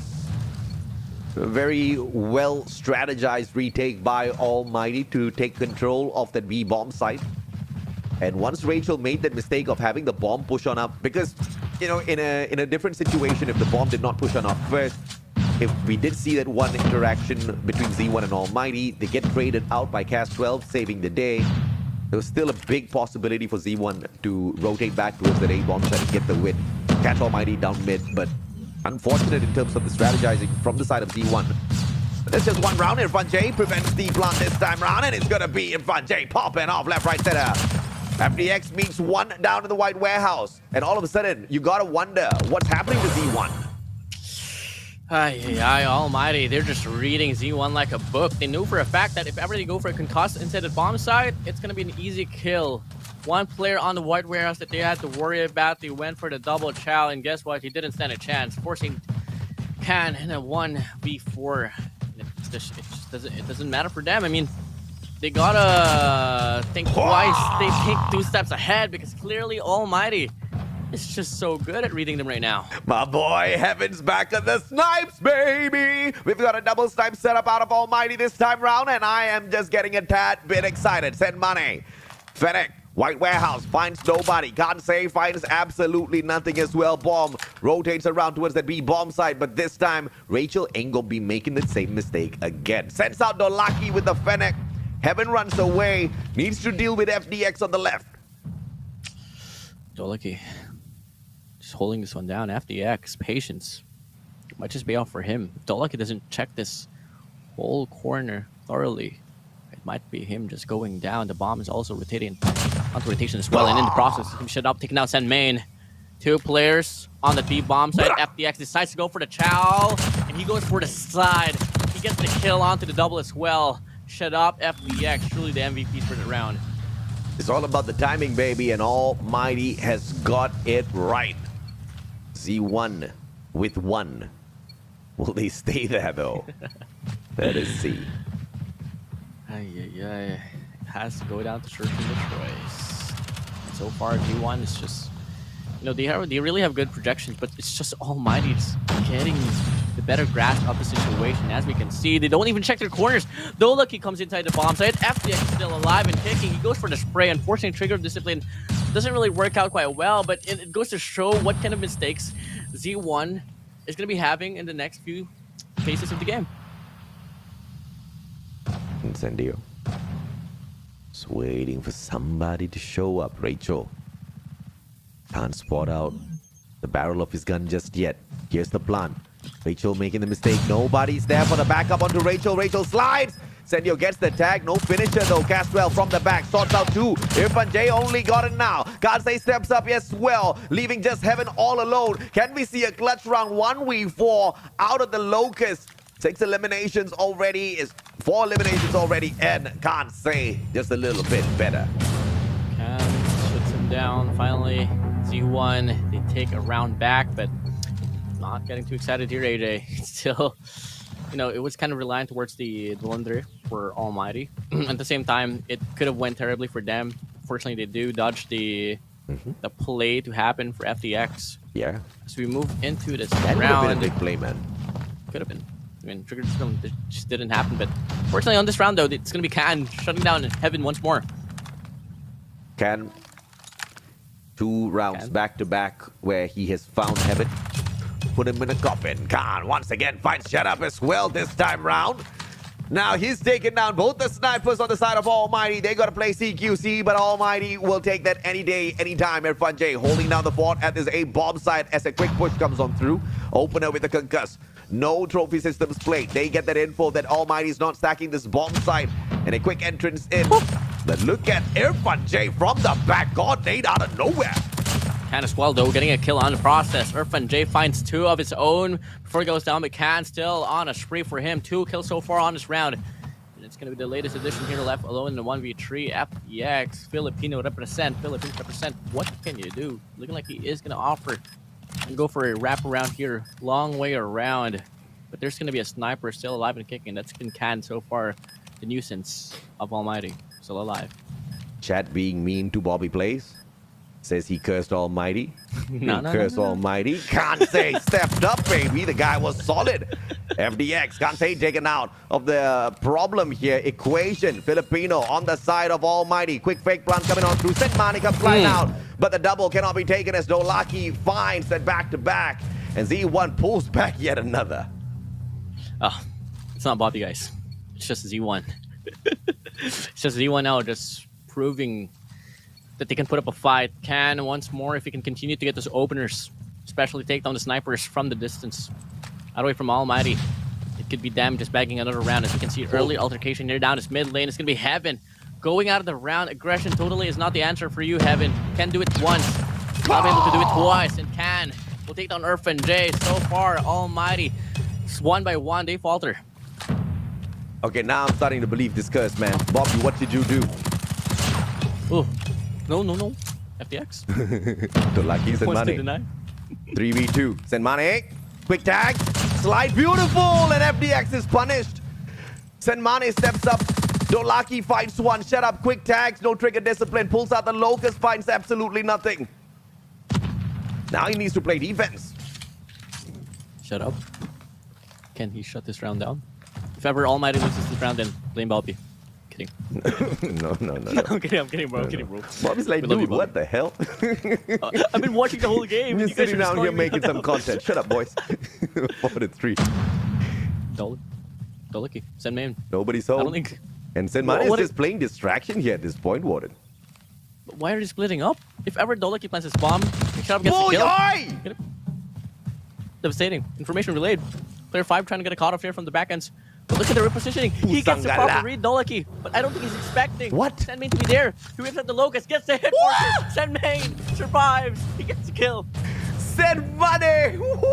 Senmani. But That was an almost clutch there. I don't know why they split up. I think Senmani was a little useless in the initial encounter. Didn't back up his partner at all as he was already at the bomb site. And I guess he just wanted to find that surprise backstab for a clutch. A surprise run here for this mid lane, but clearly it's not working out here for Almighty. I don't know how to feel about this. Z1 win most of the gunfights. Yes. Gonna get the kill on the can. Now forcing it down to a 2v2. Clean shot. Bomb drop though on that mid lane. Dude, can we talk about how a beautiful player FDX is? Such a flex with those guns. Picks up a sniper out of nowhere. As effective as Shut Up or Heaven, but Senmani a little bit more effective with the Dolaki para. 5-4. Z1 pulls ahead. Z1 pulls ahead. And oh, speaking about FDX, AJ, FDX is probably the first professional player I went against during my time in the competitive scene. It was a LAN event, by the way. That's a nice fun fact. Was he easy to deal with? Of course not, they won. Evan gets a beautiful double. Incendio pops off as well. Almighty a little annoyed, a little pissed that Z1 pulled up ahead, and they want to take this right back to their alley. Can they do it? As Almighty with the bomb in hand. Shut Up pops off as well, leaving Senmani all alone. 1v5. FDX has made that 1v0. Overtime. 5-5, bro. Back and forth we go. And oh my days, FDX, bro, 11 kills for him, leading the lobby right now in terms of the kills. This guy proving himself, proving to Almighty that he deserves this spot fully, my guy. FDX, quick push in, finds one, says bye-bye, finds two, says almost, and bye-bye to you too, sir. Bye-bye, 3 kills, Almighty. Dolaki cast 12. What can you do? Player on 10. One right around the trailers and Shut Up. Gets the nasty quick scope. Dolaki, all eyes on you. FDX with the gloves, punching him down. Oh my, this is the Almighty that we know. And I love the fact that FDX is adapting to the ways of Almighty. Amen. You know this was a long time coming. FDX is now truly allowing himself to run free in the Almighty jersey. It's like, finally, I can be myself. Okay, let's see exactly how much more FDX has got in store for us.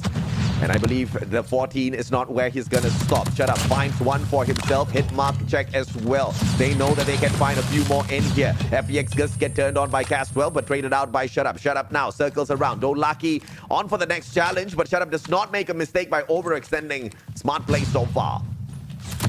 So far, she could be just around here for Almighty. It's Heaven, Nerf, and Jay Samuel get the kill in Incendio. Getting the last and final blow to extend the lead by 2. AMT. One more to go for a match point. Let's see if Captain is going to be able to make the team just force all of their pressure down one bomb site. That seems to be the case. But he holds back just to see if or not anybody wraps around to find that backstab. But it's a great defensive investment from the side of Z1 as well. Playing for retakes. They back away towards the clearing area. They send in a couple of grenades for Almighty to eat, and FDX opens wide to receive. Huge kill. Has been the MVP for Almighty so far. With him out of the round. Lessening the fire force from AMT. Shut Up. Trying to get a cut off here down this mid lane. Gets the read onto P1. All up to the second as well. Heaven holding down this angle. Down the barrels. We'll get one as well.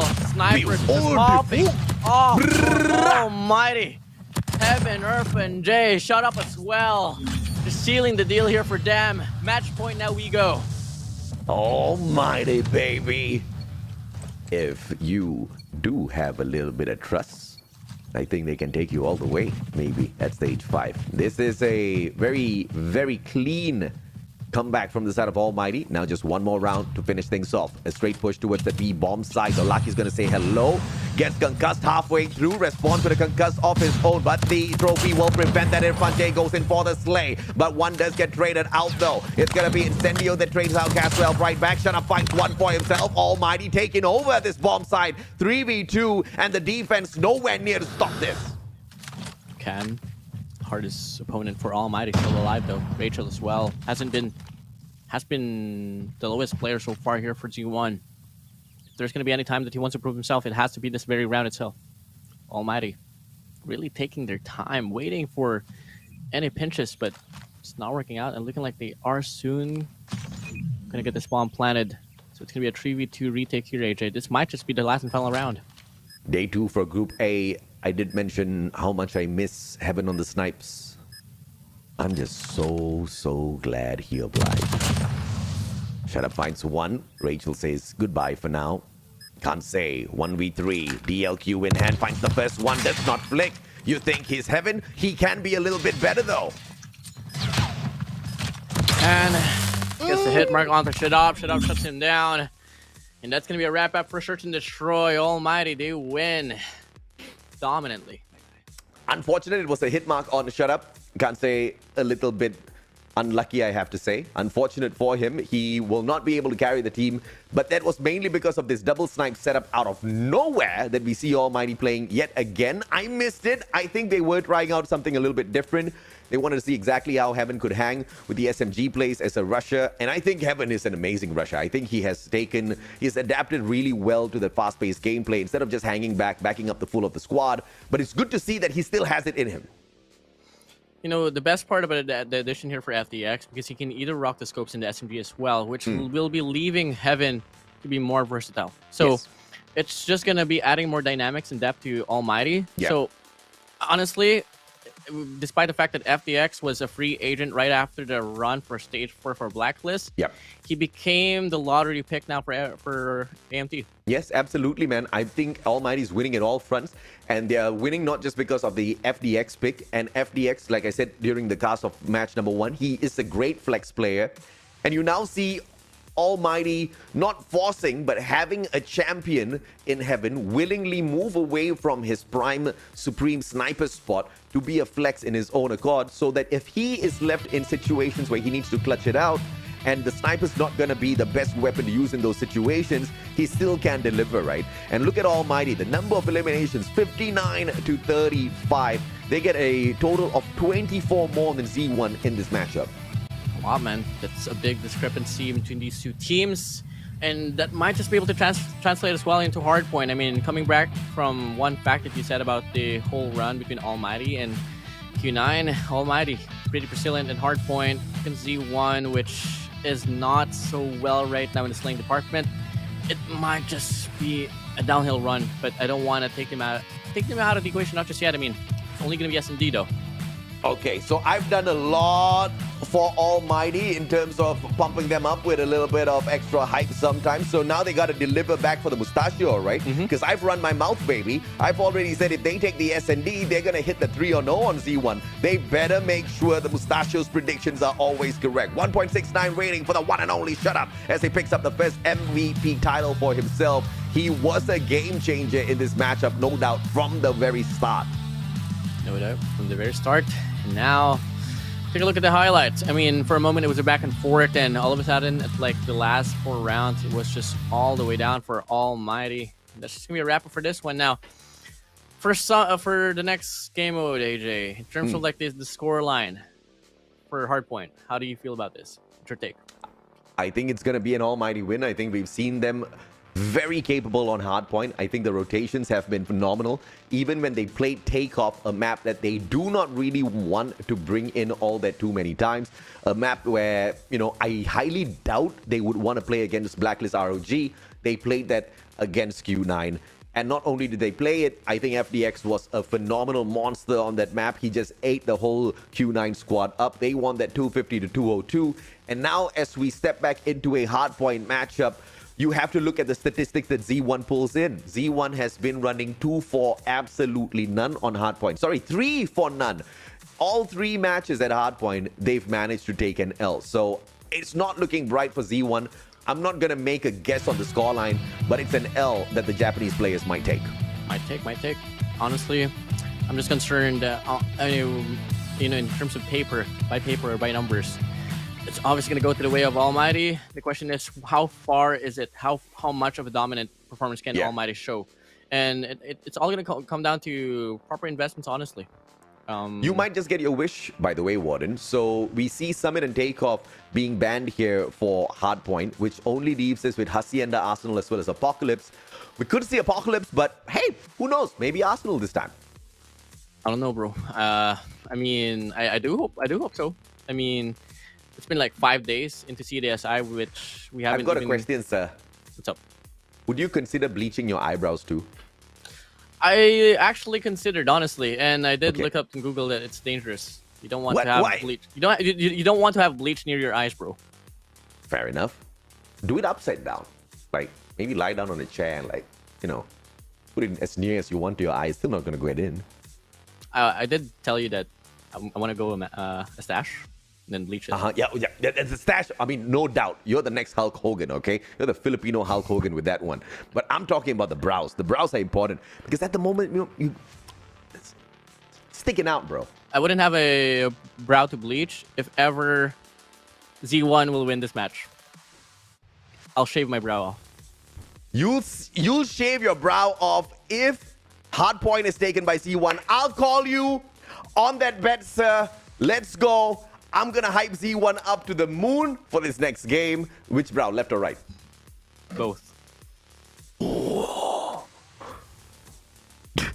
Why would you do that, WardeN? Why? I have OCD, bro. It has to be even, man, guy. If I'm gonna be taking one off, it has to be. Have both, you bro. not learned from Cali so far? I'm taking it, bro. I'm trusting your words. I'm trusting the facts. Did you even think of the possibility that Irfan J might be listening right now? Shut Up might be listening right now. Incendio might be listening right now. And they say, dude, we want to see those brows shaved. And they take an L. Do you know what you have done, Mr. WardeN? I'm not backing down, bro. I'm not backing down. You are a brave soul. I respect you. Yep. I'm not backing down, man. I respect you, dude. It's okay. I'll write a condolence letter for your eyebrows a little bit later as we start things off here, ladies and gentlemen, boys and girls. It's gonna be apocalypse time. It's gonna be apocalypse for me, especially if Z1 is gonna be able to get away with a win. But so far, Almighty 4 casualties, 5 casualties put up, 4 have they won. So it's gonna be the good opener here for Almighty. Good zone out as well. Heaven just cutting off the rotation to the top end. Can shuts him down, but they still need to worry about 3 players all around. Gonna be Kaze opportunity now as Shut Up circles around. He finds those shots back to back to back. This guy's on a roll. Finally shut down by Heaven himself as Almighty still maintains a good control of that first hard point. Finally broken by Z1. The backup by Heaven is still there just to delay them a tad bit. Nobody's there for that backup for Heaven himself, so they can't hop onto the hard point just yet. And Rachel now shows up, but a great smoke laid out here for Almighty to play more points on this first hard point.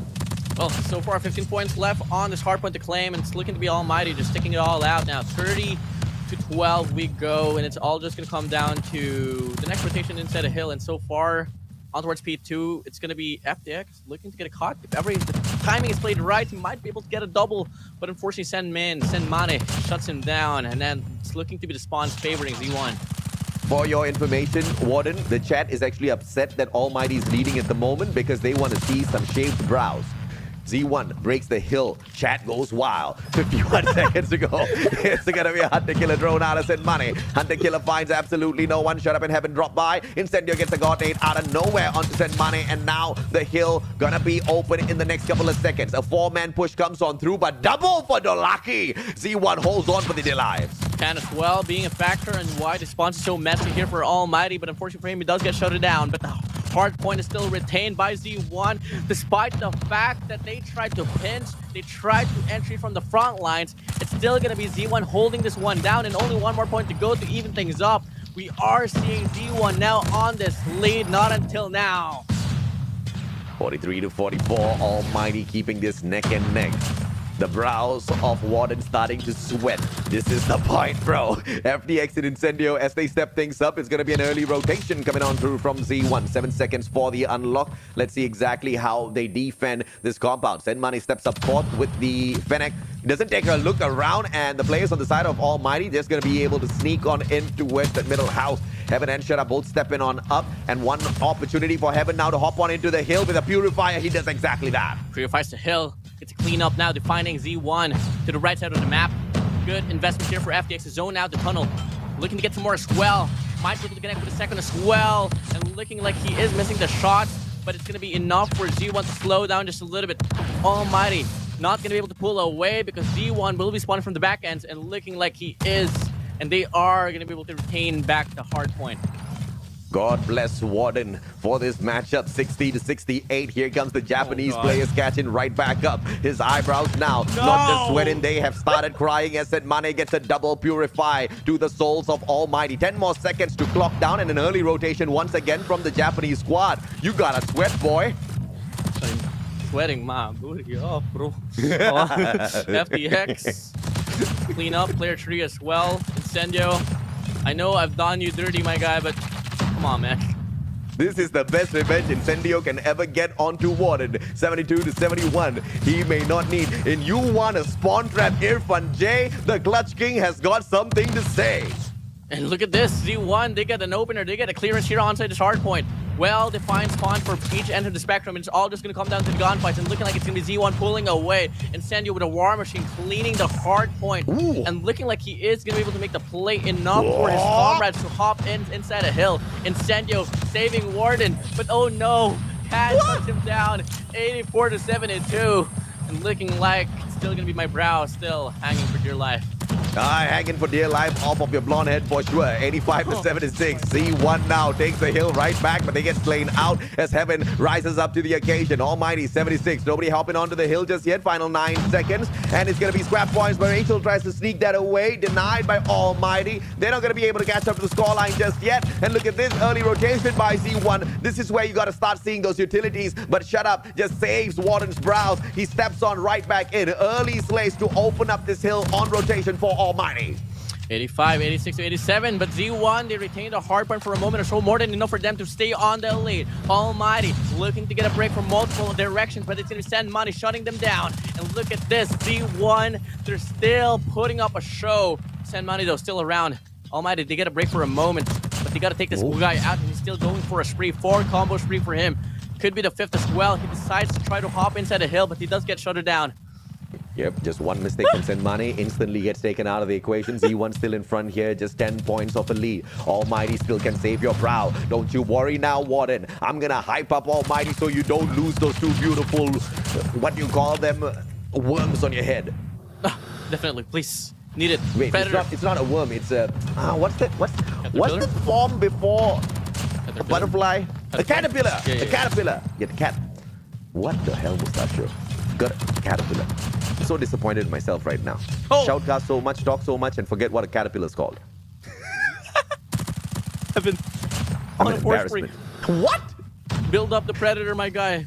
Give the information for your squad, and look at this well-defined hold here for Almighty. 107 to 106. Z1 on the contrary, trying to wrap around, investing 4 players, longing to get the flank, but unfortunately for them, the anchor ship from Incendio alongside player 4 shut up, just holding this one down and looking to be a money hill now finally for Almighty. Yep, 3-man perfect hole on the defense for the side of Almighty. 2 players flanking on out towards the front. Incendio steps out and FDX tries to invest his life just a tad bit as well as he brings out the Sparrow. Super effective. Rachel taken out of the equation. Incendio with a hunter-killer drone as well, just to torture the players on the side of Z1 and Almighty. You gotta love them. You gotta buy them dinner after this water. They saving your brows. Saving my brows, but I'm not. I don't want to get complacent not just yet. The game is not over. I mean, 100 more points to claim here, 104 more points to claim exactly to ensure that my brows will stay and remain on my face. As we move into this hard point number 3, it's going to be a battle of rotation time once more between Can and player 3 and Incendio, and looking like it's going to be Incendio falling down. So far, first initial opener, it's going to be given for the side of Z1.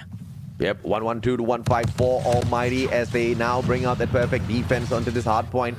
Ready by FDX takes Rachel out of the equation. The rotation slowed down just a tad bit, but not before the one and only Senmane once again saves the moment for the side of Z1. Invest the Purifier. Senmane with the Purify circles around time after time. He steps up for the squad, never falters.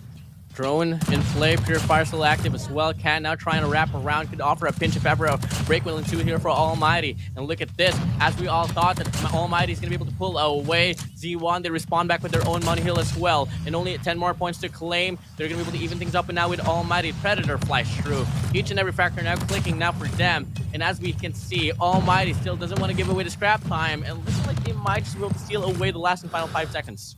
Yeah, fantastic for Almighty. They do manage to pick up those scraps alongside an early rotation as well. And Shutup's going to find Zenmane halfway through, so the star player on the side of Z1 is not going to be capable of stopping the players from sneaking away this hard point early. Early opener for the side of Almighty. Zenmane shows back up in the nick of time, but Heaven's there to save the day. Brings in the sleigh. Shutup hops onto the hill, and a together push now from the side of Z1, but nothing can stop Almighty. Really good zoning now for Almighty. FDX with the Sparrow, ensuring that his presence is felt. And as we can see, mechanical gunfights as well. Raw vanilla gunfights is being won over by Almighty. But look at this, Rachel from the back end will get a wrap up and will be able to take down 2. And as we can see, the break is on Z1. All they got to do now is worry the last 2 players here coming from cabin. Until then, they might be able to get the points, but the break will come through once more for Almighty.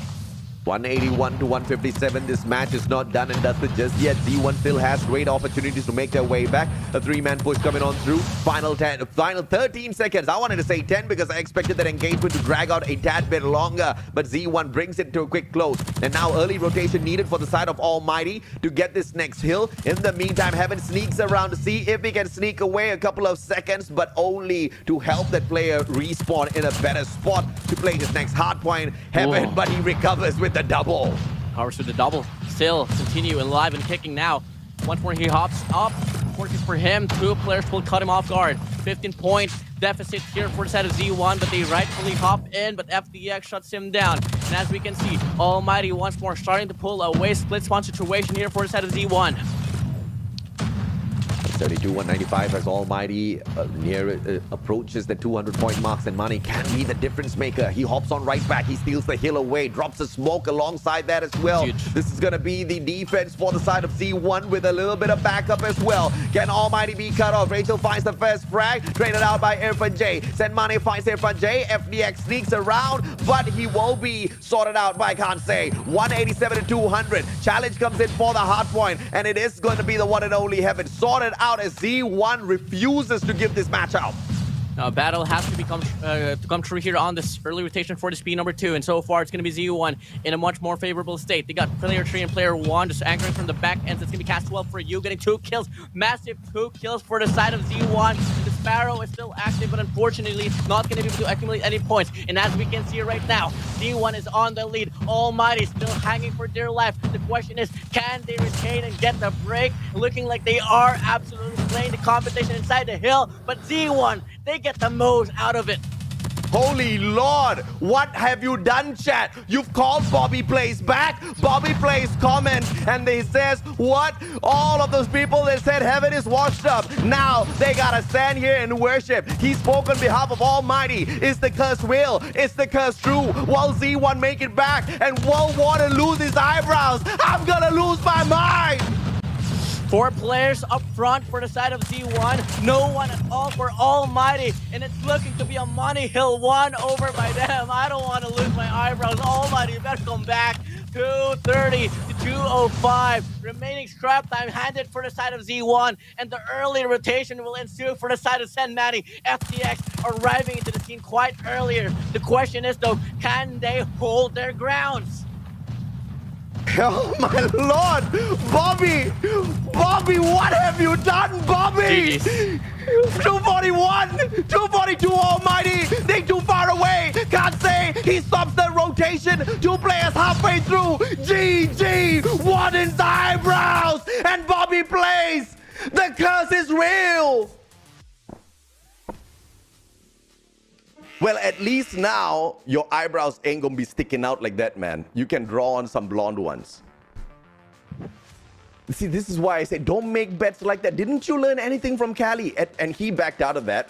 So people, be saying, Cali, that there are some questions that are coming on through on whether or not he's a man of his word.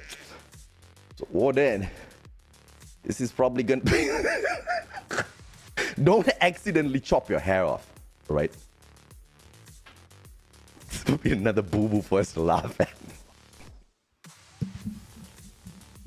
Last time I put a bet on my hair, Uh-huh. it was Did you lose your hair? it was Blacklist International, twice to beat. Omega made a comeback, bro. And dude, I tried to help you. I was like, what? Why are you doing this? You just went with it. You do not bet hair on stuff. Nothing. No hair, no matter where on their body is worth betting on any game. Oh my lord, these boys, they don't learn. And Bobby, what in the world, Bobs? I cannot believe the curse is real. Guys, can I just ask for one single night to reflect on what just happened? Bobby appeared, he had one comment, and the comment was a positive comment. And that positive comment was on behalf of heaven, on behalf of Almighty. Guys, don't even try to cheer me up with one eyebrow only. It's all good for you all. It's gonna look horrible. Oh Lord. Oh my God. Just made content of the year. Good job, man.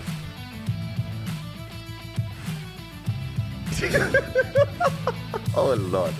This is just there goes the scores, but we gotta talk about St. Martin getting 1.32 rating. No, 37 kills.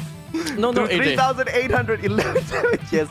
No. Almighty, flawless in hardpoint. Z1 hard act. I don't know, bro. I don't know why I feel betrayed by your words, AJ. What betrayed? Dude, you made the bet. I didn't say anything. I didn't say, hey, WardeN, I dare you now. I double dare you. No, I triple dare you. I'm not that kind of guy, man. Wait. I try to save you. I try to tell you not to make Callie's mistake. How long does eyebrows grow back? I don't know. 3 to 4 months, bro. You gotta text your girlfriend, brother. Okay, I know some ladies who do shave their eyebrows. They might have some important, valuable data for you. But you gotta find out, bruv. Tattooed eyebrows, bro. Right, man. Think of it this way. At least for the next month or so, you're gonna have the eyebrows of your dreams. They can be anything you want them to be. Thanks a lot, man. Your eyebrows can have ambitions. They can be anything they want to be. Hey, Garena. I'm dying. Just make sure the terms and conditions of me being in this broadcast won't get affected by me shaving my eyebrows. Okay, wait. Okay, wait, you. Okay, with all due respect, Bobby, don't comment anymore. Because I bet on Almighty to win this, okay? They are supposed to be taking a win now. They're not supposed to get taken down on hardpoint. And that, being said, it is Z1's first victory at hardpoint. So congratulations, Z1. And as they got their first victory on hardpoint at CDSI just to take your eyebrows away. What are the odds, man? What the hell? First, the comeback from Garena Masters 2. Now this.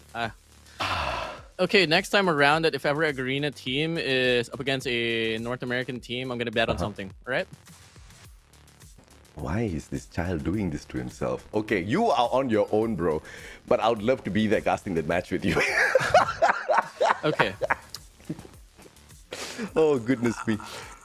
I just need a bit of motivation, guys, in the comment section below. Maybe after the series of Control, once we transition back to the caster deck, I wouldn't have his eyebrows anymore. How far away are you from Cali? 2 hours away. 2 hours away is very doable. I think you should catch up with him. Both of you can just make like one content. Goodness knows, maybe put it up on both your pages. Because, both of you guys lost bets. Both of those bets have got something to do with hair. Cali chickened out. Maybe you can give him some confidence. Honestly, if I was on Cali's bet, I think going bald on my head, I'd be able to do right now. Eyebrows, I love my eyebrows a lot, guys, but... Then why did you put it on the line? Nobody told you to. I haven't spent anything on my eyebrows, bro. Not on my hair, compared to my hair. So you rather lose your eyebrows? Sort of, but not really the smart decision. And guys, don't even mention about AJ's mustache, because I talked to him already how much it's gonna take, how much it's gonna cost for him to you call this, shave his Remove my mustache. Yeah. Yeah. It's gonna cost a lot. None of y'all can afford it. That's the answer. Yep. It basically means give him a 1-year break. Yeah, exactly. If you can give me a 1-year break, if you can pay my 1 year's salary, I'll take your call, I'll shave my mustache, and I'll do it live. I'll do it live. Bobby, on a live stream. Yeah. Probably you can 1v1 WardeN, the loser has to shave his head clean and bald. I'd actually take that, to be honest. Ooh. Oh, I'm sorry. No, wait. No, I'm not throwing shades. No. AJ. I'm not going to help you with that one. Straight to the game. Heaven finds the luckies in money. Trades out, shut up. Back and forth we go. 5 lives on the deficit for Z1. Almighty pulling off the perfect defense for the time being. Needs to clear off that A side. A tad bit though. A bit. So far, really good start here for Almighty. 23-22. Really good zoning as well from 2 factors to the map, but looking like it's going to be Z1 looking to get a break here on this alpha parameter, and looking like they are extending their push as well down the garage and suing a spawn trap here up against AMT. This is the crossroads strike that Almighty did hop on into. And it wasn't the... Oh, sorry. Crossroads strike. Yes, they did lose this one to Q9. And they didn't just lose. They got absolutely annihilated 4-0. And then this is where they also kind of dismantled Blacklist Ultimate ROG 4-1 yesterday. So we've got both sides, both versions of Almighty, the winners and the losers at this map. And it looks like for the time being they're winning, but with that A control side being sneaked away by Z1 now, though, Almighty, the pressure is on. Pressure's on. Really good kills, but unfortunately it's not going to stick to that way now. As you can see, the lead is on now for Z1, 12-11. A bit of time now for Z1 to play with, but they gotta try to make the same play that they did on the first half of the games, that wrap around from garage, and until then cut off the rotations. Looking like it's going to be Cast 12 doing the courtesy right now, and so far Almighty having a hard time putting up their names up on the board, and this might just be a capture here for Z1. Absolutely, man. It's going to be a great push with 3 life deficit for the side of Almighty. Make that continue to be 3 as Dolaki finds one for himself as well. Almighty, after what looked like a perfect start to this defensive round, Dolaki with those wall bangs makes Almighty run around in circles. Heaven and Incendio circles around. Heaven gets a double for himself, saves the game for the time being. Can this be an ultimate serve as Heaven manages to find the third one as well, but 1v4 now, WardeN. 1v4. Dolaki can pass 12, and Rachel is not gonna stand a chance at the first altercation whatsoever. So first round now for Z1, and it's gonna be them coming from the momentum onto hardpoint now here.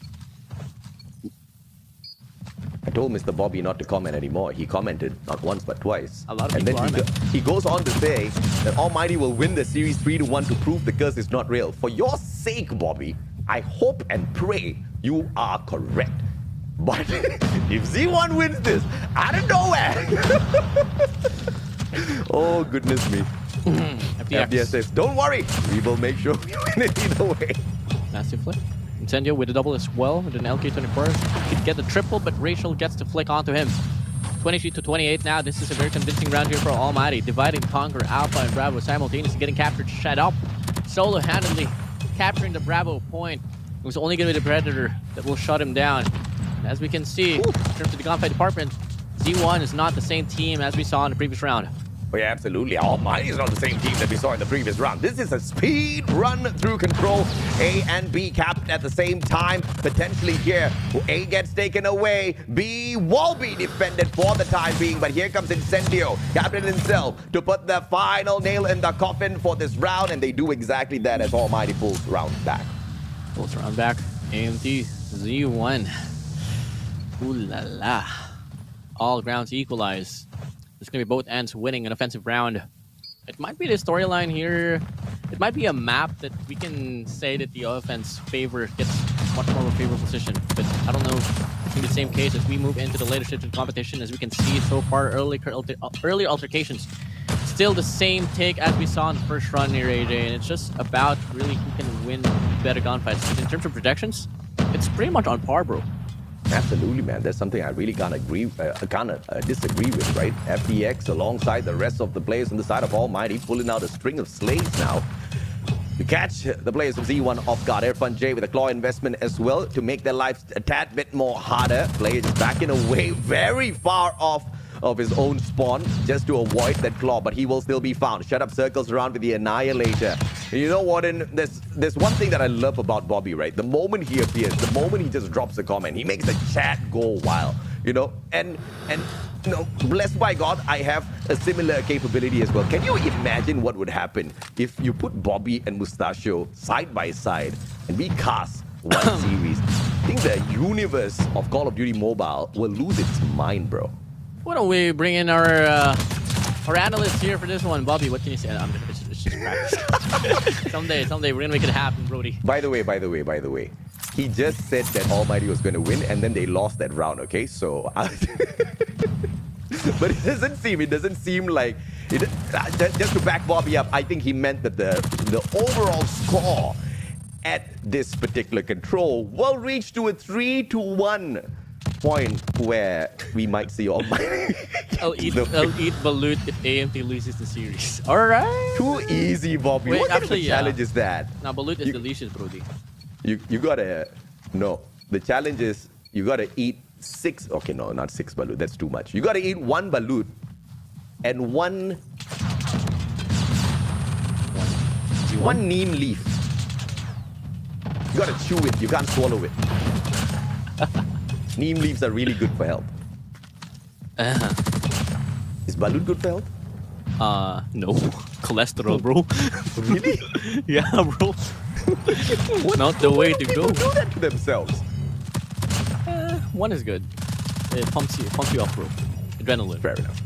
Fair enough. The way it pumped me up when you bet your eyebrows on a match that Almighty just had to lose. I think I want to put up a deal with Bobby for this one. I have to talk to him after this. Okay, all right. Save it on Bobby's live stream. I think Bobby will welcome that. And I was thinking about goodness. think of like play once. If I do win, I get to save my brows. No, nothing's gonna save your brows. It's a little bit too late for that one. No. 10 more lives left for the Japanese squad. Both of the hills being capped at the same time. Almighty circles around, but they do manage to find Heaven on that B control point, forcing him to respawn. Irfan J over-aggressing, spawn trapping the players of Z1 just to distract them a little bit, and Almighty is gonna be capping this away. 4 more, make that 1 more life. Come on, Almighty, you speedrunning this. Speedrunning this. Send money. Can you get some money? Gloves and play for Incendio. Oh, no. That's just a statement from Send money. Nah. You ain't punching me down. Fixing the switchblade from Incendio. Heaven gets the concussion. Go for the punch down. That's the Almighty. Oh. Exactly, Bobby. What curse? 3-1. And this is Almighty on course to pull away control from the hands of Z1 as well. It was a decent start for Z1, but Almighty has been showing up ever since. And as we circle around, Bobby says, "What brows are done? That's already in the past." Dude, your brows are history, bro. Don't make these bets on... Why would you... I don't know. You kids have a lot to learn in life. I have to use this moment to pressure Cali. Nah. You know what the chat says. I'm not going to say it because, you know, I will not make such a statement, but Cali is not enough. Okay. Fill in the blank. Send money, No, in Cali's defense, I actually don't know what the bet about his hair was all about. I just know that he lost a bet and everybody now wants him to be bald, and FDX just wants to go up on top with the MVP. Shut up finds one on the right-hand side flank. And dude, at that point, we only saw 1 player alive from the side of Z1. Almighty is ultimately slaying them left, right, center, not allowing them to play this match. Where was this Almighty in hardpoint? I don't get it. But you know, it could just be the resilienceness of Z1 getting the readjustment to just put up a fight against Almighty. But so far in this be the 5th round for control. This might just be the last battle round here.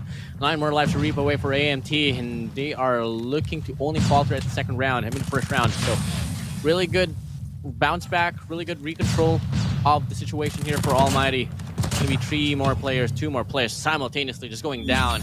AMP, they take the lead for the series 2-1. Absolutely, man. I mean, it's a fantastic comeback by the side of Almighty. They showed that they are not to be one to be messed with on control. I mean, tell that to Q9 a little bit later on. I still want to see that, proven against them. Unfortunately for Z1, this is not going to be a soft side of Almighty that they find out there today. And we are potentially going to be seeing the last match of the day. If Almighty gets this SND, the Bobby curse is not a thing. If Almighty does not get this SND, Bobby. Well, if we're gonna be longing for a long night, I guess Bobby, you gotta stay around, bro. In Jared Han, why haven't I shaved my eyebrows? I'm about to cry, bro. I have the materials to do it. yes, you do.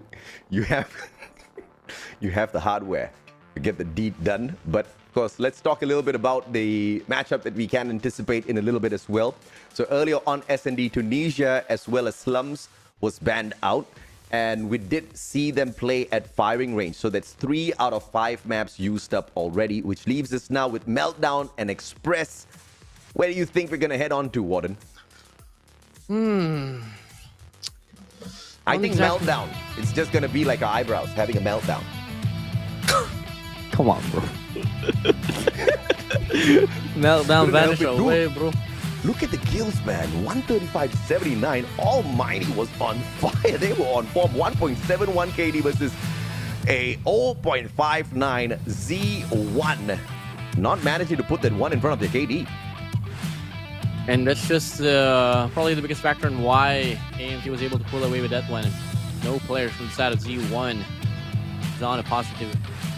And look at this, FDX, lowest KD, which sticks to 1, still on the positive neutral side. Yeah, I mean, nobody's going to complain about FDX's performance. Not yet, at least. It is a 1.0 KD. The guy was decent out there on the battlefield. And if you technically compare his results against the players from the side of Z1, he was one of the top fraggers. If you throw him on the side of Z1, FDX is going to fit right in. But it's going to be your one and only Heaven with a 1.67 rating this time around, 37 kills through 3,602 damage. Highest 5 kill streak with the first MVP picked up. And of course, we want to see more of this guy. It's just the same old typical Heaven dominating control. This guy was the highest, who was the best player? The player with the most kills on during CDFI, so yeah, not well surprised for this one. The guy is just so good at cutting off rotations, AJ. Absolutely, man. And it was a very aggressive side of Almighty in this control matchup. I don't know what triggered them. I don't know what suddenly kicked off this ferociousness out of Almighty. But I guess they love Bobby a lot too, and they're like, okay, we got your back, baby. We'll make sure we win the series out for you. And I think they are well on their course to do exactly that, right? I think, Almighty has proven just in control in itself what the skill gap is like when it comes to the connections out there on the battlefield. Definitely. Now, search and destroy we go. Bound to be Meltdown. Most likely it's going to be the case. I'm gonna share a nasty... Callie's in the chat and he wants to share a nasty secret about you. Dude, wait. Why is Callie coming after you? Is it because you said you were gonna convince him? Oh my god, this has now turned into something else. What the hell is happening, bro? I don't even know what he means, bro. I don't even know what he means, bro. He's just trying to unnerve you as you're casting. That's right, man. No, not affected. You gotta stay strong. You're not affected. So once again, we talked about the bans. Only 1 or 2 maps can be played here. Express or Meltdown. Take a guess, WardeN. Where are we going? Meltdown. Meltdown. Has to be Meltdown. Same. It's me. It's me and Meltdown. It's me melting down, bro. It's me breaking down, bro. It's me breaking down, bro. Thank you for acknowledging that. I appreciate it. AJ? Okay? But yes, tell me. It's me breaking down, bro. I want to go to Express just so that we can make this a quick and easy process for you, okay? The faster we get this done, the faster we can move on with life. And I think, there's something little WardeN needs at this moment. I think doesn't want to be on broadcast anymore. But jokes aside, either way, anywhere we go, I think I'm expecting to see a little bit more from Z1. I don't mind if we get pushed into game number 5. I think it's been a little bit back and forth so far. And at the end of the day, Almighty still can win that game, can still win the series at the end of the day, and still break the Bobby curse. All's going to be fine and dandy. Well, I'm really hoping for a fight. All's fine except your brows, of course. I love you so much, AJ. Well, here we go. Transitioning now. Express it is. A quick and easy finish of your day, WardeN. I can't help but express my feelings for my eyebrows. Here we go, guys. First round, gonna start off now on game number 4. Search and Destroy. AMT heading for a big clash here on its B bomb side. See how they pull this off. It is going to be, of course, a quick push coming on through Express, and back and forth we go with the eliminations, with Z1 having the advantage. A 2-man disadvantage for Almighty. FDX pulling one back instantly, getting tagged up as well. But as he pushes on through, send Mane as he shuts down FDX. Shut up all alone. 1v3. A tough situation, WardeN. Totally a tough situation. Shut up. Has been in this situation before. Absolutely in it once more. But a lot of time left. Still a pretty doable round. Bomb is just 20 meters away. Still looking to get an angle. Really interesting for Z1 to respond back with the situation. They are playing this one out away, pretty far from the bomb. Closest there is going to be Rachel, which I think he is just waiting for Shut Up to pick up the bomb. Shut Up very smartly does not pick up the bomb. Finally goes in for the play. Rachel's a little bit closer. Doesn't go out for the opportunity. Shut Up's going to reposition, but can't say. Turns the corner at the right time. Quick scope. Oh, body shot, baby. Z1 wants a little bit of revenge, I see. Love it. I love it a lot. This is the competition that we got to see during Stage 5. And that's really the feelings that I love to douse myself into, because vengeance, revenge, getting these players hyped up, pretty wild. Now, on this round number 2, looking like it's going to be the same intention here for AMT, just another B hit for them. Yep, a quick push down the south walkway. They will meet 2 players halfway through, though. Concuss does manage to connect, and Almighty oversteps. Rachel missing FDX, but does manage to flick on the headshot. Said Mane traded out. Irfan holding the corner, not going to push on out with the bomb just yet. Shut Up to the pre-scope already. Rachel instantly sorted out. Fantastic play so far by Almighty with the 1-man advantage. Shut Up does manage to go in for the quick tag. Castrell survives that, though. 3v4. AMT planning the bomb now onto this B bomb site. Big gunfight here for Heaven. Looking like he's going to be able to get the clear shot onto Can out, all down to Caswell and Dolaki. Lackey swinging in, checking in with his comrade. Not going to be able to find any angles at all, and they are just going to fall down. He's just going to fall down with no chances whatsoever. All down to Cas 12. They know exactly where he is, and they get the challenge to come true for them. AMT, they take a round back. Only reason why Almighty did not shoot their bodies back is because that round just ended. They didn't need to defuse anything. But I'm pretty sure that they are tickled by what Z1 has now pulled off in this matchup. And I wish... I mean, if you technically think about it, it's great that they did that, because now Almighty's going to be stepping up the pace. Irfan alongside Heaven finds one each. FDX shut down. It's a 4v3 numbers advantage to the side of Almighty. Players flanking around towards the B-bomb site. And you can see the same being done by Z1 as well. Hopping onto the railway tracks, past the train as well. One sitting at ticketing, just waiting for the opportunity. Please, Can, stay there. Or not. Shut up. Holding down the angle. Can. Need to open, but Cas 12 is just right in front. And Sandio, he's going to go for a spray. Not going to be able to find a double. Heaven gets the refrag. Now it's all down to Rachel now. In a 1v3. Fennec in hand. He's just right around. Gets a clear off onto Irfan J. Shuts him down, but 1 kill won't cut the chase. Heaven locks to get the refrag, but not going to be able to find an angle. Still a 1v2. 35 seconds up. Quick kill. Disengages. Rachel repositions. But that's a great fake. For oh my lord, Shut Up just turns around and takes Rachel's head off. Have some mercy, Almighty. Z1 down. But it's a long way to go. Long way to go. And we might just be able to see it back and forth. I mean, something about Z1 that I've accumulated from the last 3 rounds is that they're pretty quick. They're pretty quick as well to readjust onto certain situations. So adaptability, something really present. But so far, first initial gunfight's not going to go to their favor. FDX Heaven just so good in positioning themselves. Bobby thanking Z1 for the body shots just to hype up Almighty a tad bit more. So they'll definitely win this match. Remove that Bobby Curse nonsense. Senmani finds Heaven though. Tricky situation. Lots of time for Shut Up to sort that out, and he does exactly that. But FDX taken down already. 3v2. Bomb planted. Z1 can't do much as Shut Up still prowls around. Prowls around. Can. Arguably one of the best snipers as well in this lobby. He's left alone in 1v3, but with Incendio on this wrap, gonna be able to take care of him clearly. Now, double round lead here for Almighty. Love it a lot. Loving it a lot. If Almighty gets this victory, GGWP, it will be a fantastic one, but they win the series 3-1. If Z1 gets Express, then on to game 5 we go. But either way, we get a guaranteed game number 4, and I'll take that. Yeah, better than what we saw from the past 2 previous games. Do see the distance played out. Now, in this current round itself, it's going to be another A hit here for Almighty. Really, really dominant taken with Incendio. I mean, player 2 FDX is getting the kill.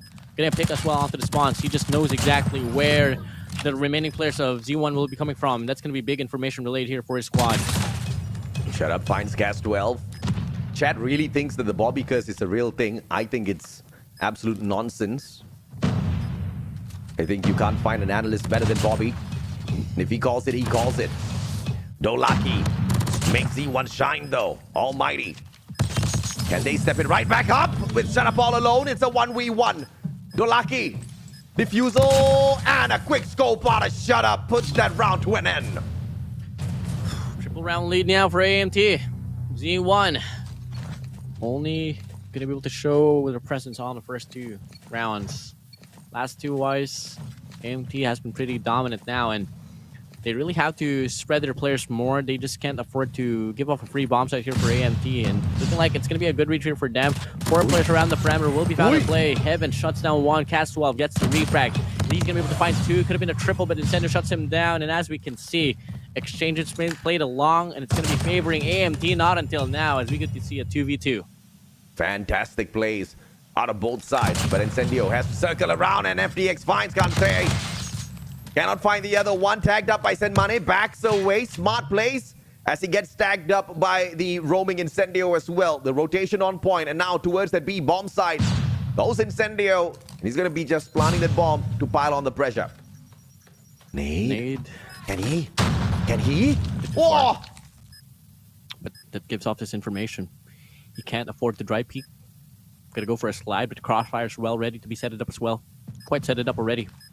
To come in, looks around, makes a lot of noise, and that's just so unfortunate for Senmane. Almighty, they retain the game. They win another round, extending the lead by 4. Perfectly played, Almighty now. It's gonna be an opportunity for Almighty to just get this ball rolling.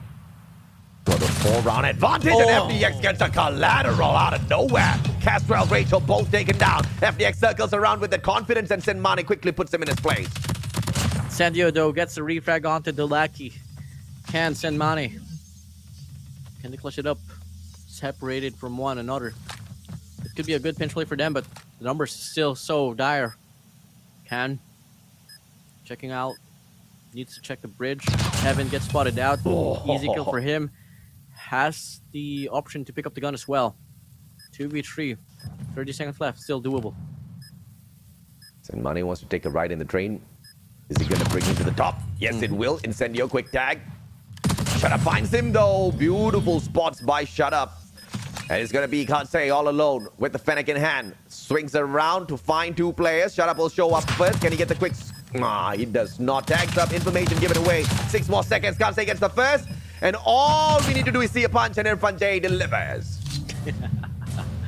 Knows exactly what he just did. 1-6 now, and it's just so devastating to see here for Z1. You know, coming from the hardpoint game to that search and destroy. You know, it was really a fight that was shown, but once we moved over to control, which it's clearly the domain of AMT, we lost the grasp of the presence of Z1, and as we can see on this next round, Heaven starting things off, taking down Senmane easily. Callie's running his mouth about you in the chat, man. I don't know what to do with him, WardeN. Oh, shut up! It's a 2 back-to-back. Can he get more? Let's see.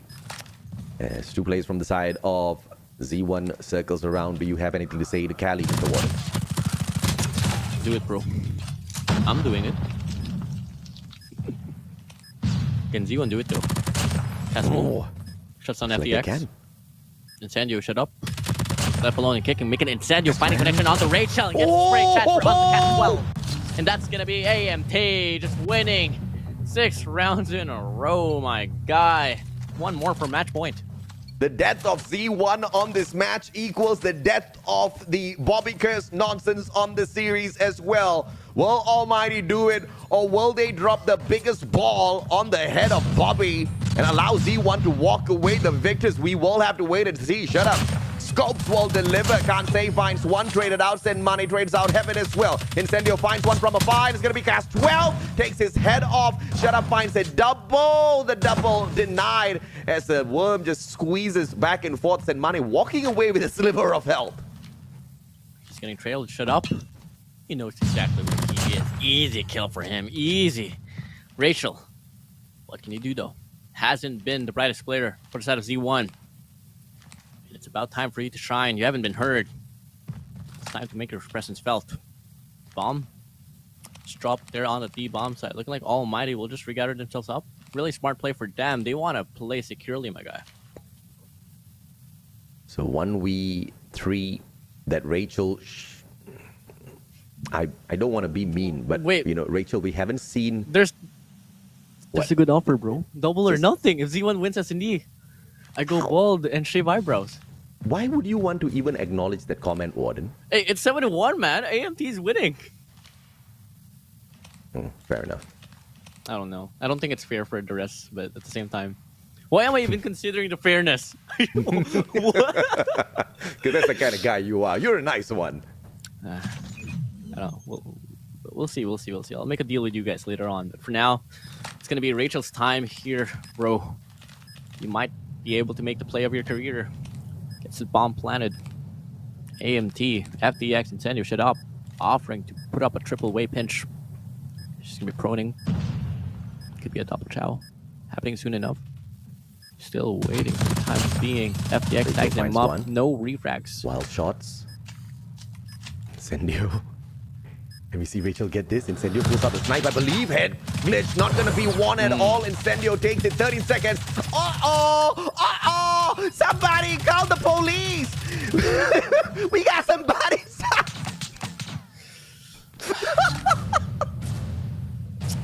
Wild, bro. I didn't. You see, it's why you don't take no body shots, especially when you're losing. Especially, why? See, Z1, they just did themselves in there. Don't poke the bear, bro. Yeah. I mean, Almighty might look like a cuddly bear. You look at Incendio, you look at people like F1J, you feel like you want to cuddle them. No, you don't poke the cuddly bear, no. You don't. Oh, look at what they're doing. Oh,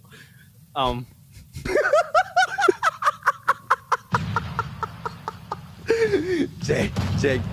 That's what I'm gonna cast this time. Jang.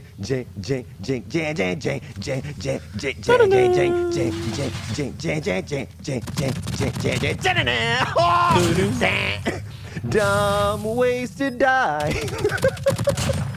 so many dumb ways to die. Incendio, shut up. They saved the day though. Quick nade. Courtesy of Incendio, Rachel meets him halfway, takes him out instantly. Shut up, send money. What a round for Z1. Bobby just commented, what curse? Right, what curse? Z1 won the round. Oh God, Bobby.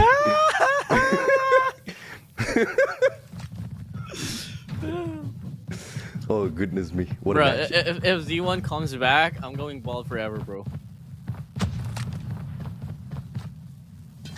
WardeN, can you shut up? Why do you keep doing this to yourself? It's not gonna happen. Almighty stacking, all in boxing gloves right down below. Are we going to see the bomb drop? Are we going to see Castrol get punched by 5 guys down at the bottom? On the left side, we got Incendio Almighty. and FDX, they're on standby. Oh goodness me. This is just too much. Almighty. They're looking for a punching bag, but the punching bags ain't arriving. Senmani shuts him down. Goes for the body shot. He goes for the body shot. Shut up, Senmani. What do you take a body shot at this point? Senmani is killing me. I love the God energy, damn bro. it. Guy choking me up, man. Shut up! Takes Kanse's head right off. Can he find more? Body shots from the side of Z1. Come on, Z1. Step it up. I want to see some. I love the confidence from Senmani, man.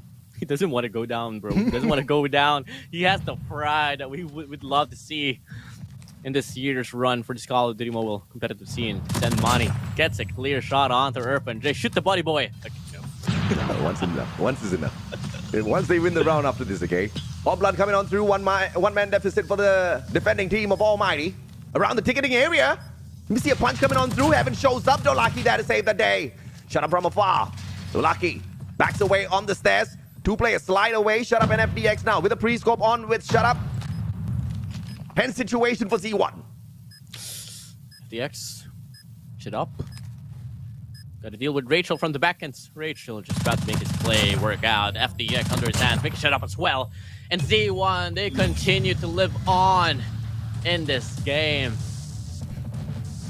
So now you know what you have done, right? You have now put your hair on the line for the rest of your life if Z1 makes a comeback. It's not gonna happen, bro. In this no match, way. bro. No way, bro. Come, what? If Almighty keeps doing what they're doing, all right, there is a high probability they get punished by Z1, who's equally as pissed with the body shots. You didn't learn from Cali, I understand, but you didn't learn from yourself. Fool yourself once, streaming. FDX taking down Gando. FDX though falls down as well. Not the Senmani. Bomb gonna get planted here for Z1. And could be another round for them, especially if they can get the next two connections ongoing.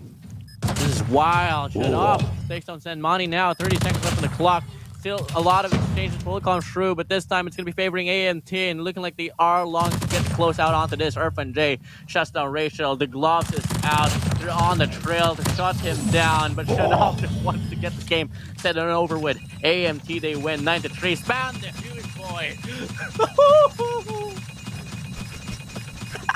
They sent Castrell flying with that headshot, and they don't defuse. Someone's getting it. Someone's getting it. And Almighty gets the victory. Finally. What a day. So what a day, bro. Is gone. It's gone just like how WardeN's eyebrows are about to be gone. This must be the most expensive broadcast for you thus far. How do you feel about that, sir? This is the last time I'm going to be putting up a bet, bro. Yes, good. That's a good lesson. That's a good lesson. That's the kind of lesson you should have learned when you lost your eyebrows. You're so lucky you saved your hair, all right? You can thank Almighty for that. You can thank Heaven for that. Guys, they could have dropped it, man. They could have dropped it. Could have, man. Well, but props to Almighty for managing to get this right back to the other side of the court. They do drop one map, but overall securing the 3-1 win over Z1. I don't know if the scoreline is going to be as easy to overtake if they go up against a team like Walt later on in the knockout stages. But that's a matchup I'm looking forward to seeing.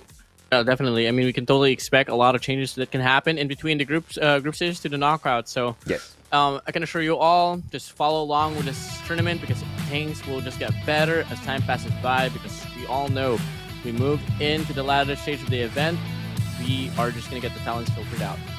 I mean, you are spot on with that, WardeN. I mean, things are definitely going to get better moving forward in the tournament, except for you and your eyebrows, of course. But I can't wait. When's the next time you're casting? On the 7th, if I'm not mistaken. On the 7th. Today is the 4th. Okay, 3 days from now. I mean, obviously, you don't need 3 days to shave your eyebrows. So to the chat, you guys can come back on the 7th and you will see WardeN in a fresh, new, sexy look. It is Almighty that picks up the win 9-3 this time around, and it's a fantastic display of aggression from the one and only Shut Up. A 1.98 rating. He was cracked in that SMP matchup. Really cracked, bro. Was able to just put up the distance for either, depending on the situation though. This is really the best part about Shadop. He is a very flexible player. Yeah. Beat SMGs or snipers, he can absolutely rock the show. I haven't seen him play with ARs and so on, but disregarding that, I mean, flexibility is surely one thing he can offer. Absolutely, man. This was such a fun matchup, fun series, fun broadcast with you, WardeN. I think I had a lot of fun. This is the most fun I've had on CDSI thus far. And that's all thanks to you. Yeah, no problem, man. We went through a lot, man, from eyebrow to catfishes to... You mean you've been through a lot? I've just been there. Yeah. Well, what a day, bro. What a day, guys. At least now you will never sweat your brows no more. Who said, bro? I never learned from my mistakes. See, kids, you at least please learn from WardeN and Kali's mistakes, all right? Don't make silly bets. In fact, you know what's a better way to live your life? Don't make a bet. Ever. Don't bet on chance. Ever. Don't bet on someone else's capability. Bet on yourself if you ever want to take a bet. That's the surefire way of winning in life. See, look at this guy. Loses his eyebrows on a bet. Well, man, I don't know what to say. All I wanted to say is that, you know, I have to eat my words.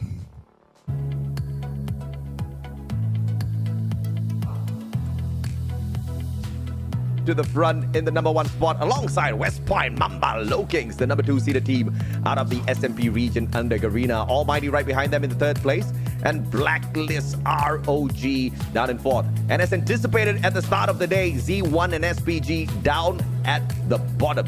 That's a little unfortunate for them. And like I also anticipated after day 3, it's going to be quite difficult for them to rise back up and catch up with these 4 Titans that I had making it through to the knockout stages. Definitely. You know, it's really unfortunate that we're going to be seeing ESAR right there below, but obviously they're only right there below because they weren't really able to perform. They were actually one of my favorite teams to advance, all because, you know, they didn't really have the spotlight and all, but they were able to put up a good fight up against CYG. Absolutely, man. So looking forward to seeing exactly what Group B has got in store, ladies and gentlemen, boys and girls. But of course, for now, that is all from WardeN, Mustachio, as well as the rest of the broadcast team. Thank you very much to all of you guys who have made it a absolute fun time in the chat. Although there were some toxic comments floating around, you guys kept it positive all the way through. Shout out to all of you guys, each and every single one of y'all. Although I can't mention their names because you all are too much, all right? We'll see you guys on the next broadcast. Y'all have a good day, good night, and goodbye.